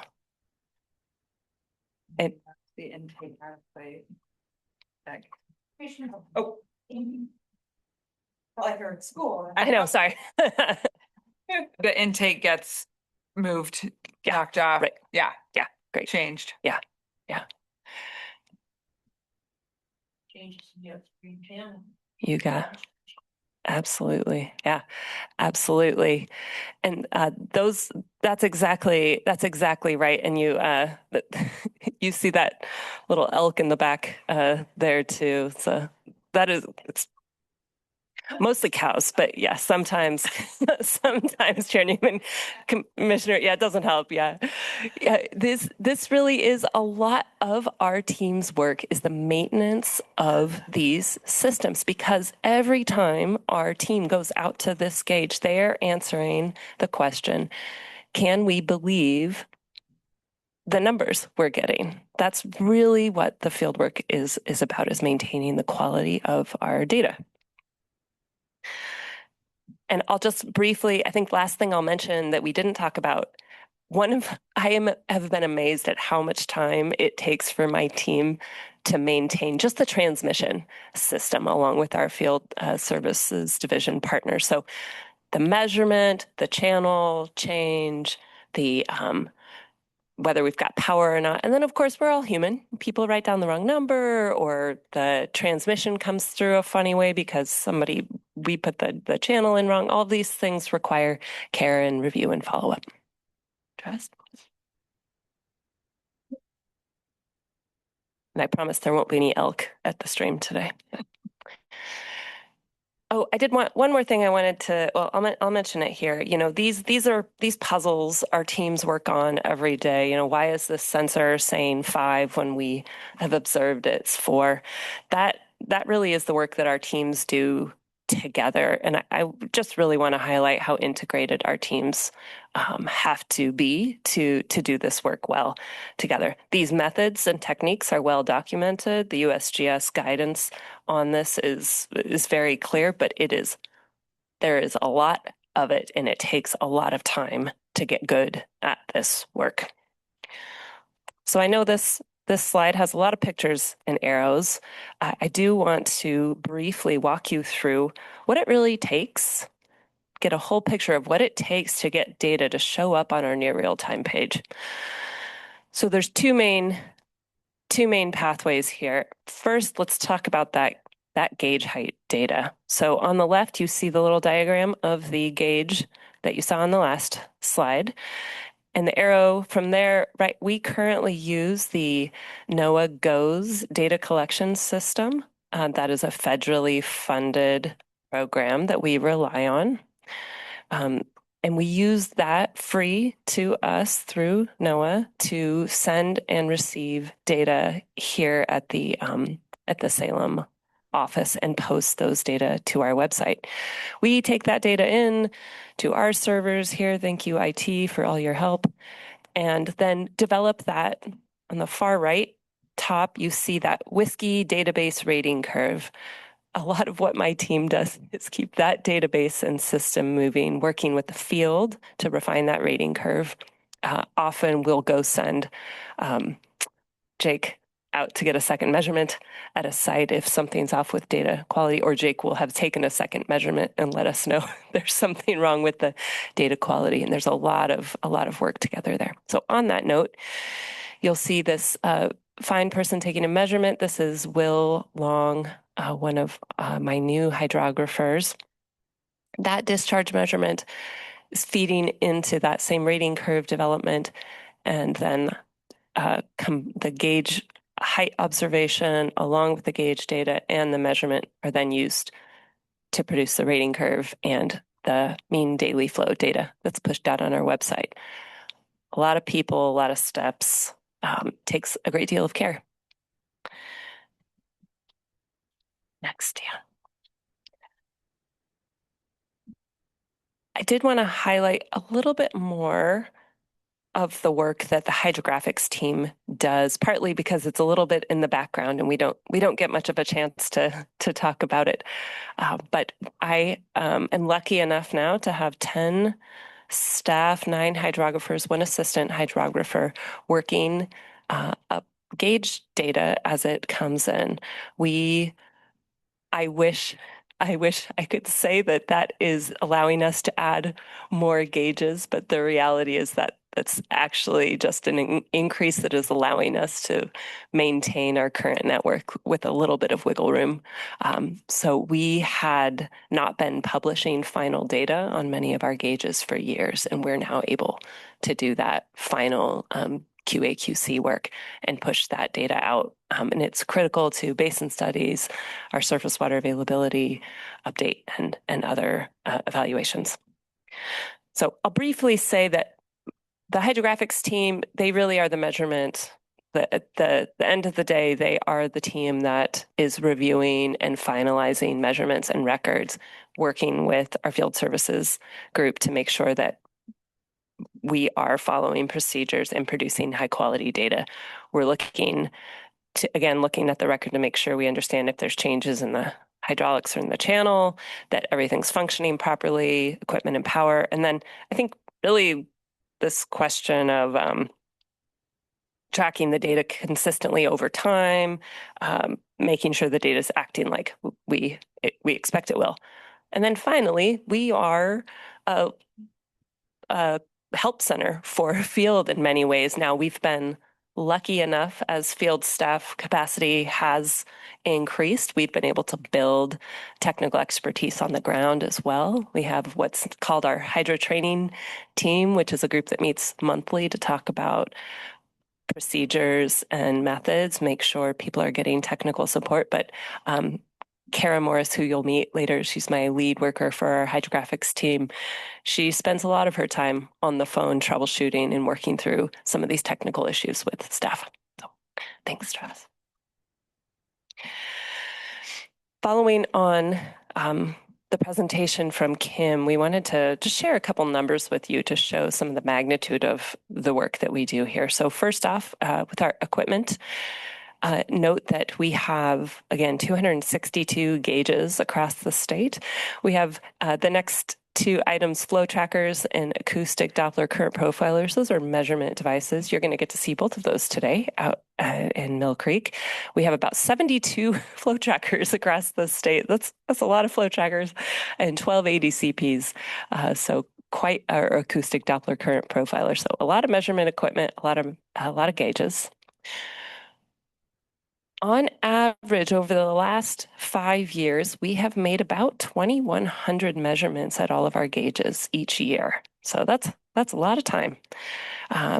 We have made an additional 620 measurements at spots other than gauges. So these are usually associated with regulation and other checks on streamflow. And then finally, over the last 2 years, as we have had new staff available to support it, we have been increasing the number of levels or essentially elevation accuracy checks at our stream gauges. So of those 262 gauges in the last 2 years, we've covered 40 levels runs each year, which is a huge improvement for us. We were getting about 10 to 12 a year in prior years. We've already covered a lot of the positions numbers in the prior presentation. I will say I think the box I cut the box off here, but we also have 10, I again mentioned the 10 hydrographers, along with the 23 water masters, assistant water masters, hydrotechs, and the county funded assistant water masters. These people are, of course, not all making measurements all day long. It's one part of many parts of their positions. We have organized training now in ways that we haven't in the past. That hydro training team I mentioned, plus specific technical trainings from my team. And then finally, all of the work of keeping our IT system moving, including that satellite data management. All right. Last point I want to make before I hand this over to Jake, and again, this was one of, I think, the 3 points we wanted to make sure you all left with today, and that's that our staffing can really impact our data quality and our data collection. Like almost all of our work in the department, we are balancing initiatives across our teams. And in a drought year, for example, as we're in right now, field staff do need to prioritize making sure that their regulatory work is complete. And that may delay, not decrease in quality, but delay their performance or work around gauge data collection. And that, not too much we can do about that. That's just the nature of our work. I will say that FSD has been a great partner and has been really careful to meet the demands of this work. And it is true that our work is strained when positions are vacant, when our equipment budget doesn't allow us to replace equipment, meaning we have to do more work to get the same type of data from a site, when we have to make more measurements at a location. One thing you'll hear from Jake later about is that, we have many people across the state watching a gauge, and they will call Jake in an hour if something is off. And that happens across many of our basins. We have contracts with the Bureau of Reclamation to operate gauges, and the status of that can change and influence us. We have environmental conditions that can make it either remove a gauge or make it dangerous for us to work at a gauge. And again, new initiatives that can become a priority over collection of gauge data. And with that, I will hand it to Jake. Thank you. Okay, great. For the record, again, my name is Jake Constance, District 18 Water Master. The District 18 in its entirety spans 1,111 square miles of territory, serving a significant population and water users within Washington County and most of Columbia County. It covers all of Washington County, the Tualatin Basin itself, and the rest of the district on the north. Goes from about the southern end of Scappoose all the way to the far western edge, northwest edge of Clatskanie. The Tualatin River watershed specifically is a great example of how gauging stations play an active role in water management. This watershed encompasses all of Washington County, as I mentioned, covering a population of municipalities, residential, commercial users, agricultural, in-stream needs, and recreationalists. The Tualatin River Basin demands a significant need for both surface water and groundwater management. Field staff actively collect aquifer level data in over 40 observation wells in Washington County alone, 4 of which are in groundwater restricted areas. Our office is also contracted to manage and monitor 11 streamflow gauging stations throughout the Tualatin watershed, which are used to track stored water releases, inform regulatory decisions, and flow management decisions. Next slide, please. So this is kind of a snapshot of the Tualatin Basin. This is where the majority of all the water right regulation is taking place in District 18. There's 2 key areas within this. So on the northern side is regulated for in-stream water rights specifically, which covers East Fork, Dairy Creek, and McKay Creeks. And while on the western side, basically the yellow areas in both of these are regulating upstream of those locations. On the western side, it's the Gales Creek and Upper Tualatin River watersheds. And in this area, we're regulating specifically for senior water rights, which include the majority of where those gauging stations are placed and tracking stored water releases from 2 major stored water projects in the basin. So accurate gauge placement and continuous data collection are critical for managing both the real-time regulation and stored water accounting, right? So a large portion of the lower Tualatin River watershed has not actually been regulated historically. Urbanization of rural lands and a shift in municipal water supply in the lower Tualatin Basin has decreased surface water demands through much of this region specifically. So this slide shows a change of the land use type as a percentage from 1994 to 2024. Within this time frame, urban and forested areas have increased by over 25% and 37% respectively, while agricultural lands have decreased by approximately 28% in this time. A lot of change. Go ahead. Go ahead. And did you say that has caused water demand to go down?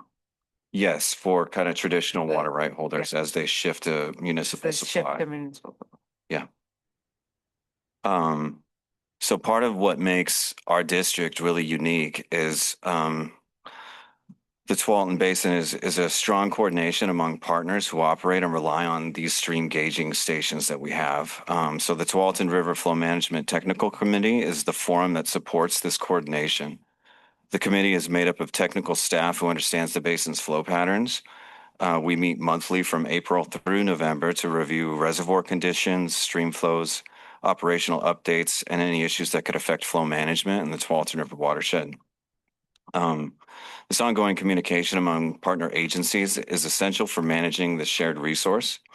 Water in the basin is monitored through stream gauges, diversion flow meters, and wastewater discharge measurements. The partner agencies, including Clean Water Services, the Joint Water Commission, Tualatin Valley Irrigation District, and Lake Oswego Corporation, rely on this data for their daily operations. The committee publishes an annual report and daily emails summarize reservoir releases, pumping activity, and available natural stream flow. Because one partner can affect others, this coordinated data sharing is critical to what we do on the committee. It's great to know if any, partners' releases or whatever could be going on could affect someone else. So it's good to create that awareness amongst the partners. So it makes it we are able to proactively manage storage, in-stream flows, and diversions to meet the minimum flow requirements and comply with water rights and storage agreements among the partners. The data also is important for total max daily load permitting for Clean Water Services specifically, so they rely on our gauges to help them keep track of those things and stay in compliance with the DEQ. District field staff is in frequent communication with the surface water section, Rachel's team, on any potential shift changes at a gauging station that could affect releases for a stored water partner. That way they can ensure that what they're seeing is an accurate representation of what they think is actually happening. So our office maintains these stream gauges and makes regulatory decisions as natural flow levels decline during the regulation season. Go ahead. So again, the Tualatin Basin relies on this extensive network of stream gauges to support this coordinated surface water management in the watershed. So this slide focuses on two key purposes of that network. So first, these gauges support flood control on the Tualatin River, inflow forecasting for Hag Lake, and tracking stored water releases from Barney and Scoggins reservoirs. They measure inflow to Scoggins for dam safety and allocation to help determine natural flow versus stored water for these regulatory decisions. And they also contribute to capturing tributary data on the main stem. These gauges also provide river stage information for the National Oceanic and Atmospheric Administration forecasting, as well as some local park access that actually gets inundated when the river gets too high. They, again, support Clean Water Services minimum flow targets for their TMDL permitting and supply flood warning for the city of Tualatin. Secondly, these gauges are used during critical coordinated summer operations. So after natural flow rights are regulated off, stored water cooperators release water from Barney and Scoggins reservoirs to make up for the demand at the downstream diversions. Key gauges for tracking these releases and calculating live flow include Scoggins below the dam, Golf Course Road, Rood Bridge, and Farmington gauges. Just to reiterate, these stations allow partners to track the stored water releases, allow me to regulate accurately, and ensure stored water moves through the system as intended in a critical summer season. Next slide. That last slide showed, I should have maybe got into it a little bit more, but on the right-hand side, it was a big map of all the gauging stations and kind of critical points of the watershed. And so this is a highlighted view of some really significant areas that I use to track stored water releases, and the gauging station down below to make sure kind of what's traveling past this area is actually being there, and then a major diversion called the Spring Hill Pump Plant. So I use this live flow data from the gauge together with the storage reports that I'm provided that detail releases from Barney and Scoggins reservoirs and the diversion at Spring Hill Pump Plant. So using the combination of these data sources allows us to protect in-stream flows, guide the reservoir releases, and coordinate my actions with the flow committee. So with Rachel's presentation, you were introduced to hydrographs, and this is also something that I heavily use in my regulation decisions. So to guide those decisions when shutting off junior water right holders, keeping track of stored water releases, I use this near real-time gauging station data. So the first regulation of the season can be a precarious process for me because there can be radical changes in the river based on the weather conditions and demands and as things fluctuate. So I look at a combination of hydro trends, the weather ahead, pump plant demands, and historical data to determine when to regulate. So at the top, there's a box that's kind of a snapshot of a stored water calculation and what's going into it. So this slide shows the hydrograph from the golf course gauge, which is the gauge that I use primarily for water right regulation.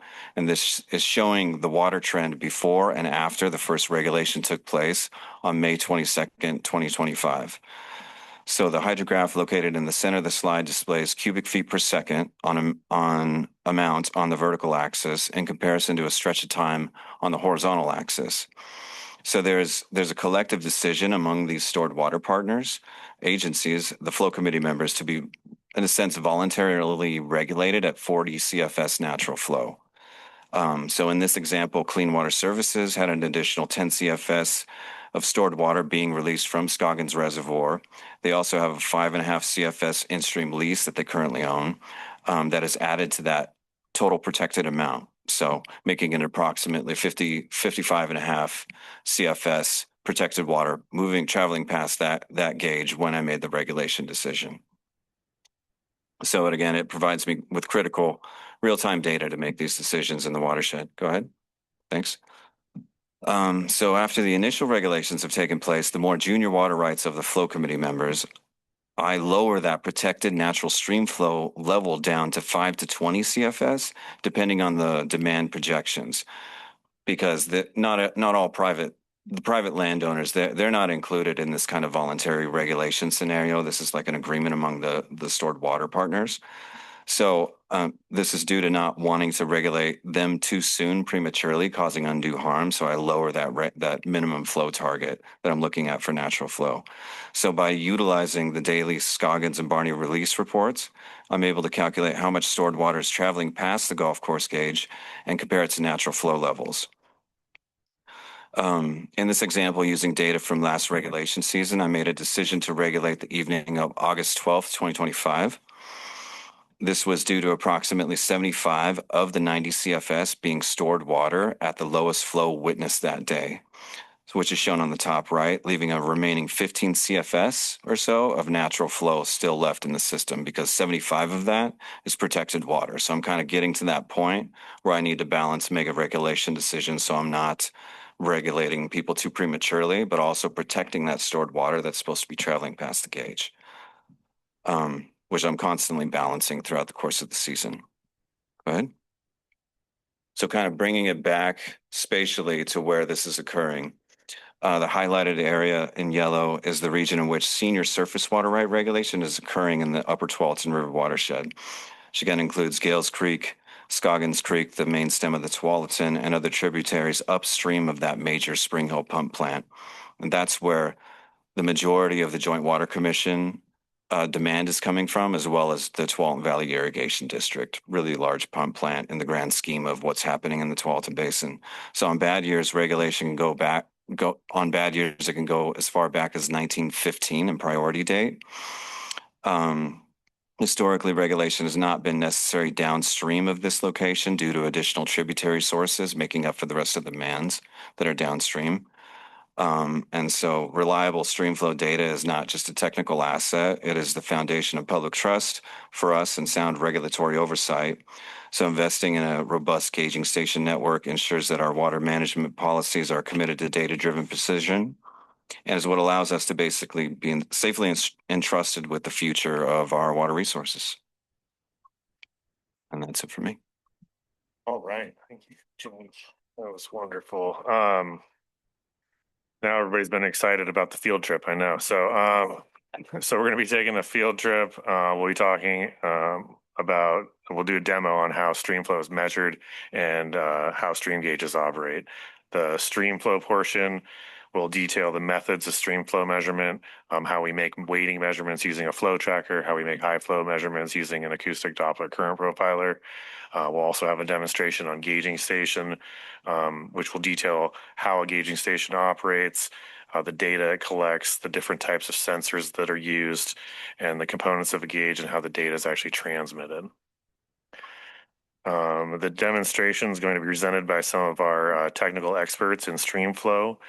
We have both representatives from field services with 3 assistant water masters, Esther Shin, Dylan Thompson, and Scott Prose, and 2 hydrographers from the technical services division, Hunter Alexander and Kara Morris. And this is really just a little snapshot of the group of people that are doing this every day as one of the many hats they wear at the department, and how important the skills they have is to achieve this very complicated, demanding task. Here's the map of where we're going to be traveling to. It's just on the other side of the Department of Ag. So we're going to leave the North Mall office building. We're going to go and take a left on Winter Street and head south. We're going to go to the corner, take our first left onto Union Street. We'll cross Summer Street. We'll take our next left onto Capitol and head north. And then just past the Department of Agriculture, before we get to Mill Creek, we'll take a left onto a path and head west to a picnic area where the field team will be waiting for us. Questions before we head out for the field demonstration? Commissioner Lee? Yes, I have heard for years that that area was going to start taking water from the Willamette River. Is that now occurring? Are there diversions for that part of the state for Willamette water? Thank you, Chair Newman, Commissioner. Are you referring to the water supply in the Tualatin River Basin? Yes, their municipal water supply, the treatment plant's supposed to come online in December to bring municipal water from the Willamette to the cities of Hillsborough, Beaverton. Jake and I were just at the Flow Committee meeting yesterday that was at the Spring Hill Water Treatment Plant, which receives water from that pump plant that Jake was detailing. And they were talking about the intertie and how it's going to offset some of their water uses. So the big advantage too is going to be an additional supply, allowing them to meet all their needs. And then they're going to shift away from bulk wholesale water that they're receiving currently from the city of Portland. Any other questions? Okay, let's take a walk. You guys are going to lead the way, or somebody's going to lead the way? Yeah, I'm the tour guide, and then we're the field team is expecting us at 2:15. So if it's okay with Chair Newman, we could have time for a break before we head over. Sounds like a good plan. Break. We will reconvene in this room at 3:30. And we will convene at the Mill Creek site at 2:15. Thank you.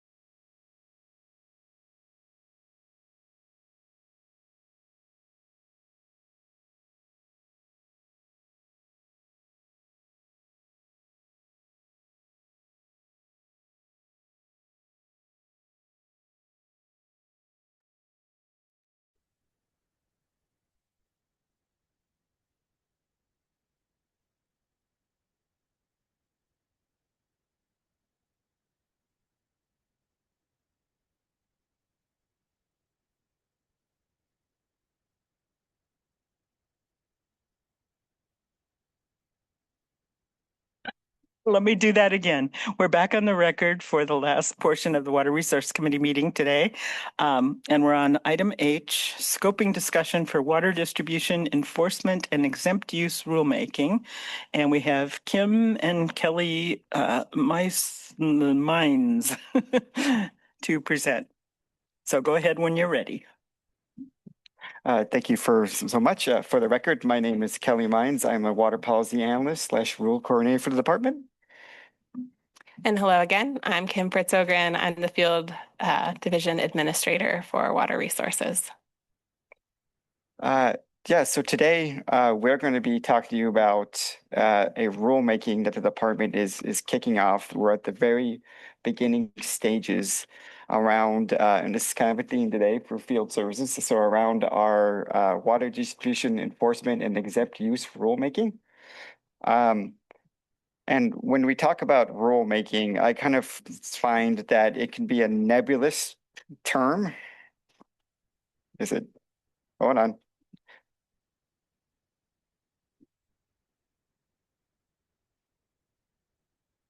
Hold on. Give me 1 second, folks.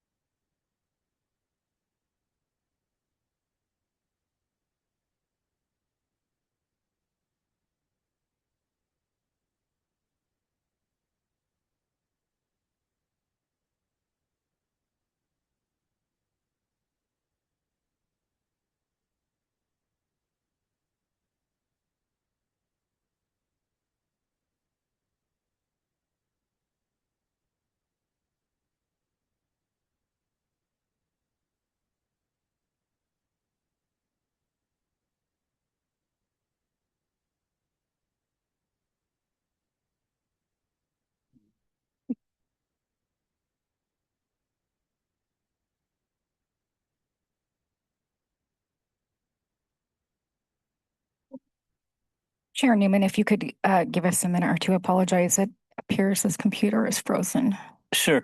We will go back off the record until you guys are ready.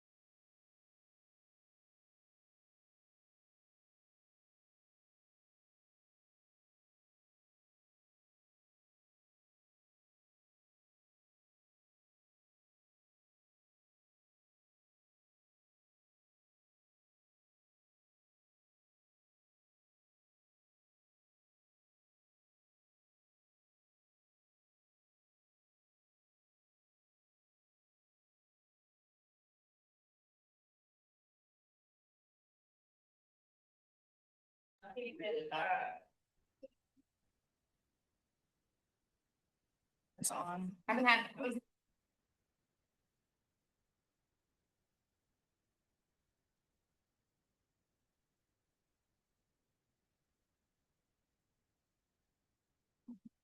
Looks like we're back on. So go ahead, Kelly. All right. Yes, I was saying is I find that rulemaking is kind of a nebulous term, and depending on how someone's using it, it could be a different thing.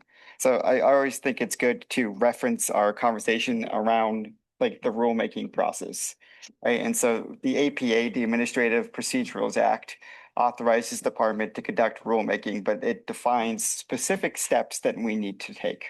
And so starting at the very top of your screen, the darkest green, we have the rulemaking scoping, and that's where we are today with this rulemaking, right? We're determining what's going to be I should talk into the microphone. We're determining what should be included within the rulemaking right now. And we're gathering input from various areas, from members of the public, internally, and then with you commissioners today. And we've heard an ask from you about you want to be included in the rulemaking as early as possible. So we're starting at the very beginning step with you. Once we do the rulemaking scope, we then start drafting our rule language, drafting up a statement of need and a fiscal impact statement. Those last two are more of are required by the APA. So the statement of need is just simply why we need the rulemaking. And the fiscal impact statement is an economic analysis of the impacts of those rules.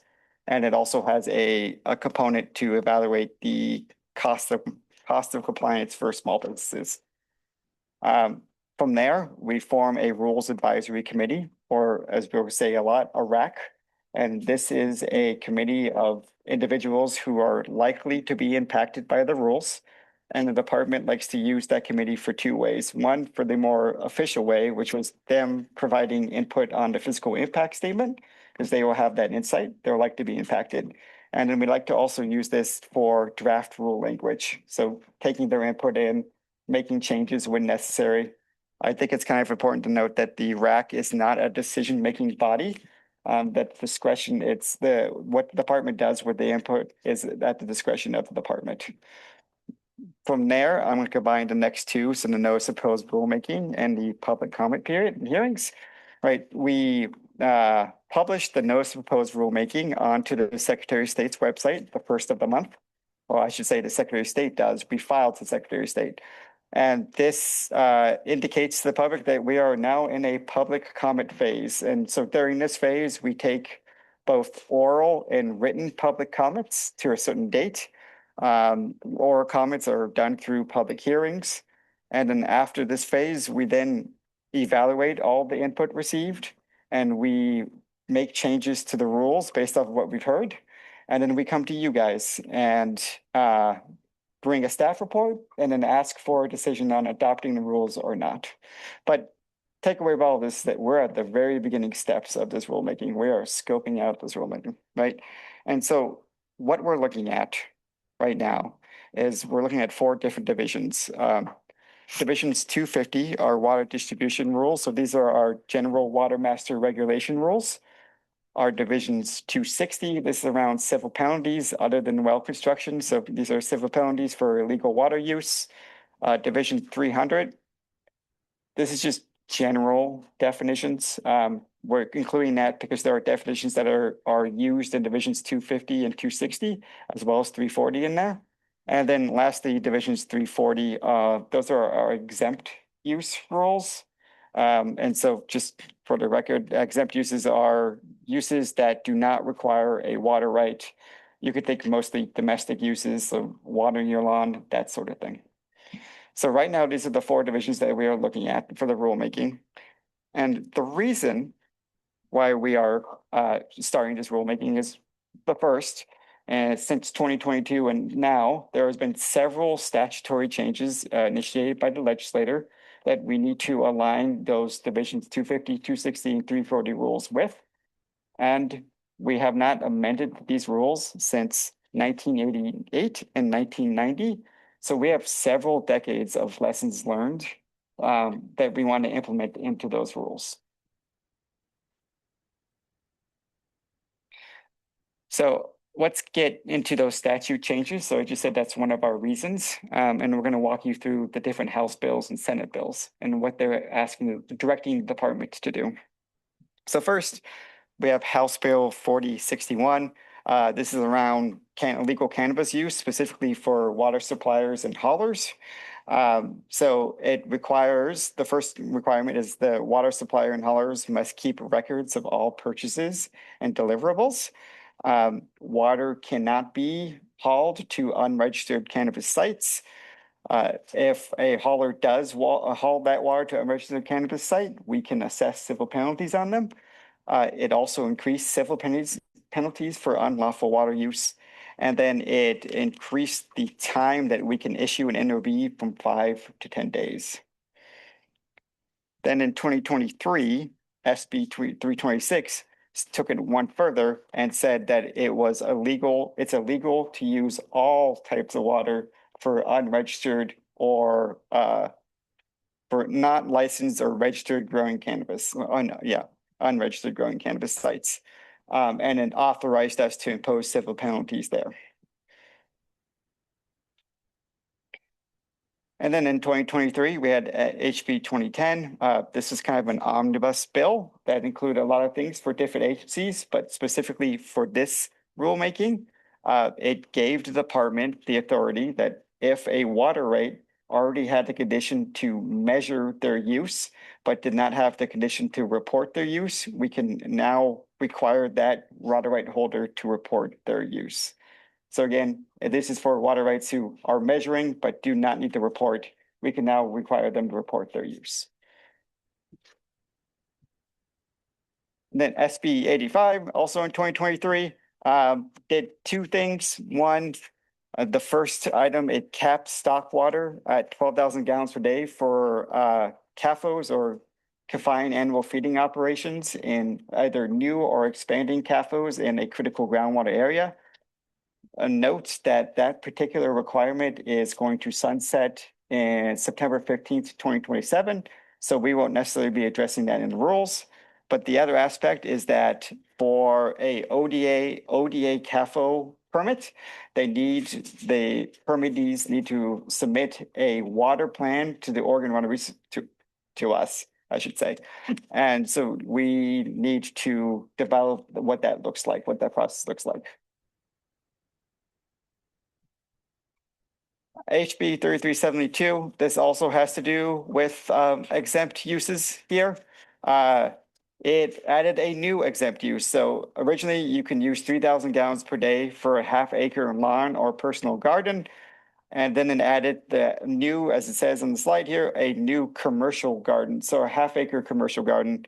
And then also it caps use total to 5,000 gallons per day when combined with commercial or industrial exempt uses.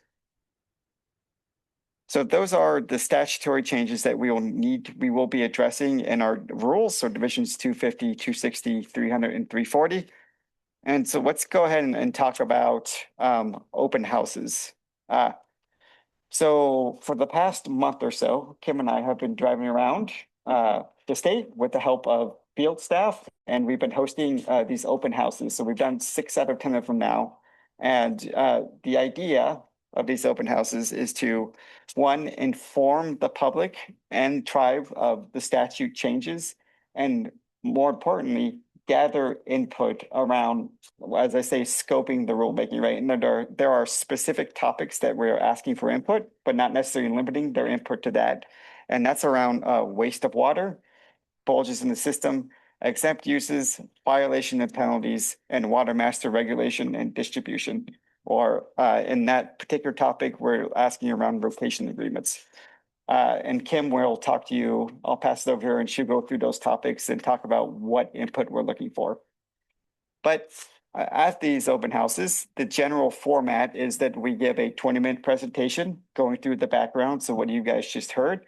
And then we open it up to an open house style format where we have different tables with different topics that we're looking for input.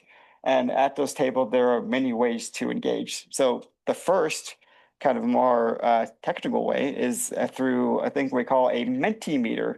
So this is like an online virtual poster board that someone can use their phone, scan a QR code, and they will get the survey questions. They can write their answer and then it will go up onto that poster board. And what's really cool about this tool is that you can see answers from all across Oregon, right? So it's kind of a living, it's a living poster board, and it's really cool.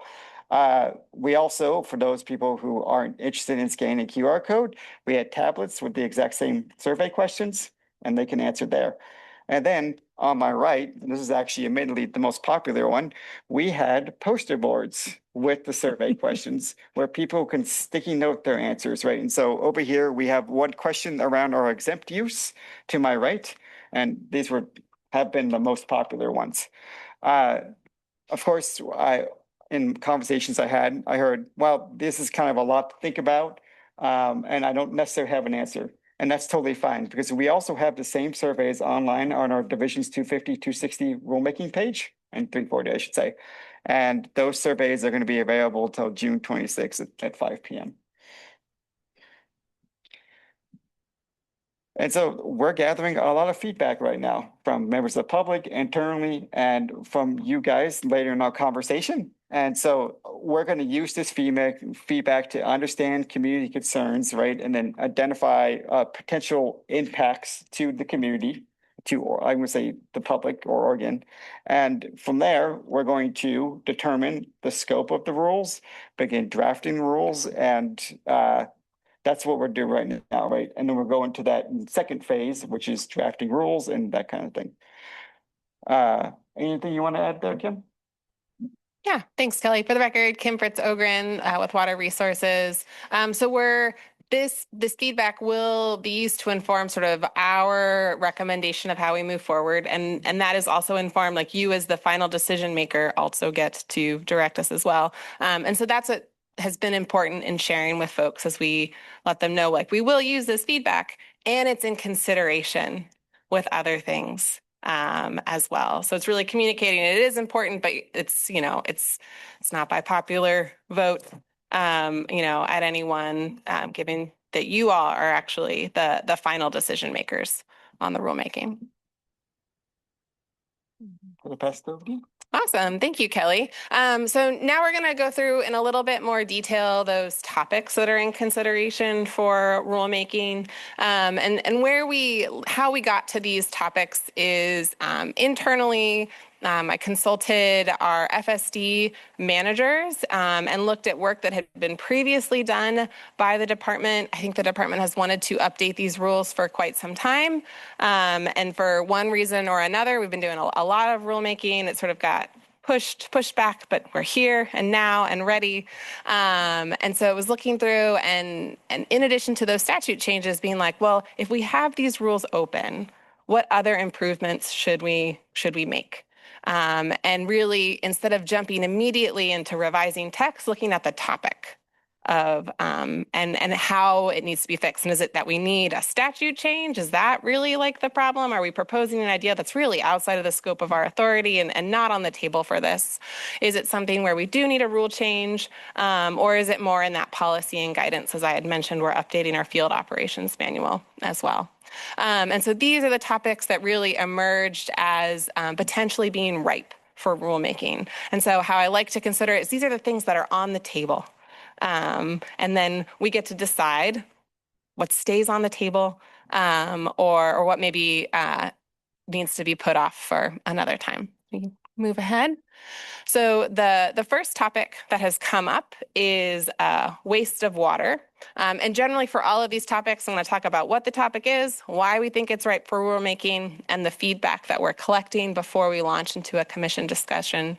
So with this waste of water in the state of Oregon, water must be used beneficially without waste. In looking at our rules, we have multiple definitions of waste, which can create some confusion. And in an era of water scarcity, it is extra important that we are following these legal guidelines of using water beneficially without waste. And so we think it could be beneficial to improve the definition of waste. And it's also coming up and/or beneficial use. Because that also is a complex topic. So that's why we think rulemaking would be beneficial. And what we've been asking across the state is, let's see, can we move the next slide? How would you define waste, right?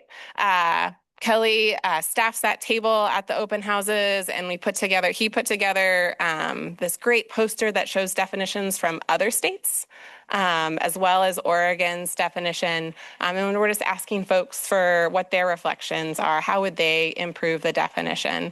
And later in the presentation, we'll show some examples of what folks have shared, because it's been interesting. The next topic that we are have in consideration are bulges in the system. So bulges of the system are a temporary storage of water to meet agricultural needs that is otherwise, like it's lawfully appropriate, lawfully diverted under a water right, but there needs to be that temporary storage to meet that agricultural need. So for example, your water right may allow you to divert at a lower rate from the stream than what your irrigation system needs to operate. And so what a bulge in the system allows you to do is temporarily store that water diverted at that rate that's on your water right, but then you can divert out of the bulge for your irrigation system at that higher rate. It also is a really helpful tool in rotation agreements. If you are only delivered water every 10 days, 21 days, like to be able to have that water on hand, a bulge can be helpful. Our rules are silent on bulges in the system. We do have some internal guidance on the topic, but this is one of the things over the years that we've learned where it would be beneficial. It would be better if we could clearly define it in rule for that consistency in the application of law and any necessary enforcement. At times, our staff are out and they will see what is really a year-round pond or something that's diverting groundwater, and folks will try to claim that that's a bulge in the system. And so we just want to make it really clear what is allowable and helps with this management of water, and where something really, it requires a water right, and so folks should pursue that avenue. So next slide. So the questions that we've been asking in order to make sure that we are thoughtful in any rule drafting that considers the on-the-ground practical realities of this tool are these 4 questions. How frequently is water delivered? Or is your system designed to pump or divert? There have been ideas thrown out of and what's in our guidance is a sort of set date after so many days, a bulge should be emptied. If it's set at a certain number of days, but rotation agreements last longer than that, there's a disconnect there, and that might create problems. We also just generally ask, what are folks seeing as problems or challenges with bulges in the system, or what opportunities, benefits, and value does the tool provide? And then another question we've been asking is just when and how frequently and at what rate does your bulge empty, in case we want to consider that for rulemaking. The next topic are exempt uses. So as Kelly already noted, we have a new exempt use of groundwater that needs to be added to our rules, or we need to update our rules to align with statute. But in looking at those rules, we've also determined it may be beneficial to clarify the definition of domestic water use. So currently, there's a 15,000 gallon a day exemption for domestic purposes on groundwater, and that references the general definition for domestic use, which is both permitted and exempt use in our Division 300. And part of that definition includes things, it's sort of allowable use is what is ancillary to the residential experience. And that is very open to interpretation. And we think it might be beneficial to clarify what that means in a exempt use situation. There is also in statute, exempt uses have all of the same sort of rights, privileges, and obligations of a water right, and that they need to be beneficially used. And we think it could be helpful in rule to clarify that yes, they need to be beneficially used, and that includes use without waste for exempt uses, sort of have that same standard that those with a permitted water right have. So when we've been out and about in the state, we've been asking folks, what do they think is that ancillary to the residential use of the property? There's also some fun things in with that definition of where a comma really changes the meaning of the definition. And so that would also be great to fix. And then we're also just asking generally, are there other improvements to these rules that folks think we should make? The next topic are violations and penalties. So in addition to those statutory changes, mostly relating to cannabis and hemp, Our civil penalty schedule was last updated in 1990. If you adjusted those dollar amounts for inflation, they'd be about 2.5 times higher than what they are now. And we have the statutory authority to go higher. So the statute says it's a max at a certain amount. There's a couple of different ways that's calculated. It gets complicated.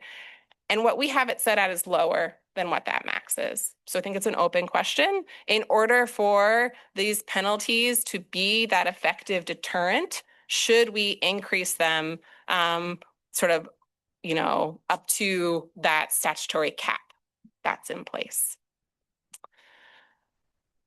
Next slide, please. So our survey questions, also this is, as I had mentioned earlier today, enforcement. We've done enforcement for a while, but are really leaning into making sure that we're effectively using that tool with our enforcement section. But we have some just general questions. As I've experienced, lots of folks have confusion on this topic.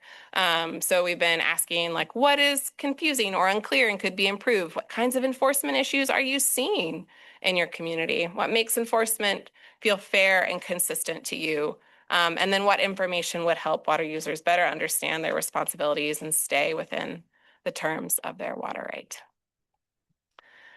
And then the final agreement. So we have a final table that's just general water master distribution. The water master gets to staff that table and often take the hardest questions in the room. But we have some specific questions around rotation agreements. And these are rotation agreements sort of between two water users that need to be filed with water master staff. So these, I'm not talking about the irrigation rotation agreements. They handle that within their own district. But in increasing water scarcity, we want to make sure we have all of our tools set up and ready to go. And rotation agreements might be one that is more utilized in the future. And so we want to make sure that the rules regarding those rotation agreements are clear, both in terms of what's required to have a sufficient agreement and how it would be reviewed and enforced. I like to think of it as we want to make sure that we preserve the flexibility necessary for these tools to be helpful to water users, while also pairing that with the appropriate accountability to make sure that those parties are operating within their sort of combined water rights, and that as sometimes things get heated, we have a fair way to make sure that we can enforce these agreements. And so the questions that we have been asking folks are, how far in advance would you set up a rotation agreement? Because I think one of the requirements in statute is that things need to be submitted before a certain time period. And so it's like, do we want to set a deadline for how far before or not? What would be reasonable there? And then other questions, how would you improve the rotation agreement process or those rules to make sure it has that flexibility and accountability? And so those are the topics. We travel with many of these boards, and we've had some really great conversations with folks. And we're going to share just some highlights because we've only done 6 of 10, 9 in person, 1 virtual open house. And so here is a screenshot. We weren't the gremlins were really working against us. Mentimeter, we weren't able to sort of embed the survey in our PowerPoint, but here's a screenshot of some of what folks are saying and how they would define waste. And as you might expect, because you all have great careers in water, people have different opinions, right, of what waste should and should not include when it comes to water use. And our plan with all of these Mentimeters is we will, gather all of them up at the end of the month, identify themes, and we will report back to you with what folks shared, and then report back to sort of those who are on our listserv or others, right, to make it public. Once again, what the themes were. But all of this is live right now in your staff report. You have those QR codes, and you can go in and see what the results are. Even without it, it'll ask you to submit an answer, but you can just hit submit and skip to the end and see what folks are saying. So, next slide, please. So in addition to getting feedback on these topics, as one might expect, folks show up to the open houses, they hear water resources in town, and they bring other ideas to the table, and we chat about those. But there are some sort of just larger pieces of feedback that I want to highlight as well that we've heard in a number of different places. So one is a desire for a regionalized rulemaking and not having statewide rules. And as that has come up, what I've really responded with is it'd be helpful to know why we would need regionalized rules, that it is more efficient, it leads to consistency. If we can have statewide rules, like there are benefits there, but if there's a reason for something to be regionalized, like let's beyond just a expression of like, you know, a rural versus urban tension or a west versus east tension. We want to hear that. And it's cool. I had one conversation where I was like, oh, I could maybe see where a regionalized piece is there. And then on the flip side, when folks talk about like regional civil penalty schedules, I don't think that there's a way to justify that. But it's just been an interesting thing to note. And I want to acknowledge Commissioner Trumbull. Thank you for showing up to one of our open houses. And I think you got to hear some of that feedback on this topic. But that's we've heard that in a number of places across the state. Other feedback includes just an appreciation to be included early in the scoping process. I think a number of folks were a bit surprised. They're like, where are the draft rules? Can you show me the rules? Surely you have made decisions. And I was like, no, that is not the case. As we have articulated, we think there are areas that could use improvement, but we haven't drafted rules yet. There hasn't been that final decision, and folks have appreciated that.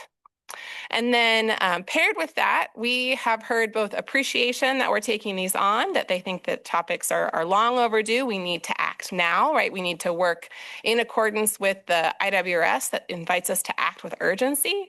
And that is also paired with folks who are concerned about the timing of this, that we have come off some really intense long legislative sessions. We've had some really intense rulemakings. It is the irrigation season. It is the end of the school year, right? That there is some concern that this is not a great time to be having these conversations. So I want to acknowledge that feedback. And so our next steps for this process, as I mentioned, we have 4 more open houses. Kelly and I will hit the road on Monday and go to Baker City. And then we will drive to Ontario on Tuesday and then Redmond on Wednesday. After the long weekend, we will then have a virtual open house on June 22nd from 2 to 4 that anyone is welcome to join us at. After those open houses, after this conversation, we want to analyze that feedback and some internal research into various topics. And then we will come to a decision point in terms of figuring out what is the content and timing of this rulemaking. And we're very interested in your thoughts on that as well. Do we keep this all as one larger rulemaking? Do we break things up? How much time do we want to launch into things, sort of recognizing all of what is going on, but needing to act with urgency? Our goal then and our tentative timeline would be to launch the rulemaking in the fall. So that would be having RAC meetings this fall, and then opening for public comment in January. I'm trying to get some time after the holidays, before legislative session really ramps up, and then present rules to you all for adoption in either June or September. But that we've communicated is a tentative timeline, and very much subject to change. To keep with this schedule, we would need to have a pretty limited number of RAC meetings, like 3 max. And so that's something to consider, like in terms of scope and content. What could we handle in 3 meetings? And if we want to do more, we would then need more RAC meetings. And how would we want to work on the timing of that? So next slide, please. This is where we come to you as the policy making body, and that sort of looking for your advice in direction on these rules. And specifically, here is just a reminder of here are the topics that we are proposing to include in the rulemaking and some questions for you. And there are questions in the staff report that are great, but they're sort of broken down just for a little bit more ease of understanding. Should all these topics be included from your perspective? Are these topics ripe? Should any of them be prioritized?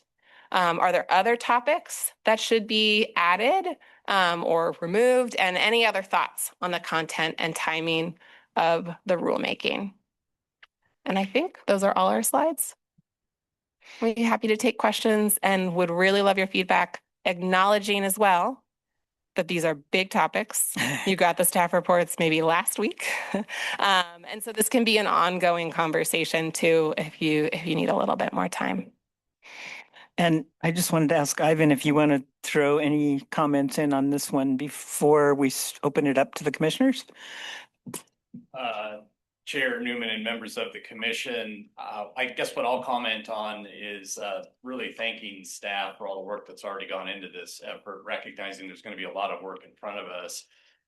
These rule divisions are something that the Field Services Division has had on our to-do list for a long time.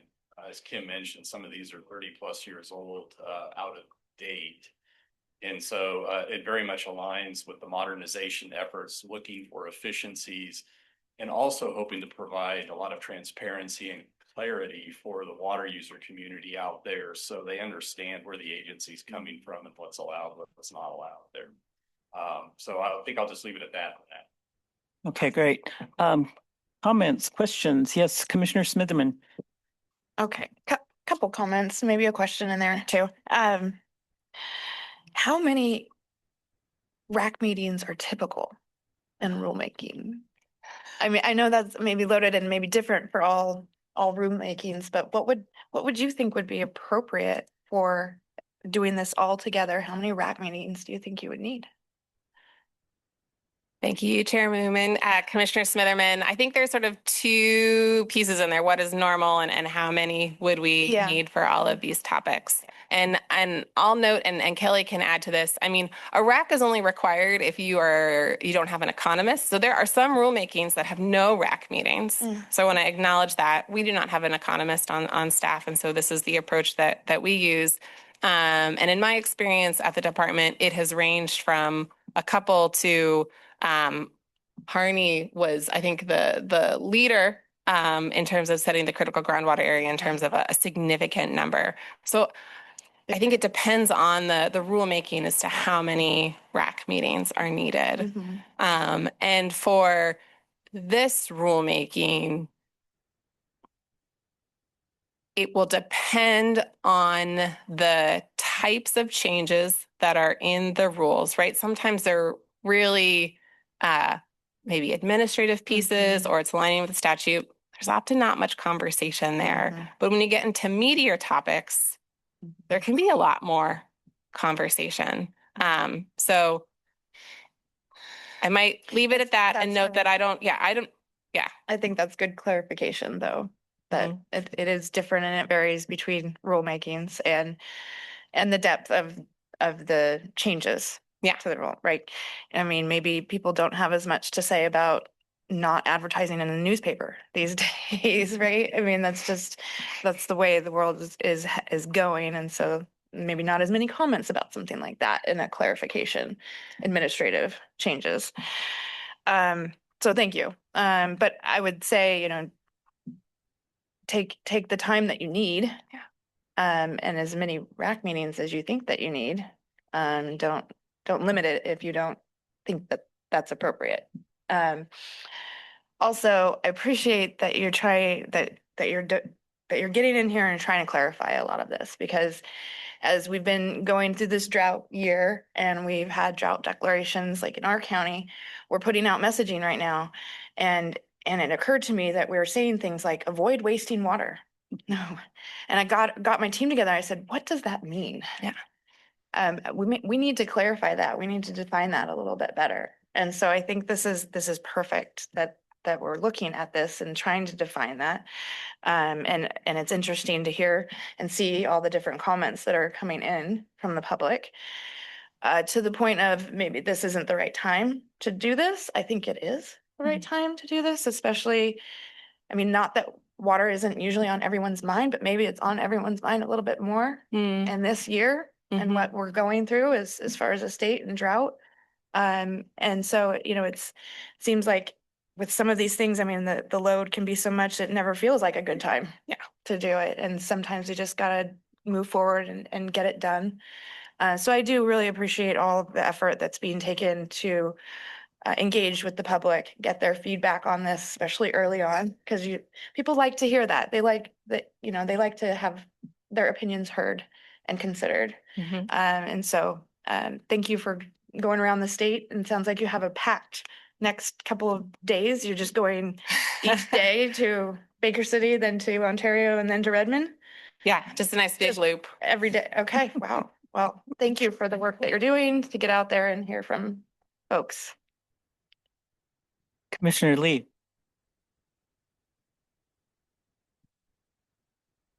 I think we heard in the last rulemakings about people's concern about the legislature being in session.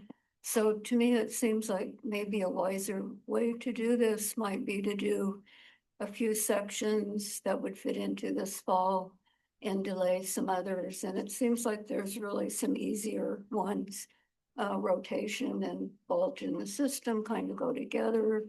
I know from irrigation districts, these are great tools, and I think there's lots of experience with using them that could be shared.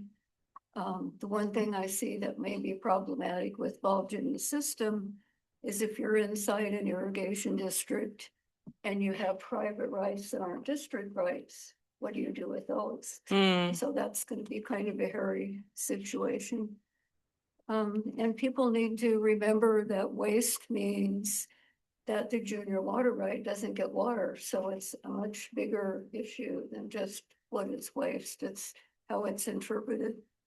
But you know, those are some comments just to start with. Yeah, thank you, Commissioner.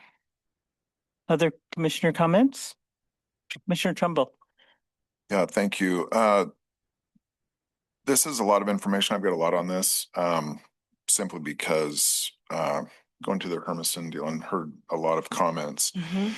But I would say my concerns with some of this, and granted I'm new and trying to get my feet underneath me, but what you made a comment at that Hermiston meeting, and I asked you for clarification on some of these shall and some of them are mays. And I think that going back to Jake Johnstone's comments, and then when I asked you about the backflow devices, with a rule that has been in place since the 90s, but it hasn't been implemented, how many more of those do we have a backlog of before we tackle more things that perhaps we don't have staffing or resources to implement? And the only reason I'm asking this is because, again, the recurring theme is staffing and budget fluctuations coupled with an increase of workload due to the drought. And again, we're going to be in the throes of drought here for the foreseeable future, which will bring, you know, its own set of challenges. And if we only have declarations and temporary fixes for those, should we be utilizing that for more resilient type of efforts that are in more of a permanent basis? So it's more of a prioritization, and I'm not marginalizing these endeavors or objectives that have been on the back burner for, you know, needed to be, you know, revised for since the 80s or 90s. I'm certainly not marginalizing the importance of having that clarity. So I'm kind of on the fence of which ones are the ones that we absolutely have to have to move us down the road further.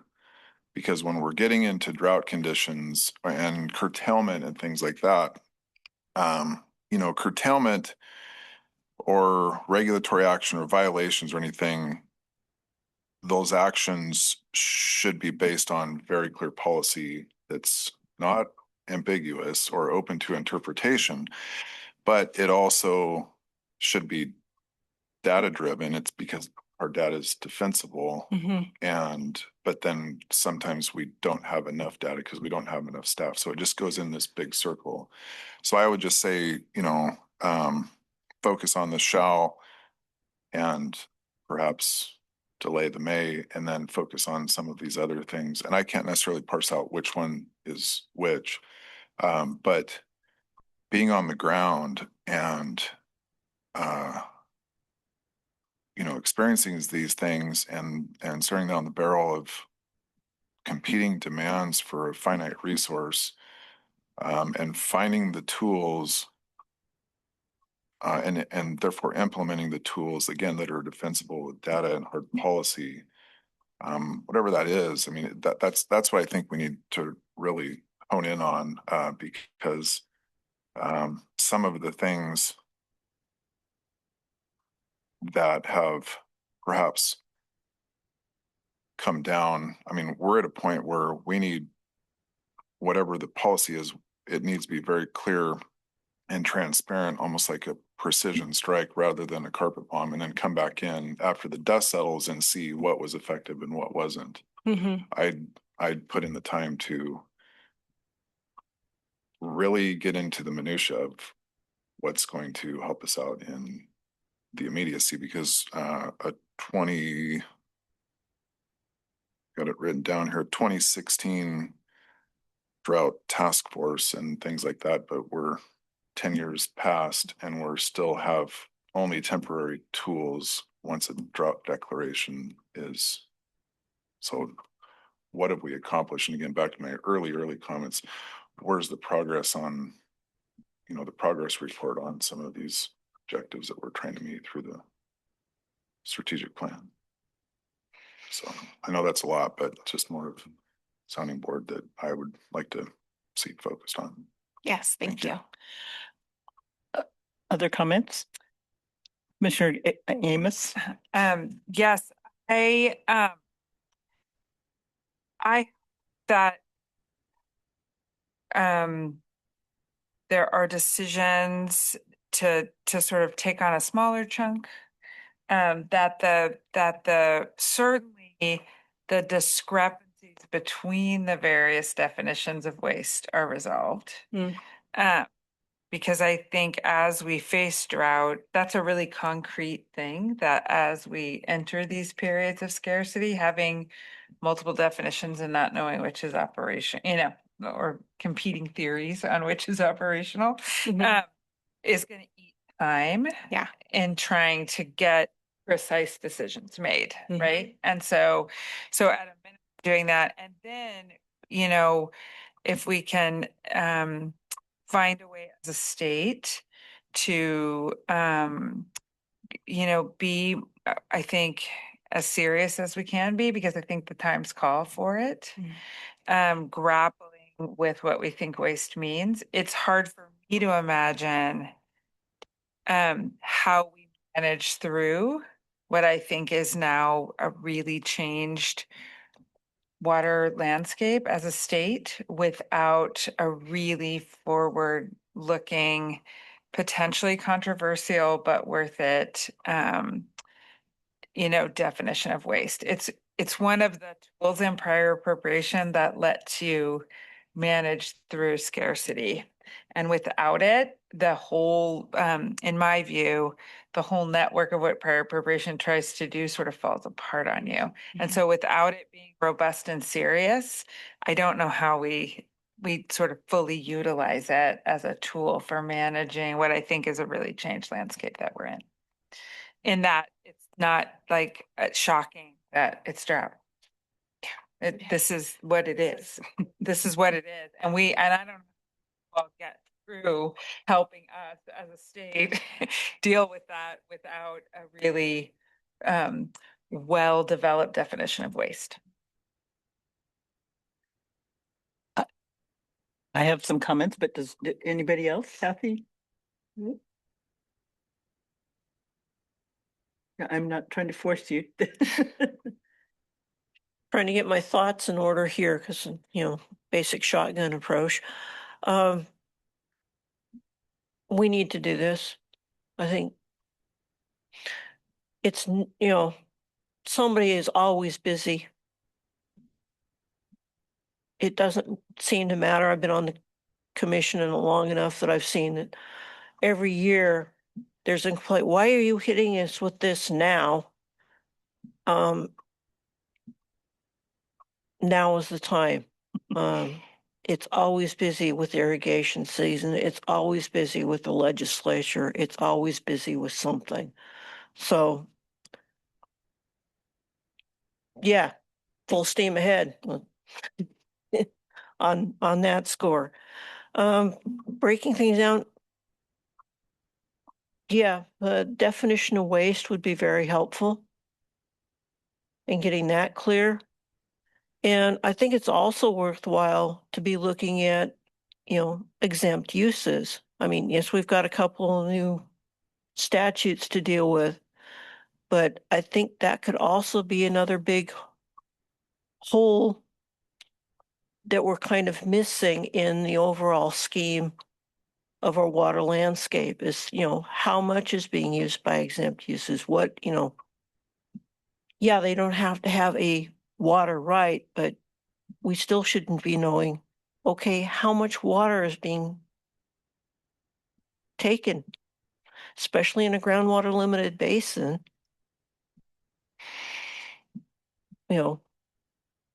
How do we get our arms around that?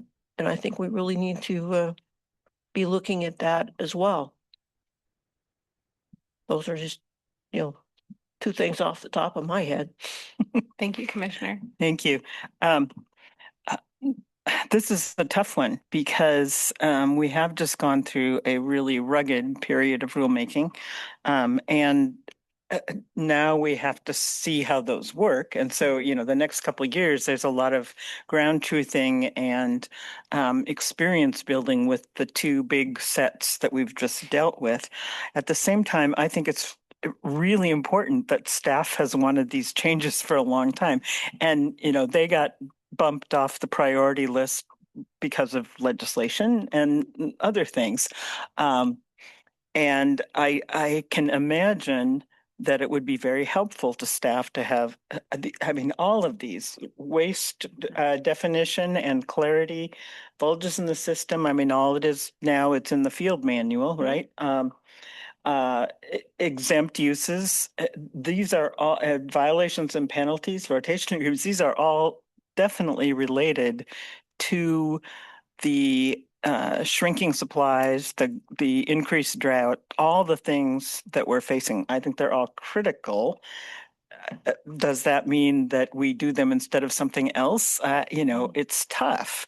And I think maybe, some of these are going to be very controversial. Yeah. Waste and even the BIS. That's not an easy one. I think in some ways the penalties are easier because you can say we haven't changed the rules since 1990, and the inflation only would make it 2.5 times. When I was at State Lands, we did exactly the same thing.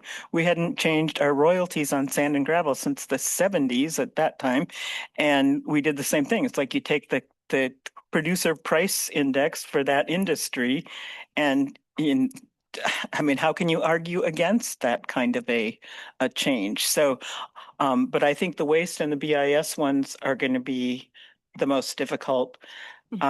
Maybe some of the violation issues other than the penalties.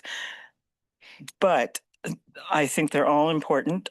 It may take more time and it may take more RAC. And I know that, technically the RAC serves the purpose of the economics, but honestly, it does so much more. The way that we have used RACs and the way that RACs function for us, they're really a deep bench of expertise and comment. And I agree with, I can't remember who it was. It was Julie who said, take as much time as you need. We may just need to stretch it out. I agree with Kathy. It's the legislative session and irrigation season, they just keep coming around, and they're not going to get any easier as, the droughts continue and budgets get worse. So we have to be mindful of those, and we have to try to hit in between whenever we can but there's only so much that you can do with the calendar. And you know, we talked this morning about being more proactive about drought. I mean, I think that's a definite priority that we need to think about. But I don't think, I mean, if we can do that, and if we can do this, and if we can do all the other things we have on our list, I think we need to try. And I mean, that's a terrible thing to say because, you know, we should be helping you prioritize and focus your energies. But I think this is a really important area. And, you know, the waste thing, I mean, like Adele said, we should at least have a consistent definition. But we should also have, I mean, there are some states that do a little more technology forcing with their waste doctrine. And, you know, people accept that in the pollution control context. There's a huge resistance to it in the irrigation context. And yet, you know, there are all these old court cases. Well, waste is customary. And so if you're doing what's customary, and if flood irrigation is customary, then you're not wasting water. Well, maybe that was true in the, you know, the early 20th century when the Deschutes decree was put together and 40% lost through the canals was considered customary, and so it was fine. We're not there now. We're in a completely different world, and I think we need to start pushing some of these issues, even though they're going to be hard.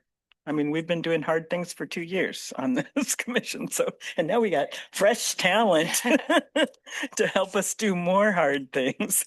And staff has been great at, you know, trying to keep things moving and get things teed up for us. So, I don't know that helps. Probably some of the things the other commissioners have said help more in terms of what they prioritize, but, I think we do have to keep talking about this, I guess. Yeah. I have one other. Yes, Commissioner Amos. I also hope, and it sounds like you've done it a little bit in the meetings that you've already had. You know, we can also learn from other Western states. Do you know what I mean? We don't have to start From from scratch. So some of our some other states have tackled this, and so trying to take advantage of, and I'm happy to help with that. I've talked about this before with people, you know, trying to take advantage of, you know, learn knowledge from other places to at least get us, you know, some measure down the road to look at examples and not imagine that we have to start from the beginning. Yes, Commissioner Lee.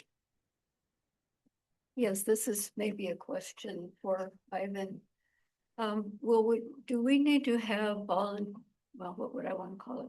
Do we need to have rules for rotation to implement the Harvey or the Harney plans? Or do we have enough support that we could do rotation agreements in Harney without new rules? Chair Newman, Commissioner Lee, we believe we do not need rules to implement voluntary agreements in the Harney Basin. The governing statute there is very, very broad, so it opens the door to really the maximum amount of flexibility there and creativity that we can come up with. And so, as you know, we've put out some voluntary guidelines and guidance, a small document on that to kind of help guide folks as they start to consider our voluntary agreements a good opportunity for the groundwater users there, or subsets of the groundwater users. It's our intent to basically get as much mileage out of that as we can in hopes of not having to do rules and further constrain things. You know, as a reminder, the voluntary agreements have not been used in Oregon. And so we don't really know what creative or flexible ideas groundwater users might come up with. And so I'm interested in keeping all options on the table at this point in time. If we get to a point where we find that the guidance needs to be more standardized for some reason, then we jump into a rule process and go ahead and take care of it that way. But a very good question. Thank you. Yeah, no, I would appreciate if we don't need to have rules for that because it may come up sooner. And the only other thing I was going to say is the people who promoted the change in the law to have the commercial gardens they actually said that they would measure, so it was the committee that didn't follow through that created that problem, and I think that's something that could come up. And yeah, yes, Commissioner Smitherman.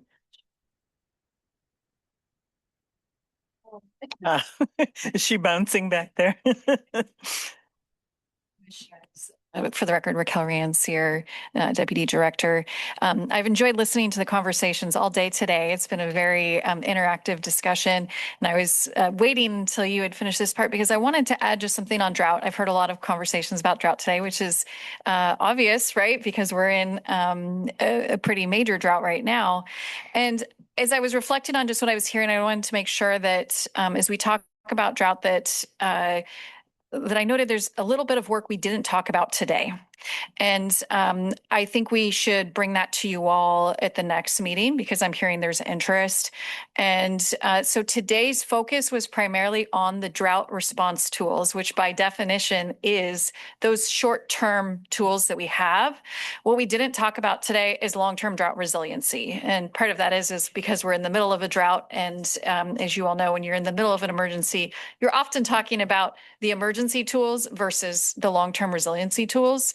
So I just want to make sure that I think we'll set that up for the next commission meeting so we can talk about the 2016 Drought Task Force report, which spent a lot of time on this. One of your commissioners was on that. And we can also talk about the drought vulnerability assessment, which just came out. And I think I just want to make sure I leave you all with this sense of today is it's not that we don't have other tools for drought. It's that today we talked with you about the emergency tools. And really, when we talk about long-term drought resiliency, it's everything else that we do to build water supply resiliency. So it is those everything from you have to have the right tool for the particular situation. It could be water conservation, reuse, storage, in-stream water rights. There's a whole suite of tools, some of these flexible types of water sharing agreements that we're talking about as well. So I just want to make sure that the commission, had that on the record, the public had that on the record, that there are other tools out there and it's not just limited to the ones we talked about today, which are really those emergency ones. And we look forward to having further conversations on that. Thank you. Thank you. We do have a request for public comment on this item, but I wanted to just say one quick thing.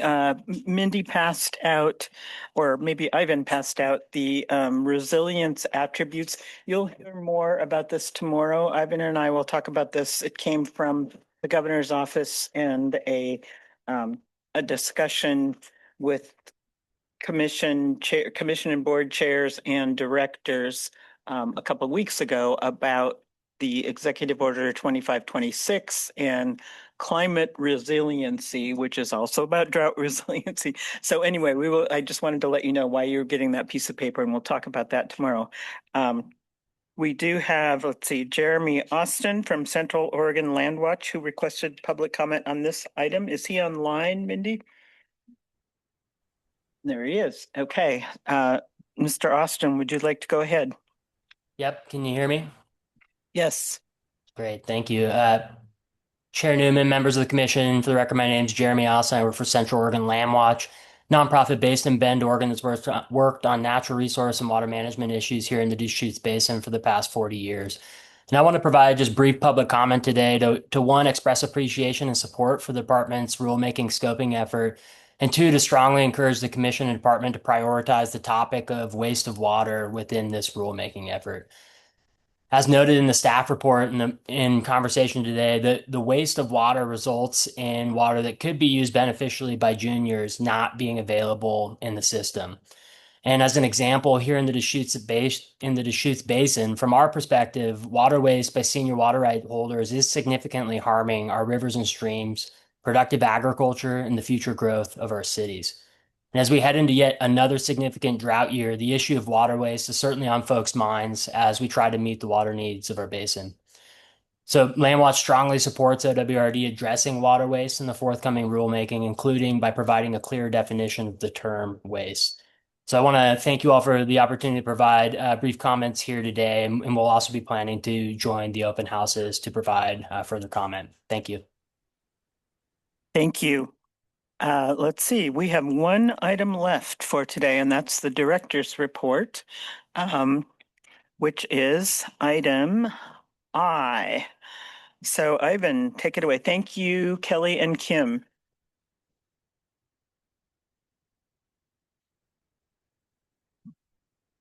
Chair Newman, members of the commission, for the record, Ivan Gall, Director for the Water Resources Department.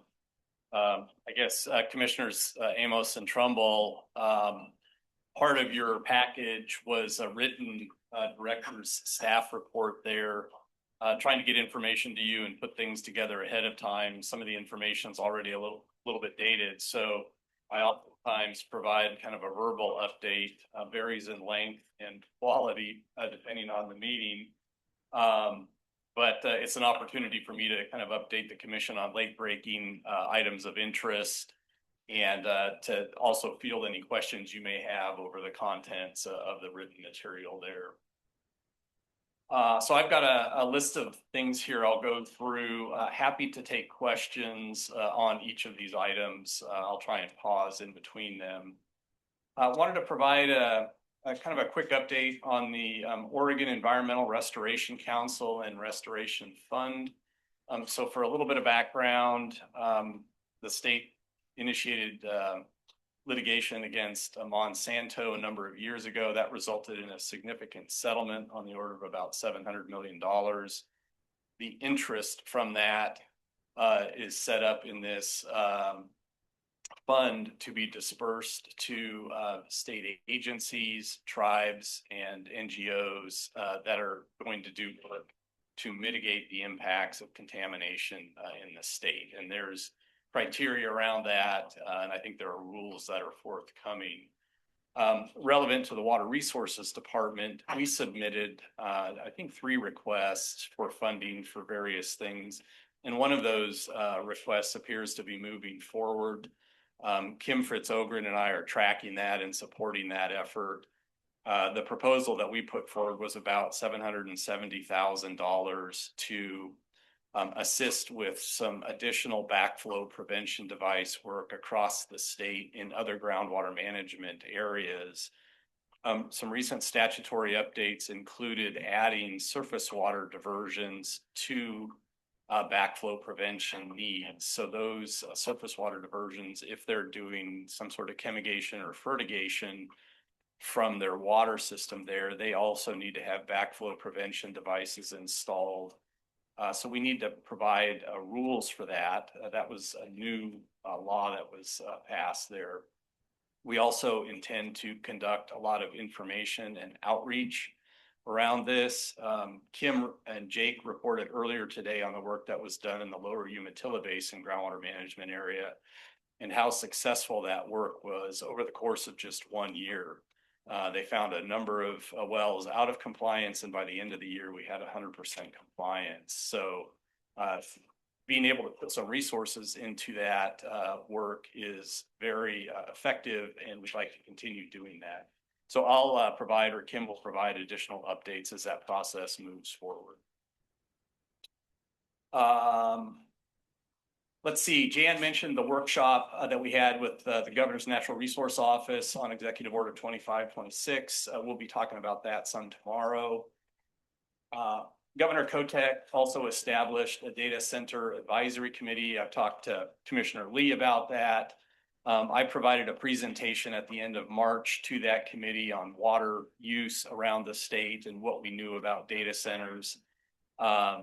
That committee continues to gather information from different areas of expertise out there to address the public's concerns. And they're working towards a report for the governor's office to help guide how Oregon addresses data centers and how we deal with them in the future. I believe that report and recommendations we're trying to get it done sometime this fall. Can I ask a question about that? Do you want to keep going? Nope, by all means. Or do I need to be recognized? No, yes, Commissioner Amos, go ahead. I'm really curious about the sort of where the department is, or just that conversation about data centers and And just how the commission might engage. It was one of the things I was going to bring up tomorrow. So I don't know if you want to say more about your presentation to that group or sort of how you're thinking about it and from a statewide water resources perspective. Commissioner Newman and Commissioner Amos, members of the commission, yeah, happy to kind of share that information. My presentation was pretty high level. Okay. We don't have, as an agency, we don't have a lot of specific data on specific data center water use out there. We've been able to glean a little bit from some of the municipal suppliers out there. And there are a very small number of the data centers that have themselves been issued water rights, applied for and been issued water rights. Prineville data centers around the Prineville area there come to mind. But it's, I guess what I came away with as we looked at that is that the data center water use has largely been focused around municipal providers that have access to good supplies of water. And of course, most municipal suppliers have a portfolio of water rights that they're able to grow into over time. And those generally tend to be relatively reliable sources. And that's where we've seen a lot of that development occur. There's also been interesting partnerships developed between the data centers and the municipalities. As an example, the city of the Dalles, the data centers out there providing funding for improvements to the municipal water system and below ground storage opportunities. City of Prineville has taken on a successful aquifer storage and recovery project there as well to make their supplies more sustainable and have some more resilience to it. So, and data centers can use a lot of water by some people's standards, but it's kind of like the discussion of waste. Waste for some people is not going to be waste for others. And a lot of water, they don't use anywhere near as much water as, say, irrigated agriculture in a basin. You know, we've looked at rough numbers again, and a data center, and of course they come in a whole host of sizes out there, you know, uses the equivalent amount of water that would irrigate 2 to 3 center pivots over the course of an irrigation season out there. What I will share too, I think Commissioner Lee sat in on a national webinar. Many other states are struggling with this same concept of data centers out there. Water is always part of the equation. And of course, energy consumption is the other big one there. And so it's a very complicated thing, but the technologies are interesting in that if you use more water, you tend to use less energy. If you use more energy, you tend to use less water for the cooling processes there. So it's kind of a spectrum. And I think the data centers are using, you know, the best available information to help them cite these there as well.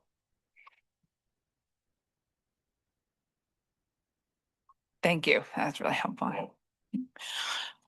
Also, I should just say, Ivan, I didn't want to curb your discussion, or I didn't mean to curb your discussion of the governor's retreat. I mean, I just figured I'd talk about it during the commission's reports tomorrow, but you should feel free to talk about it today too.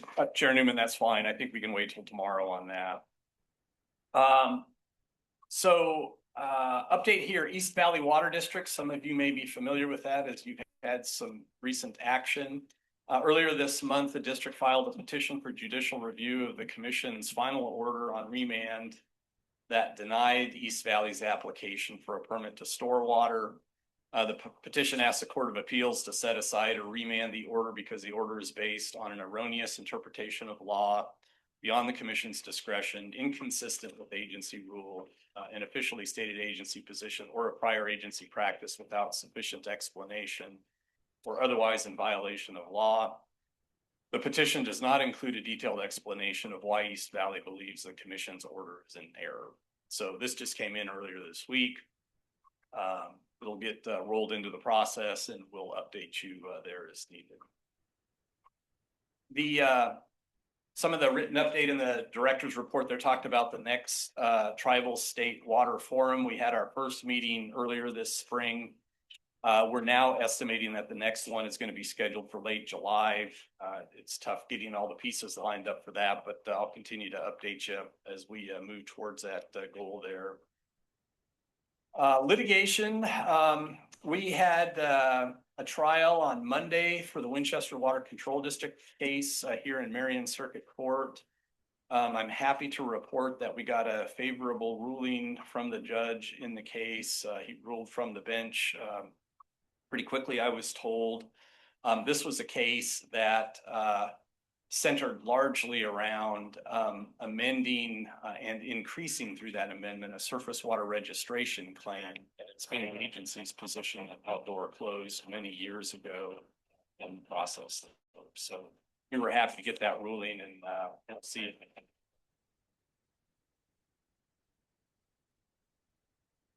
I wanted to share with you just very generically, I think I reported sometime back to the commission about a year or so ago. I brought a consultant into the agency to work with us on taking a look at our executive team, organizational structure. A lot of that work has been completed. I still need to share the results of that with our staff internally before I share more information externally there. But I will be providing the commission with updates on some of the directions that we're heading there and some of the directions we'd like to go were more resources available to us. And then wrapping up, for those of you who aren't aware, Deputy Director Doug Woodcock is finishing up his long career with the state here at the end of June. So Raquel and I will be looking at recruiting a new deputy director for the agency and embarking down that path. Oh, and one more thing, Adele, with respect to learning from other states, I've been working with a graduate student in water policy. She's taken a hard look at other Western states, their tools that they've applied to get to voluntary reductions in groundwater use. So she's going to be putting together a compendium that we'll be able to use as a tool for our needs there as well. And with that, I'll wrap it up and happy to take any questions. Commissioner Lee?